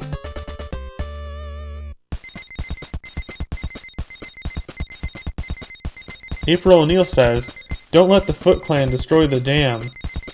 Alright, so we beat level 1. We completed both Bebop and Rocksteady, saved April O'Neil, and now that we have April O'Neil, she wants us to go to the dam and rescue the dam, which will be, as we'll soon find out, is about to be exploded by some bombs. So we gotta get to the top of this dam, and then we gotta defuse those bombs underwater. It's gonna be tough, guys, but we can do it. And always keep an eye on your health. Keep eating them pizzas to restore your health, and then switch to another brother to heal him as well. You don't want to forget, and don't forget this as well, that when you exit a sewer or building, you can go back in and get that same pizza. This is very handy for stocking up on your health, as well as getting the same pizza more than once, which is awesome in real life as well. The monsters in this game, however, are a little odd. They're not just a whole bunch of ninjas, like they are the Foot Clan, or even the robots from Krang in the other Ninja Turtles games. In this one, they're just like various monsters, including, strangely enough, a Chainsaw Man, which I don't know how that made the cut. And then you've got these other guys that crouch down and sort of freeze in positions to the point where you can't even hit them. And they kind of remind me of the rock monsters on Super Castlevania 4. And sometimes the game screen will glitch out a bit. I'm not sure why that happens, but that happens from time to time. It could just be my card. Every once in a while, you won't be able to move from the screen, and what it'll do is that means that you're about to enter a mini-boss. So you'll see the mini-boss's health bar appear below your health bar at the bottom of the screen, and you just fight that mini-boss as you would a normal boss. But these will just be normal enemies, presented in a mini-boss fashion.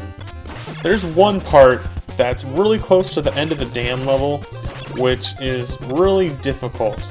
So basically, when you jump in this game, you have this thing where you'll hit your head on the ceiling and it'll push you down.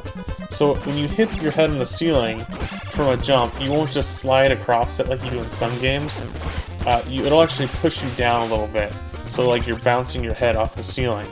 So there's this little tiny gap at the end of the dam that you have to jump over, and it's very tedious. The easiest way I've found to get past it is just jump at the very last second. And because if you try to jump any sooner, you will fall down and you'll have to walk back and fight many of those enemies once again. Now we reach one of the trickiest parts of this game, defusing bombs underwater to save the dam. Yes, this level is quite different than most of the rest of this game. It features underwater swimming mechanics, and basically what you're doing is you're defusing bombs. Now in order to do that, you have to dodge traps, mainly electricity, but also the seaweed stuff. Some of that multicolored seaweed, if you go near it, it'll pull you in and kill you instantly. But then the flashing seaweed, that's a little bit thicker, that you'll see me go through in a little bit, that is actually just electrified, sort of like the beam, so that'll hurt you gradually, as if you were getting hit with an attack. And those beams, they all time to a certain pattern, so you have to time your pattern of going through them against when they're showing up, so you don't want to hit those beams. They'll do a little bit of damage to you, but not too much. Now remember, once again, you can switch your turtles. So this isn't by far not that hard. The only hard thing you gotta watch out for is the time limit, which, fortunately for me, I've never really had a problem with the time limit. I've never had the time run out. I actually don't know what happens when it does run out, but I don't want to stick around to find out. To defuse the bombs, it's quite simple. Just swim up to it, you'll automatically defuse the bomb. And there's a good amount of them. If you pause the game during this sequence, it'll actually tell you how many are left. You can discern how many you've been to by judging how many are left. So it's pretty straightforward. There is parts where you have to kind of loop around underwater, and then you kind of swim, and I'm going to switch my turtle here. Once you make it through those final shocking seaweeds and those 2 lightning fields, you defuse the final bomb. Good job, the dam is safe.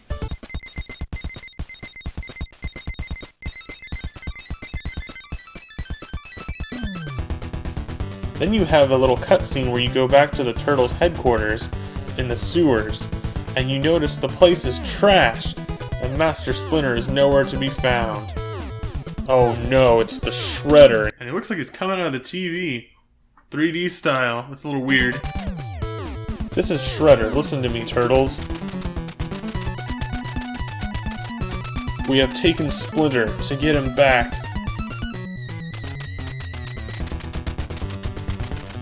You must defeat the Foot Clan. We're waiting for you. Ha ha ha ha ha ha ha.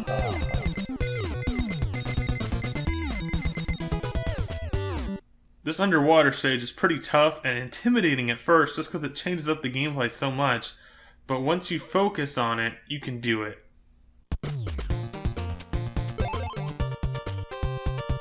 Alright, I got the turtle van, and it can shoot too!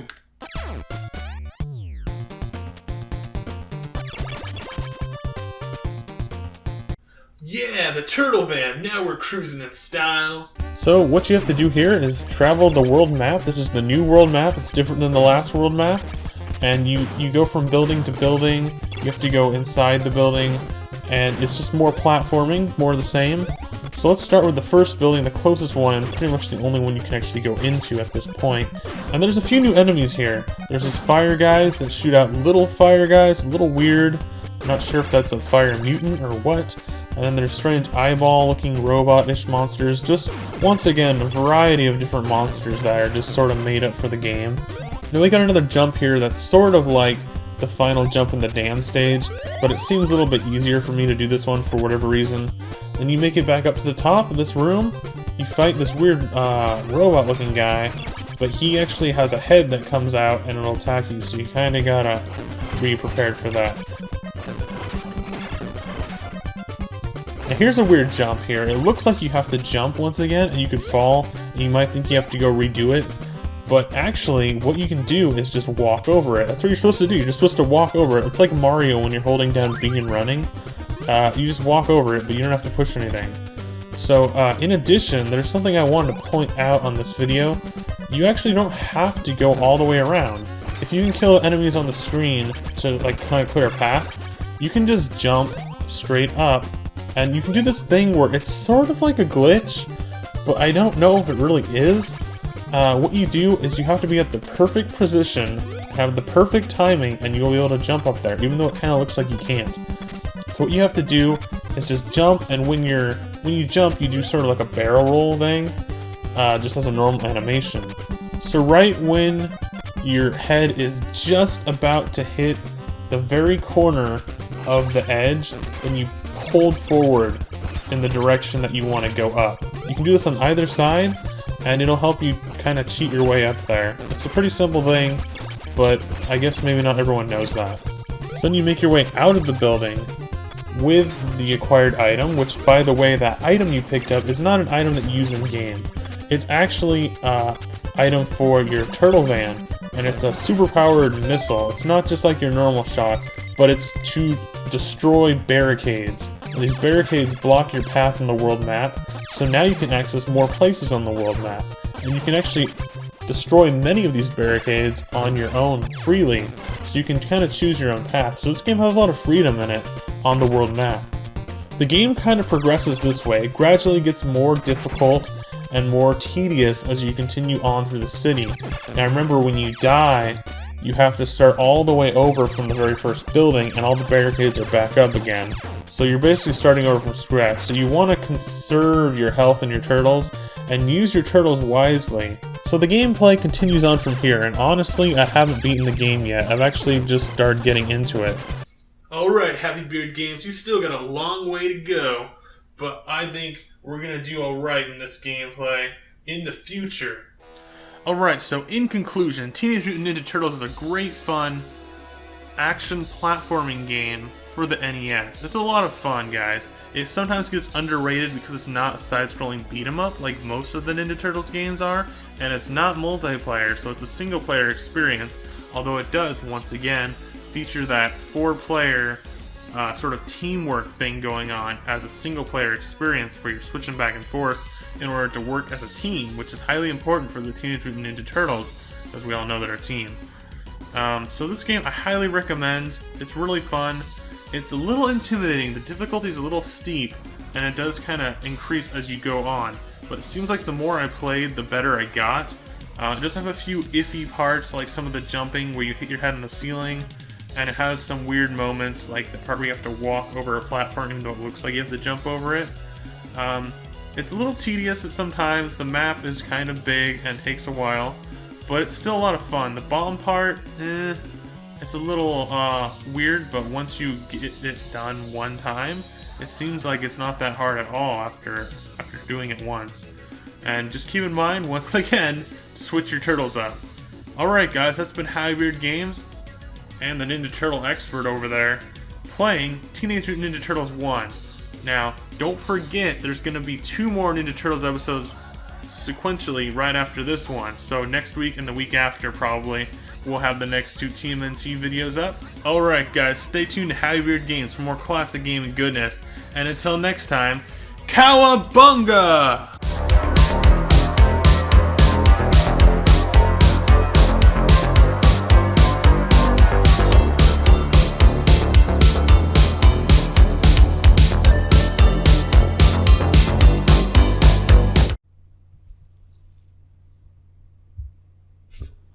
Don't be afraid. You can come out now, little one. Or maybe you should be afraid, because we're playing some spoopy, scary game. We are playing the Blair Witch series, Volume 1, Rust and Par, part of the Blair Witch series trilogy for PC. So we're not going to play the entire series today. What we're going to do is we're going to play the introduction of Volume 1, Rust and Par, see how it goes, and then we'll finish it up with Volume 2 and 3, and maybe another look at Volume 1 in October for Game Tour, which is where I do all my horror games throughout the month of October, because, you know, Halloween and all that. So, the Blair Witch series is, Volume 1 Rust and Par is kind of like it's kind of a first-person survival horror game in a third-person perspective, but there's some first-person elements in it. It's mostly a shooter and a mystery game. It has some mystery elements to it, an adventure, but it's sort of a horror setting. And it sort of feels like an X-Files episode more than a Blair Witch movie. So if you want to know how this game trilogy connects to other games, as well as, of course, the Blair Witch movies that it's based on directly, Blair Witch 1 and 2, and the soon-to-be Blair Witch 3, which is a reboot of the first one in some ways, but it's not found footage. I don't know, shortly after I posted the timeline video, which you can check out if you want more information on the movies and the game's connectivity to each other, as well as other things, as you'll find out in that video. It's a really strange timeline. But yeah, like shortly after that, they posted a thing on Twitter, like the trailer for this movie, and I was like, that's really awkward coincidence. Anyways, let's move on with the game. The Blair Witch series. This has been requested by multiple people, as well as myself, because I found it recently and I always wanted to do a video on it. Yeah, this is kind of a long case. So it's got all 3 games in there. 1, 2, 3.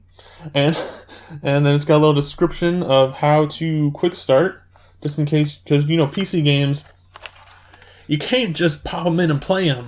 You gotta install them first. And is there a manual here? No, but yeah, there's a little description there that tells a little bit about each game. And then it tells about the third one there. And you probably don't want to see that, so let's skip to the install stage and plug this bad boy in.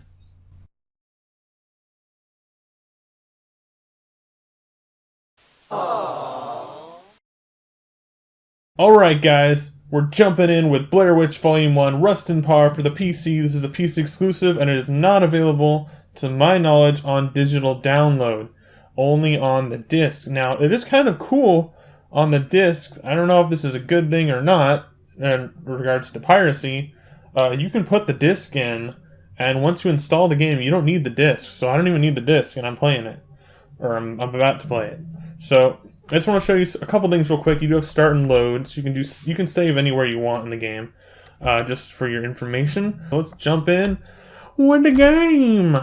And it asks you a story to play. I'm not sure why. Maybe it's for the other games. Maybe there's multiple stories. I haven't played this enough to know either way. And you can choose normal and hard for combat or puzzles, and you can mix and match. So I'm just gonna keep it at normal for this little playthrough.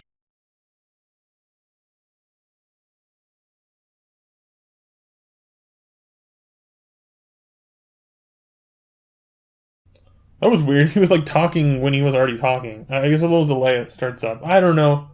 It's probably because it's old and it's on a new PC and it's a little buggy, I guess, because it's not the same Windows. I don't know.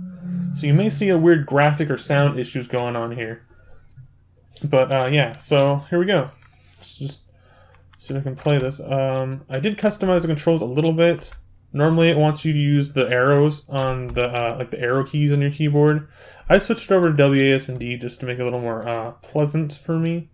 Okay guys, now the controls are a little wonky here, so bear with me if it looks like I'm doing something really dumb. Let's jump in with the game. This is right at the start.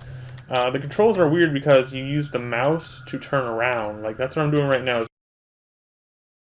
And then use like the keyboard to strafe, basically. It's sort of like Resident Evil tank controls a little bit, but it's a little more confusing because instead of just having like you got your thumbsticks or something like that, that's not a good example there, but you have your mouse and keyboard, so you're a little spaced out. So let's just continue on. Not too much yet.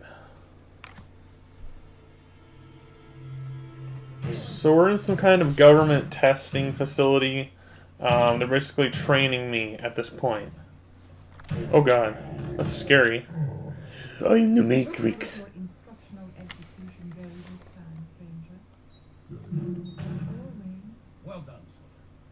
It does have voice acting, so I did turn on the subtitles.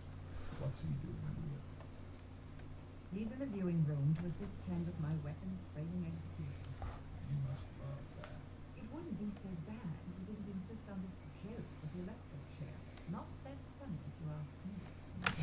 I don't know. What's that with you? My recorder and notebook. I'll be mapping out the course in my field notes and I'm testing my new recorder. It is pretty dark, isn't it? I don't know if it's just me, but it seems really dark in this game. I checked the options for a brightness setting. I didn't see anything, so we're gonna have to bear with it if it's dark. Let's do this.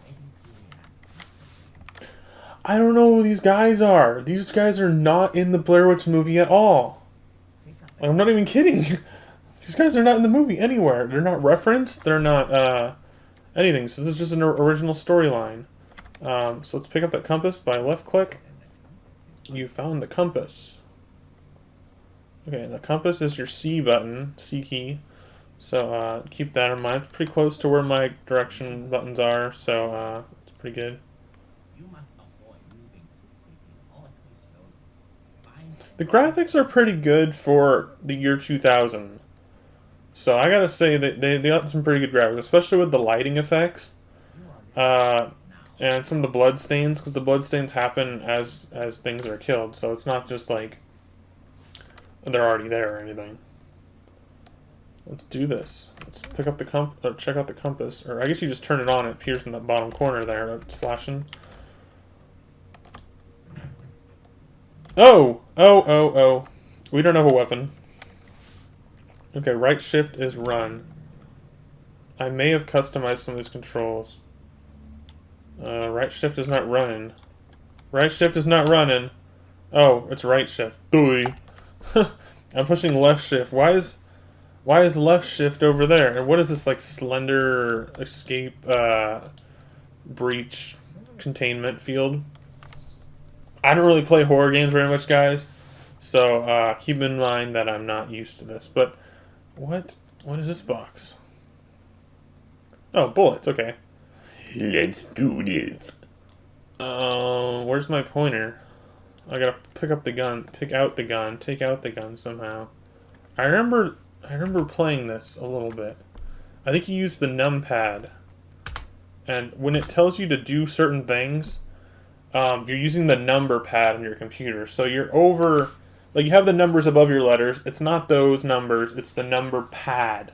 So you're using that. So I got my gun out. You can aim with the mouse. You have a little targeting reticle, and you just kind of bam, bam, bam. Gotcha. Good job. Oh my god, his face is like... I don't know what that looked like, guys, but that hurt. So, that's what his face looks like. It looks like it hurts. I don't know. My eyes are not closing either. That's my scary voice. Sorry, guys, if that annoys you. But, you can change the sensitivity in the options screen. But I'm going to keep it at this because this is what my mouse is, and it just seems perfect. Can I go in there? Oh, put the gun away.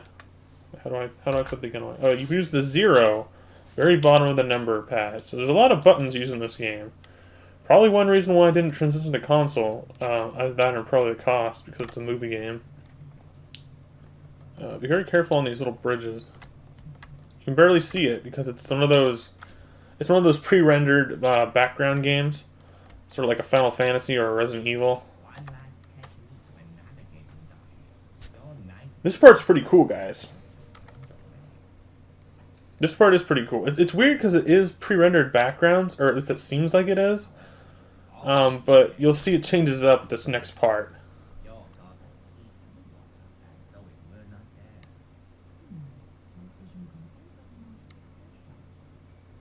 Okay, so you can get night vision goggles. N is the goggles and F is the flashlight. So we're going to put on the N. And then it switches to a first-person perspective. See, it's weird because it's like the game's rendered, pre-rendered, it looks like, but then it goes here and it's just like, it's 3D. And you can take them off. So let's go back here. And I'll show you. See, switch to that and you can look around. So there's the bridge, and there's where we came in. Now, it's pretty cool because you can also turn on the flashlight, so you can, because it's really dark and you can't see, like, then you can see and stuff. It kind of reminds me when you go inside a building on Fester's Quest. It's probably not a good thing. So let's go through here. Oh no.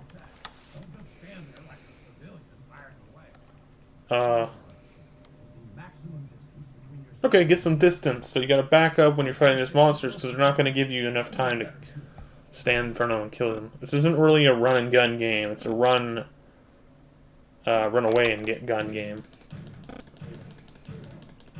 There just seems to be a little bit of auto-targeting going on. I'm trying to switch to my night vision and it's not. You know where I am. Oh, I'm getting kicked. I'm getting attacked. Get off me, fool. Like, I seriously cannot see what I'm doing there. That's why they have the night vision, but I don't know, I wasn't switching. Okay. Hey, do it.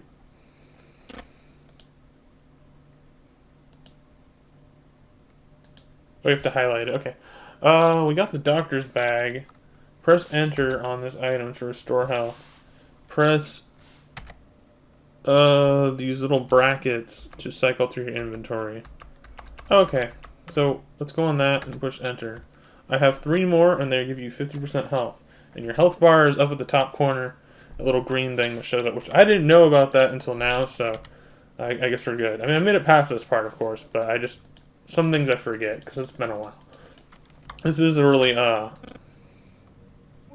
don't know, it's not really that complicated, it's just, it feels a little different than most games, so it's a little confusing.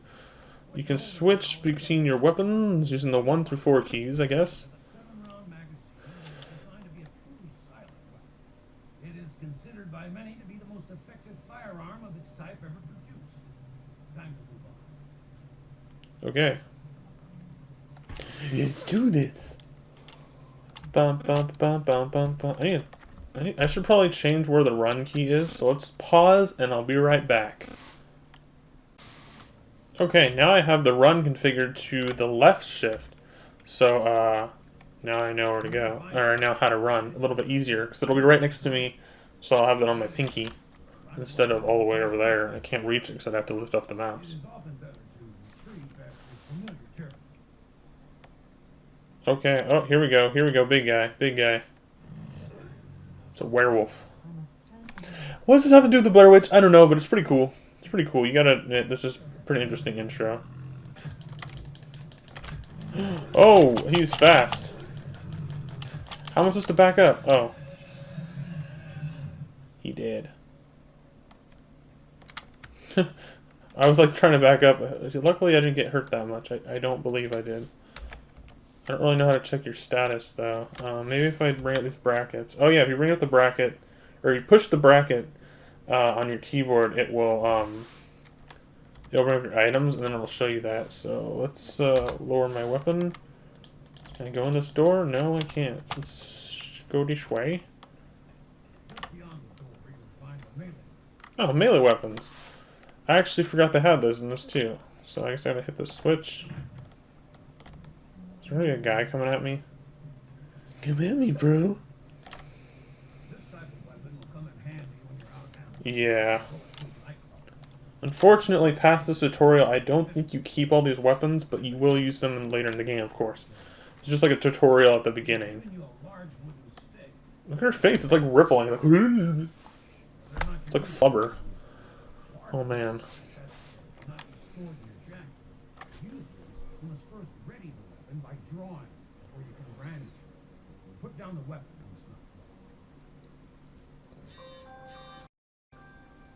Okay, so I pushed insert on my keyboard.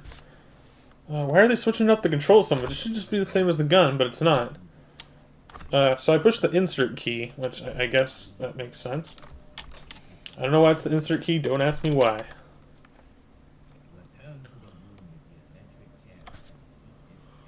Alright, let's do this. Quit jibba-jabbing, bibba-blabbing. I may need my map for this. The map is tab. Okay, well, I already got it, so we're all good. Dun dun dun dun dun dun dun. Oh, oh no! We're bringing out the guns.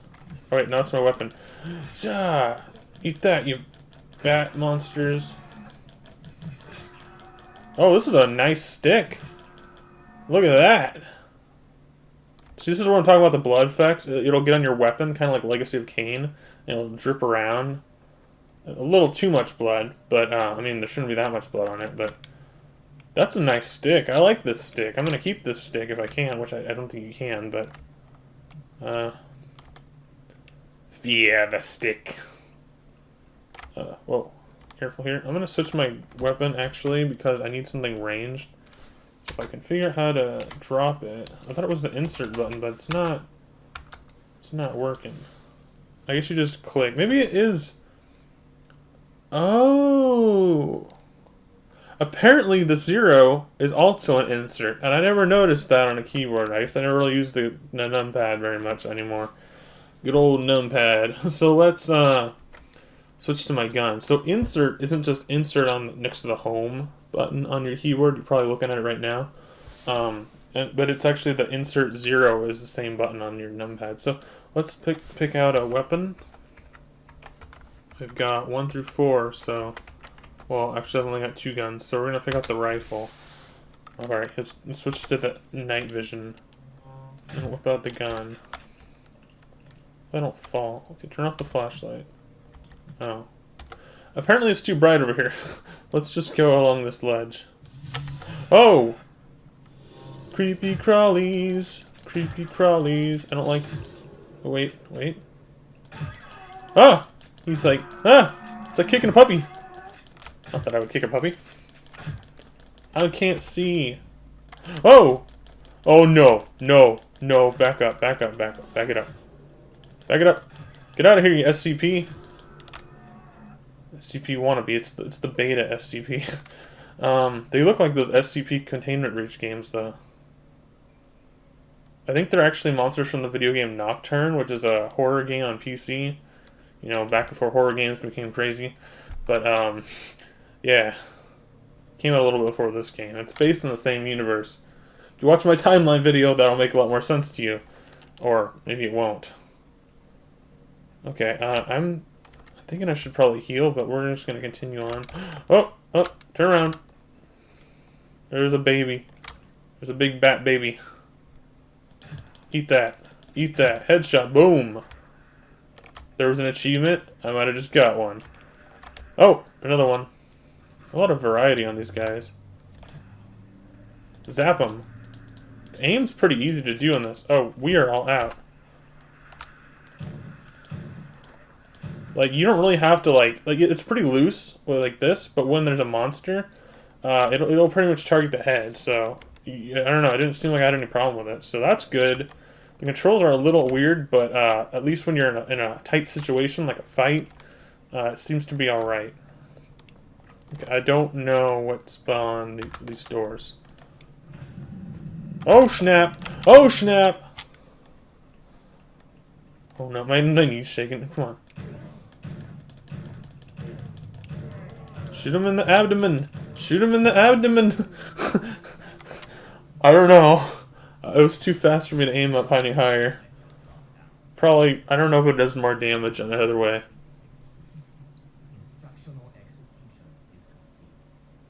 Your training is complete. You are not a Jedi yet.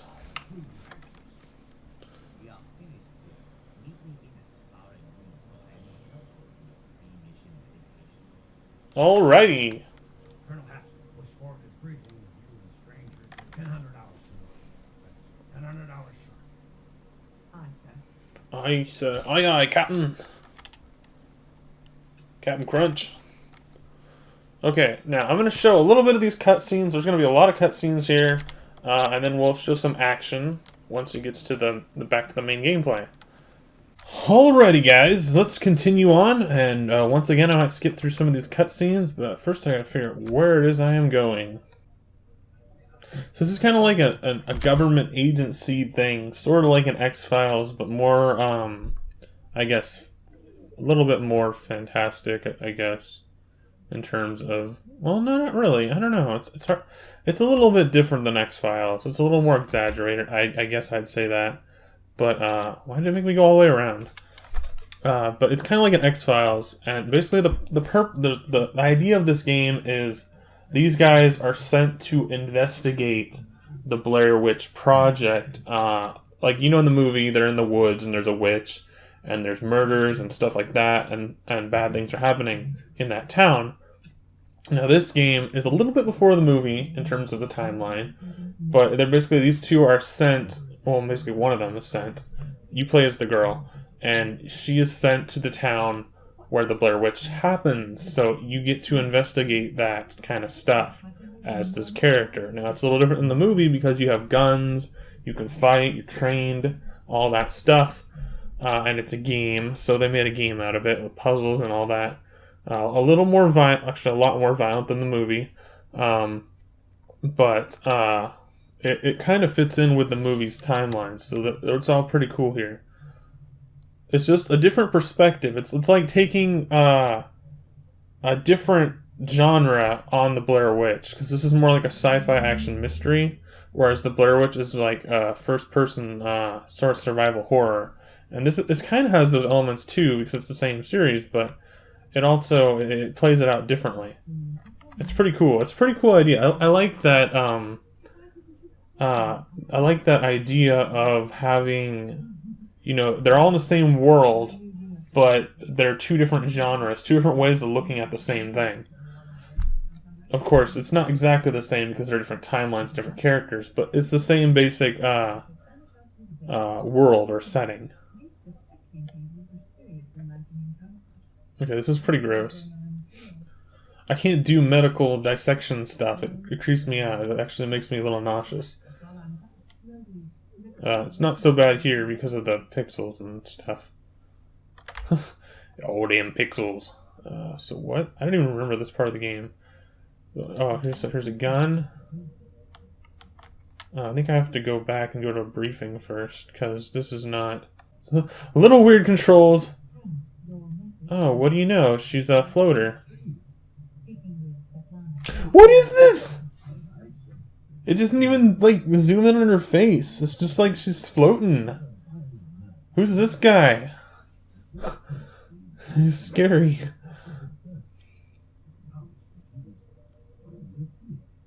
Yeah, this is basically what I explained, but, yeah.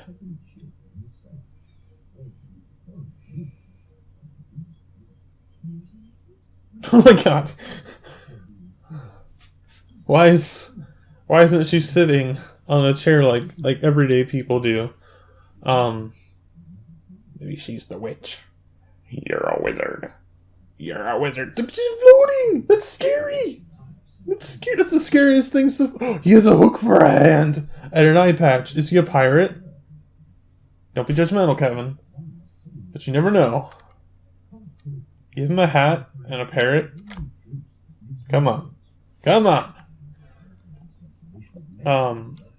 Okay, so we're looking for a ghost, witch, old woman, killer in the woods.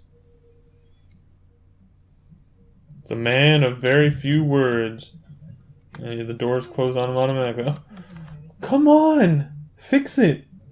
This should be one of those things where it's like, she sits down, and then the next scene, it transitions and she's fine. But she's not. And that happened last time I played this too, I believe. I don't know if it was at the same spot, but it was pretty much the same thing happened. I remember there was a part where she was floating, and it was just weird. I don't know. Why is her shirt always, like, moving? It'd be like if I was sitting here and I was, like, always windblown while I was just standing still talking.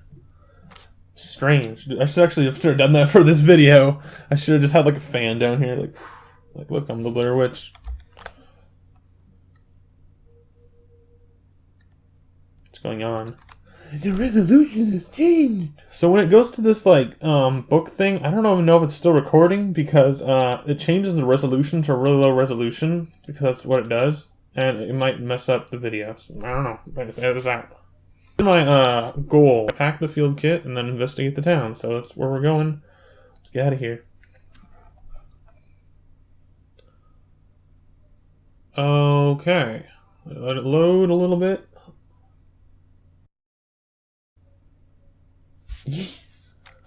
Go. Now I already know where to go because I went there first. So let's go in this doorway and ooh.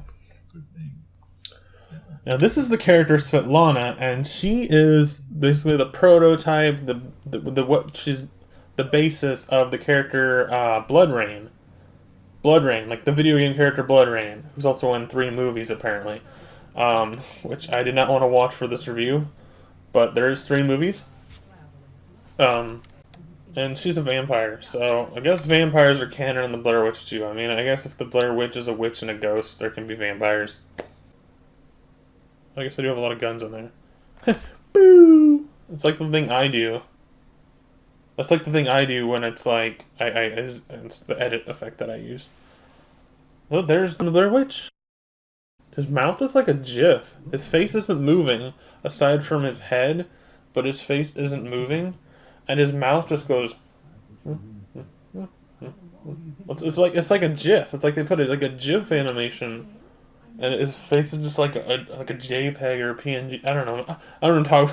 He's like, I'm a computer, and my face is a GIF. And he looks scared from the side. But yeah, it is this horror game. It's a horror game, guys. Okay, I think things are gonna jump out soon. I mean, like pick up. This game's not really that kind of scary. I mean, if I was playing this in the dark, I probably wouldn't even get scared. That's why I'm not playing it in the dark. I'm just playing it like my average video games. It's fun and entertaining, but it's not like super frightening. At least for me, it never was. And the second and third games are kind of like that as well. There's action and horror elements to it, but it's not like jump out of your seats or something like that, you know? It's not like a big horror scare fest. So here's the town. If the camera will change. So we got all this stuff. It's called Burkittsville, you know, the town from the movie. Looks a little different because it's in the past a bit. Those swing sets are kind of creepy. Maybe there's a ghost on them. Oh, I'm stuck. It's old school. That was a terrible pun, Kevin. Terrible pun. Okay, I don't really know where we're going, so I'm just gonna keep going. I remember this part, but I remember it being different. I don't think we go up there. That looks scary. But I have like a blank memory of this part. I think we're supposed to go maybe in the town hall.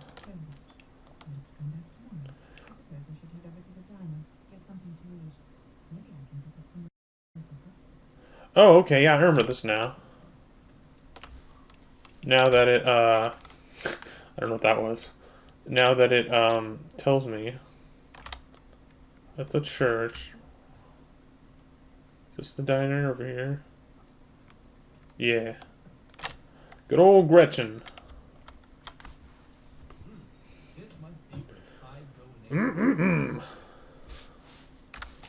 Okay, alrighty. Hey. Hey, boys. Wow, nice hand. Well, that means he doesn't want me to sit next to him? How rude. It's rude. Okay, Hi, honey. My name's Gretchen. Oh, there she is. There's the Gretchen herself. Oh, that guy. Gretchen here owns this place, and she's the best darn cook in the county. Oh, darn it.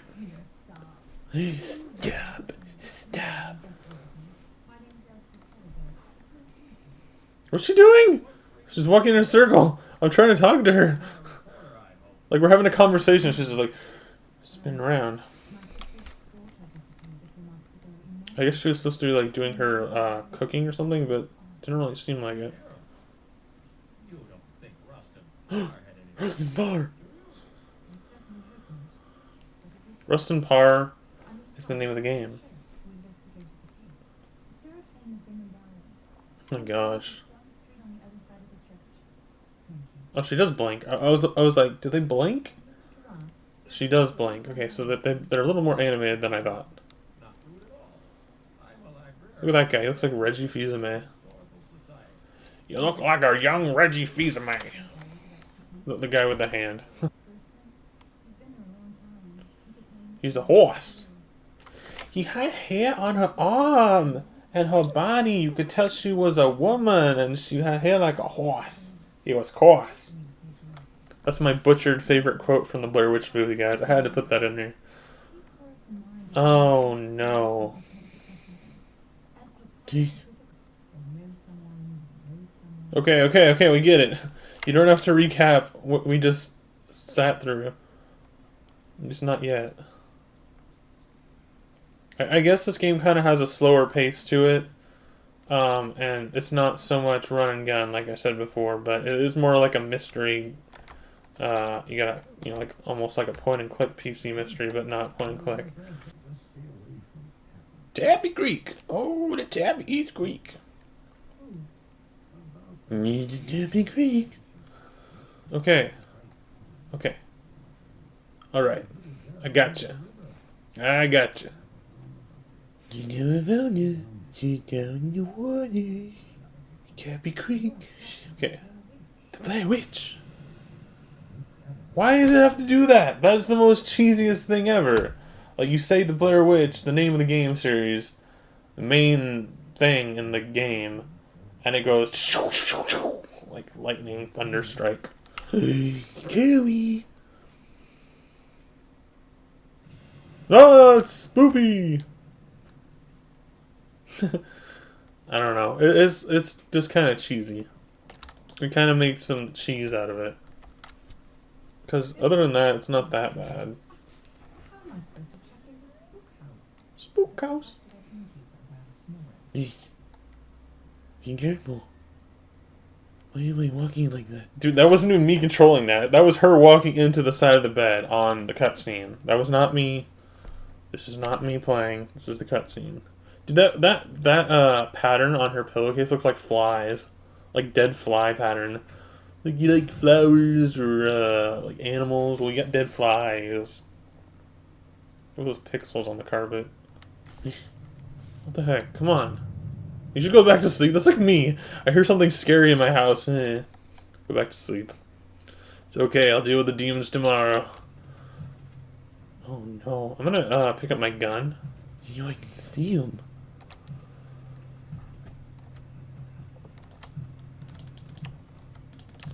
You don't know what's in there, but I'm bringing the big guns.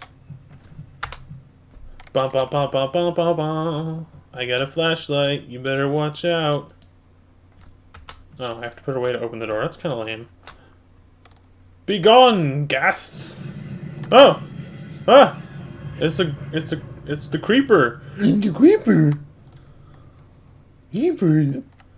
Those are links. It's pretty cool. Real-time reflection graphics there. I like that. I guess I'm gonna pick up all my weapons.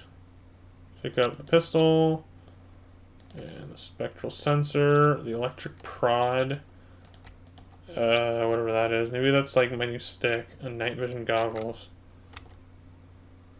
Oh yeah. Put on my sunglasses so I can see the aliens. It's like they live. Okay, let's get out of here. Let's go bust up some ghosts. Damn, I ain't afraid of no ghosts. Come on out. This is where the game gets good, guys. Okay, whip out my gun. Switch to spectral proximity sensor. Where is that thing? I don't know. I have this gun, which looks like something from Halo. Look at that. Yeah, it does. I don't know where my spectral proximity sensor is, so I'm going to pause and find that out, and I'm going to save as well. Okay, so it turns out that I had no key bound to the spectral proximity sensor. So I bound the shift key that I switched earlier. So there we go. I just got it up in that corner there, up there, where my flashlight's pointed, but it's in the corner. I'm going to turn on my compass as well, and then we should be good to go. That thing should indicate or flicker when there's a ghost, at least a ghost nearby. I don't know about all monsters. I'm also leaving my flashlight on, which you can toggle. Wait, this gun has a light too, and then I have a flashlight on my body. Oh, well that's cool. Let's blow this joint. Huh. I know you're out there. Oh, it's clicking. We got a clicker. We got a clicker. I'm assuming there'd be a cutscene before a monster flew out at me. Then again, there already was one. Let's go over here. Oh, let's go to the diner, actually. Let's go to the diner. The grab jack. Put my gun down, open the door. Oh. Well, apparently, I gotta track it. So let's get it tracking. Luckily, I have my sensor on. It's clicking over here. Oh, we're in the town hall. Whoa, what am I doing? Get on in. Oh, here we go. This is the right spot. I'm gonna whip out your gun right away. Anybody here? Hello? Hello? I'm breaking in. I'm gonna make you move. Going to sheriff's room. Oh, we can't go in there. I believe there is a weapon over here. Oh, an axe that you can steal, so. Cool beans. Let's jump on in. Wait. I'm bringing up my gun. I shot the sheriff. Ain't going to get me too. Hello? Sir? Excuse me. Sir? Are you... Sir? It's like Resident Evil 4. Oh, you can run backwards. Bam! Bam! Bam! Well, I didn't do anything! I'm sorry! I'm sorry! Whoa, we got him. We got the... I shot the sheriff! Oh, he's not dead. He's not dead. He's cackling! What is... No. Go. Sorry, the space bar's loudness, but... Oh. Wait. Whoa, he's climbing around. I think I switched my gun. This gun's not working. Get off me, you son of a biscuit-eating... Get off me. I can't move. I switched my gun. Die! What's wrong with you? yeah, really. Damites? Is this like Evil Dead? Or just like Deadites? No, this does not have any relation to Evil Dead, and I will not associate it with Evil Dead. Blood Rain, maybe, I'll accept that, but not Evil Dead. No, I can't go that far. I can't go that far. You're taking me down a path I cannot take. I need that gun. I need my flashlight too. Oh no! Whoa. Is the game lagging or no? Yes. The game decides to lag randomly. Just at that part. Maybe it was a slow motion sequence. I don't know, but where was that guy? There was like floater. Where'd he go? Oh, I killed. Whoa, he did. He really did. His legs are there and his body's all over there. It's a violent game, guys. I should have previewed this because in the movie's not this violent. It's just kind of scary and mysterious. Oh! Get out of my way, fool. Look what he's doing! What's he doing? Oh! Whoa! What just happened? Well, that takes care of that. What do I just like destroy the whole town? Game over, bro. Let's go to that diner. Go to the diner. Oh! Oh no, it's Harriet or whatever her name was. Oh no. What have I done? How will I get pies now? Ah, she's back. Oh no.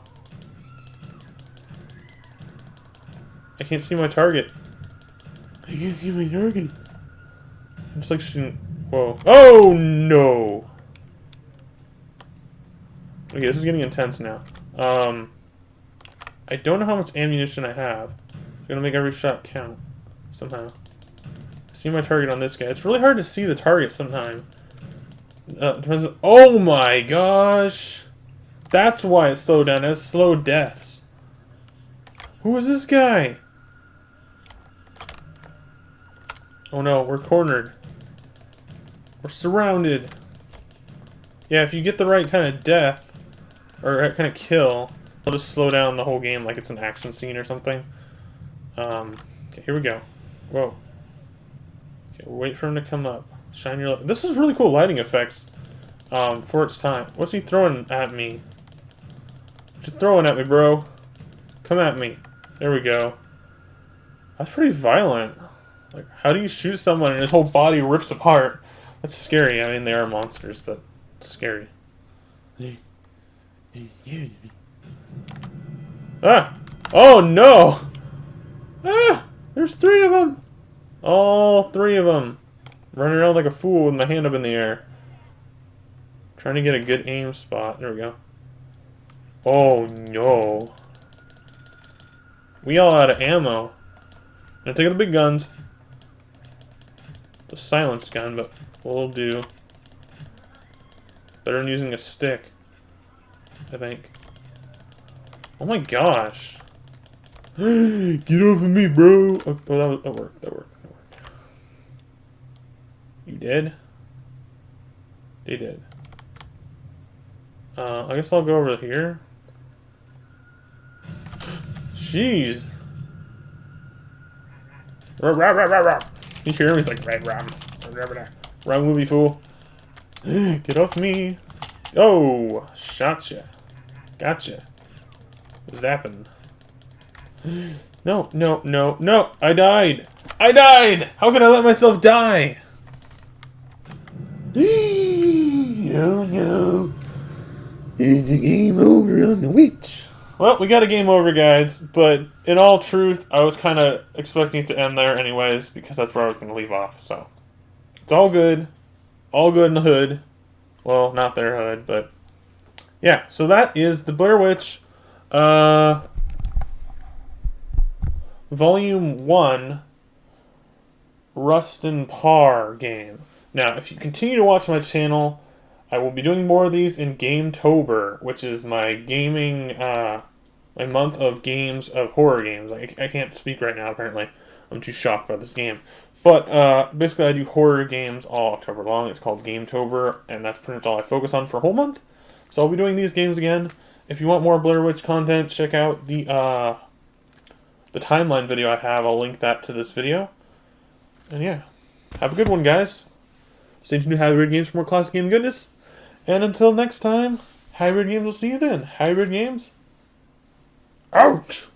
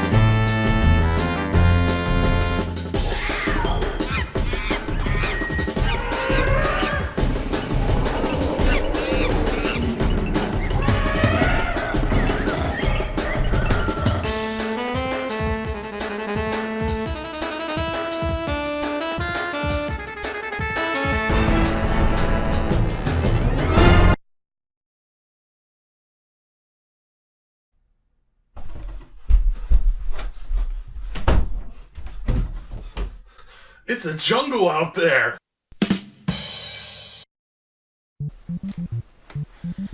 Going through a hike in the woods, that always reminds me of when I traveled across the country. Donkey Kong Country, that is. Yeah, Donkey Kong Country. One of my favorite Super Nintendo games of all time. It's part of a trilogy on the Super NES. Now, Donkey Kong Country is an action platforming game based on the original Donkey Kong Arcade, which was released for, well, the NES, the ColecoVision, Atari, and many other systems, including, of course, the arcade original. Now, Donkey Kong is one of my favorite video game icons. He's a great ape, Now, in Donkey Kong Country, you actually play as a different Donkey Kong. It's a little bit confusing because you see there's a character named Cranky Kong in the series. Now, Cranky Kong is actually the original arcade Donkey Kong that battled against Mario, once known as Jumpman, back in the day. So now you have a younger Donkey Kong, same name, not to be confused, but you have a younger Donkey Kong for a new generation of gamers. And this Donkey Kong, he has a sidekick now. His little buddy, Diddy. So he's got a little Diddy.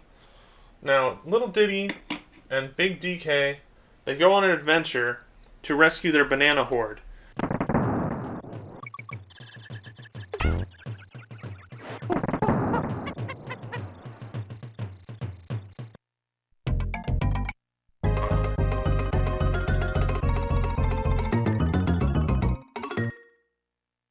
Now, the bananas are most important to Donkey Kong and his friends. So, in order to get back those bananas, they have to travel across the entire Donkey Kong Island with various terrain, various levels, various stages. Now, during these stages, they're looking for bananas. The bananas, once you get 100 of them, they will give you an extra life.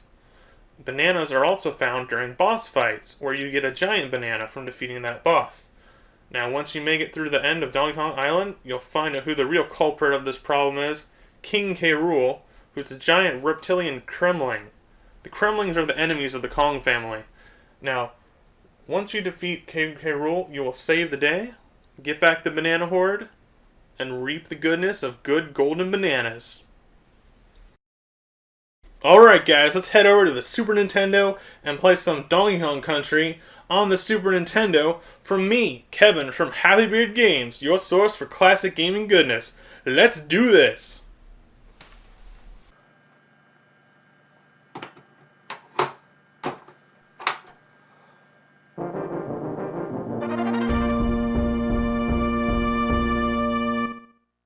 Alright guys, so you got one player. Pretty self-explanatory. You play with just DK and Diddy. You can swap them out at any time. You got two-player contest where you and another Donkey Kong Diddy for your second player, your friend, can compete against each other. Then you got two player in a team where one person's DK and the other person's Diddy and you switch off. Let's go to one player and start up Donkey Kong Country.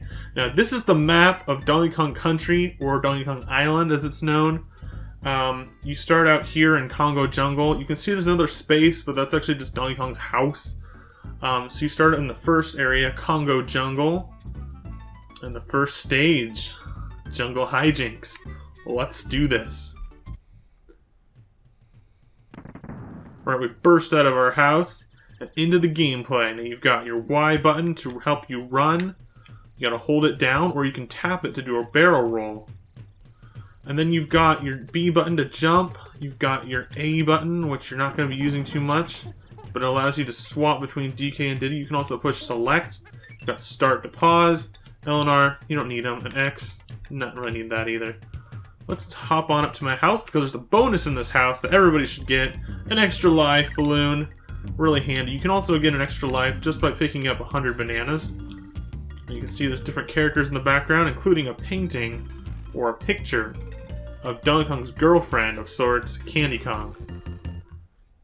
Let's burst on out of here. Boom. Let's check out our banana horde. Once again, the banana horde is missing, which is the main objective of this game. Now, funny enough, this part's actually optional. You don't have to walk in there and see that, but that does give some backstory to the game if you go in and check that out. These metal barrels you can actually ride on top of. All you gotta do is throw them on a wall, jump, and you'll land on it. Now, you can ride this first barrel on stage 1, Jungle Hijinks, throughout about half the stage actually. You can kill enemies along the way, so you don't really have to worry about anything. You don't even have to worry about dodging those coconuts. You can kill all these guys, and it'll lead you directly into a bonus room. By all means, that may not be the best way to complete this stage, but it does give you a good opportunity to get an extra life right at the start.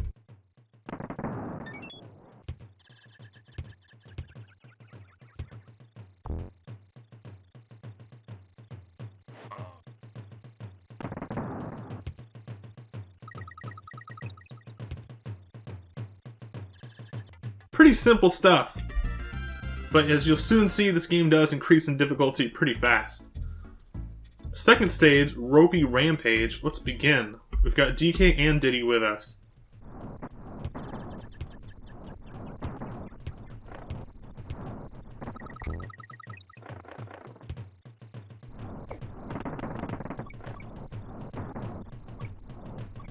Now these letters, like that K I just picked up, they spell out Kong. And if you find those, you'll get an extra life. They don't do anything else in this game, but they do give you an extra life.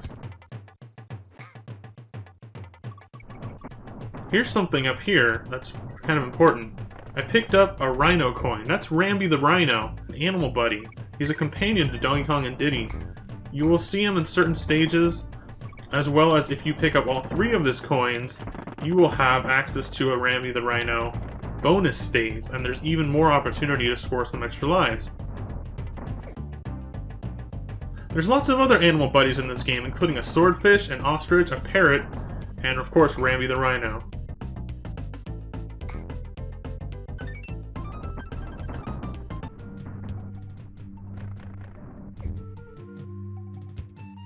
Alright, the storm is clear, and let's pick up that last letter. K-O-N-G, extra life from me. Alright, exit that stage. Now we've got something a little different along the way, and that is Cranky's cabin. We check out Cranky Kong, who I mentioned before as the original DK, so let's see what he has to say. I ain't got nothing left, so don't even ask. We used to have to survive with a 2-frame walk. He references a lot of old school things. He kinda acts like the grumpy grandpa. Sometimes our sprites used to change size for no apparent reason. We never had any of this fancy 3D stuff. Oh no, we had to survive on what we had. And what little we did have, we were happy with. Well, I've never seen anything like it. So he basically just is there to scold you. If you wait long enough, he'll give you some tips. Enjoy this demo while you can, it can't last much longer. Bounce on the fixed tires to hurdle obstacles and reach bonuses. So he will give you some tips if you wait through his scolding for a little while. Let's head on to the next level, Stage 3, Reptile Rumble in the caves. There we go. Now there is something else you can do with Donkey Kong. If you hold the down button and you press Y, you can slap the ground. Now in certain stages, mostly the cave stages, and sometimes the ice cave stages, you can get bananas from the ground in that way. You can also get them from rolling a barrel over them. So there's a couple ways you can get those out if you don't have Donkey Kong available. Here's a really easy bonus room that you can get to pretty easily as well, and all it does is just give you a lot of bananas. You don't have to push any buttons during that sequence. There will be levels where you have to travel from barrel to barrel, shooting out of each one at precise times. Now, in some cases, the barrels you have to push on your own with the button press. In some cases, they go automatically, so you have to watch out for the marking on that specific barrel.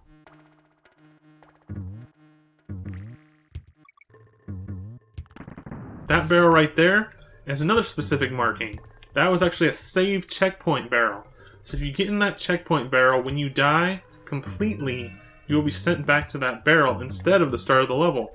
Helps you out when traversing the levels that are more difficult. Here's another one of those Animal Buddy coins. It's actually for Unguard the Swordfish. Now once you collect all 3, you'll enter a Swordfish bonus. They don't have to be on the same stage in that regards. They're not like the Kong letters, which I just picked up by the way, but they actually can be picked up across the game. It'll save to your file. This level has one of the best soundtracks in the game so far. Now the controls are a little different on this stage. I mean, they still play the same, but you're obviously not walking on the ground, you're swimming. So what you have here is mostly, you're pushing B to swim up, and you can also move around with the D-pad, but to go up, you're pushing the B button. So you gotta kind of time it right. You see these bananas, you always want to trust in the bananas, Donkey Kong. You always want to trust in those bananas, because they'll lead you to the right path. In almost all cases. Now, it'll lead me to Unguard the Swordfish. He's our first animal buddy on this stage. And we're going to ride him throughout the stage to get some secrets. And not only can you ride him to go faster, you can actually auto-attack with him. So if you swim up next to an enemy, he will auto-attack that enemy. Like this. You can also, if you want to, hold down the A button to get off of him.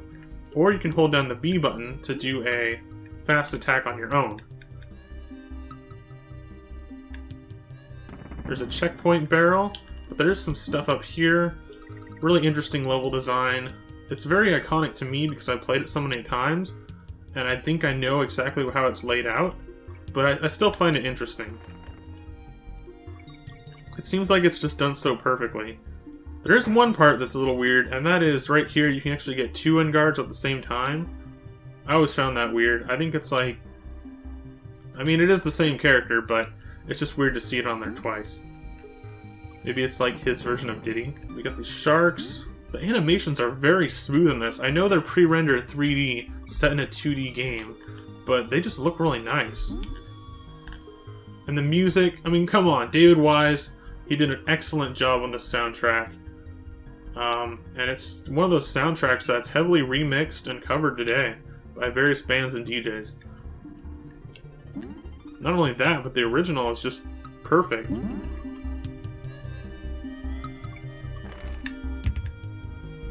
Kind of makes me feel like I'm swimming underwater.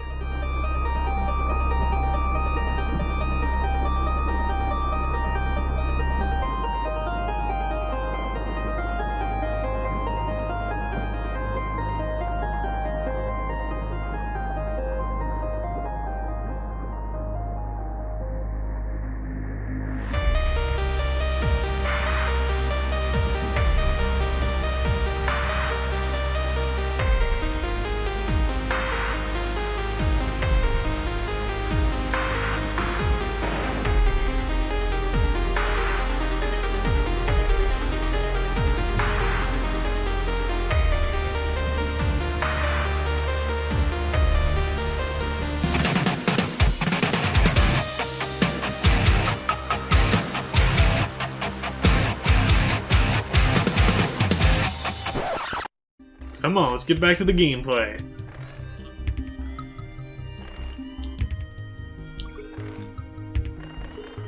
Now, a lot of these enemies in this game are set on patterns. There's not so much AI as there is patterns in this game. So if you can figure out the patterns, you'll be able to succeed on every level. It's sort of a trial and error kind of thing with this game. If you can figure out each pattern for each level, you can pretty much win every time. It just depends on how your skills are, from your hands to your controller, and your mindset. You have to get it right every time, because the patterns will stay the same, pretty much. They only change when sometimes Donkey Kong or Diddy comes closer to an enemy. It'll like activate the pattern, and then you'll basically just go. It's a pretty easy to understand concept, but when you're playing it, it can seem more difficult than it actually is. Now we've got Funky's Flights, another Kong level. It's not actually a level, it's just an area you can go to where you can meet another Kong. Now this one is Funky Kong. Funky Kong on Funky's Flights will allow you to, once you jump in his barrel, this is completely free, no tokens required, you can travel between level to level. Now, it sends you to different worlds on the map, and then once you click on that world, then you can go in here. Because normally when you complete a world, you can't go back to the world before it. In order to get back to another world and collect those much needed bonus games, you have to use Funky Flights. Let's continue to the next level, Barrel Cannon Canyon. Very good play on words there, Rare. Very good play. In this level, we have some secrets up here, so we're just going to take those for the sake of time. There's a whole bunch of secrets in this level. This isn't really so much of a bonus secret as it is a just like a shortcut, because it helps you skip a lot of the level. And it sends you right to the first checkpoint. Now, you can take out these guys. If you're careful, you can take out this guy too. There's several bonus rooms that I've been skipping on this playthrough, and there's quite a lot of them in the game. In fact, in order to complete this game on 101%, yes, 101, you have to get every bonus room in the game. Now, finding those is trickier than it is completing them, because you don't actually have to complete them, you just have to go into the rooms. Now, I've been skipping a lot of them in this playthrough. I'm not going for 100%, I'm just kind of showing you the game. But I do want to point out that it is important, if you want to complete this game fully, to get every bonus room. That's the main factor that adds to your percentage on your percentage of completing the game. Now here's one of those things where you gotta be careful. When looking at the art on the side of the barrels, you have, of course, the blank barrels, which is what I'm in right now, and you can push the button at any time to change to a different barrel, or it'll shoot you out of the barrel. Now those ones with the explosion effect sticker on them, those ones will fire automatically, so you have to watch out for those. And then of course there's things like the save barrels and the DK barrels, which the DK barrels you get another ditty from, and the, or DK, and then the save barrels I already explained. Okay. Oh no. Let's go back, get that G, get the Kong. Yeah! Let's exit this level. Now we move on to the last two portions of this video. One of them is Candy Kong's save point. Another one of the Kong family is Candy Kong. Now, her purpose in this game is she's basically the role of Donkey Kong's girlfriend, I guess, but she's also the save point. So, you know, many old games use either passwords or save points which are directly on the game. This doesn't use a memory card or anything like that, or a hard drive or anything like that. It just uses what's on the actual game card. So we have to save the game. So we saved it at that 8%. That was me on the third row. Now let's go up here, and you can do that any time. You don't have to just go there once. You can go there at any time as long as you have access to moving to a candy save point. And it, once again, doesn't cost you any coins or anything in this one. Alright, we got Very Naughty's Lair.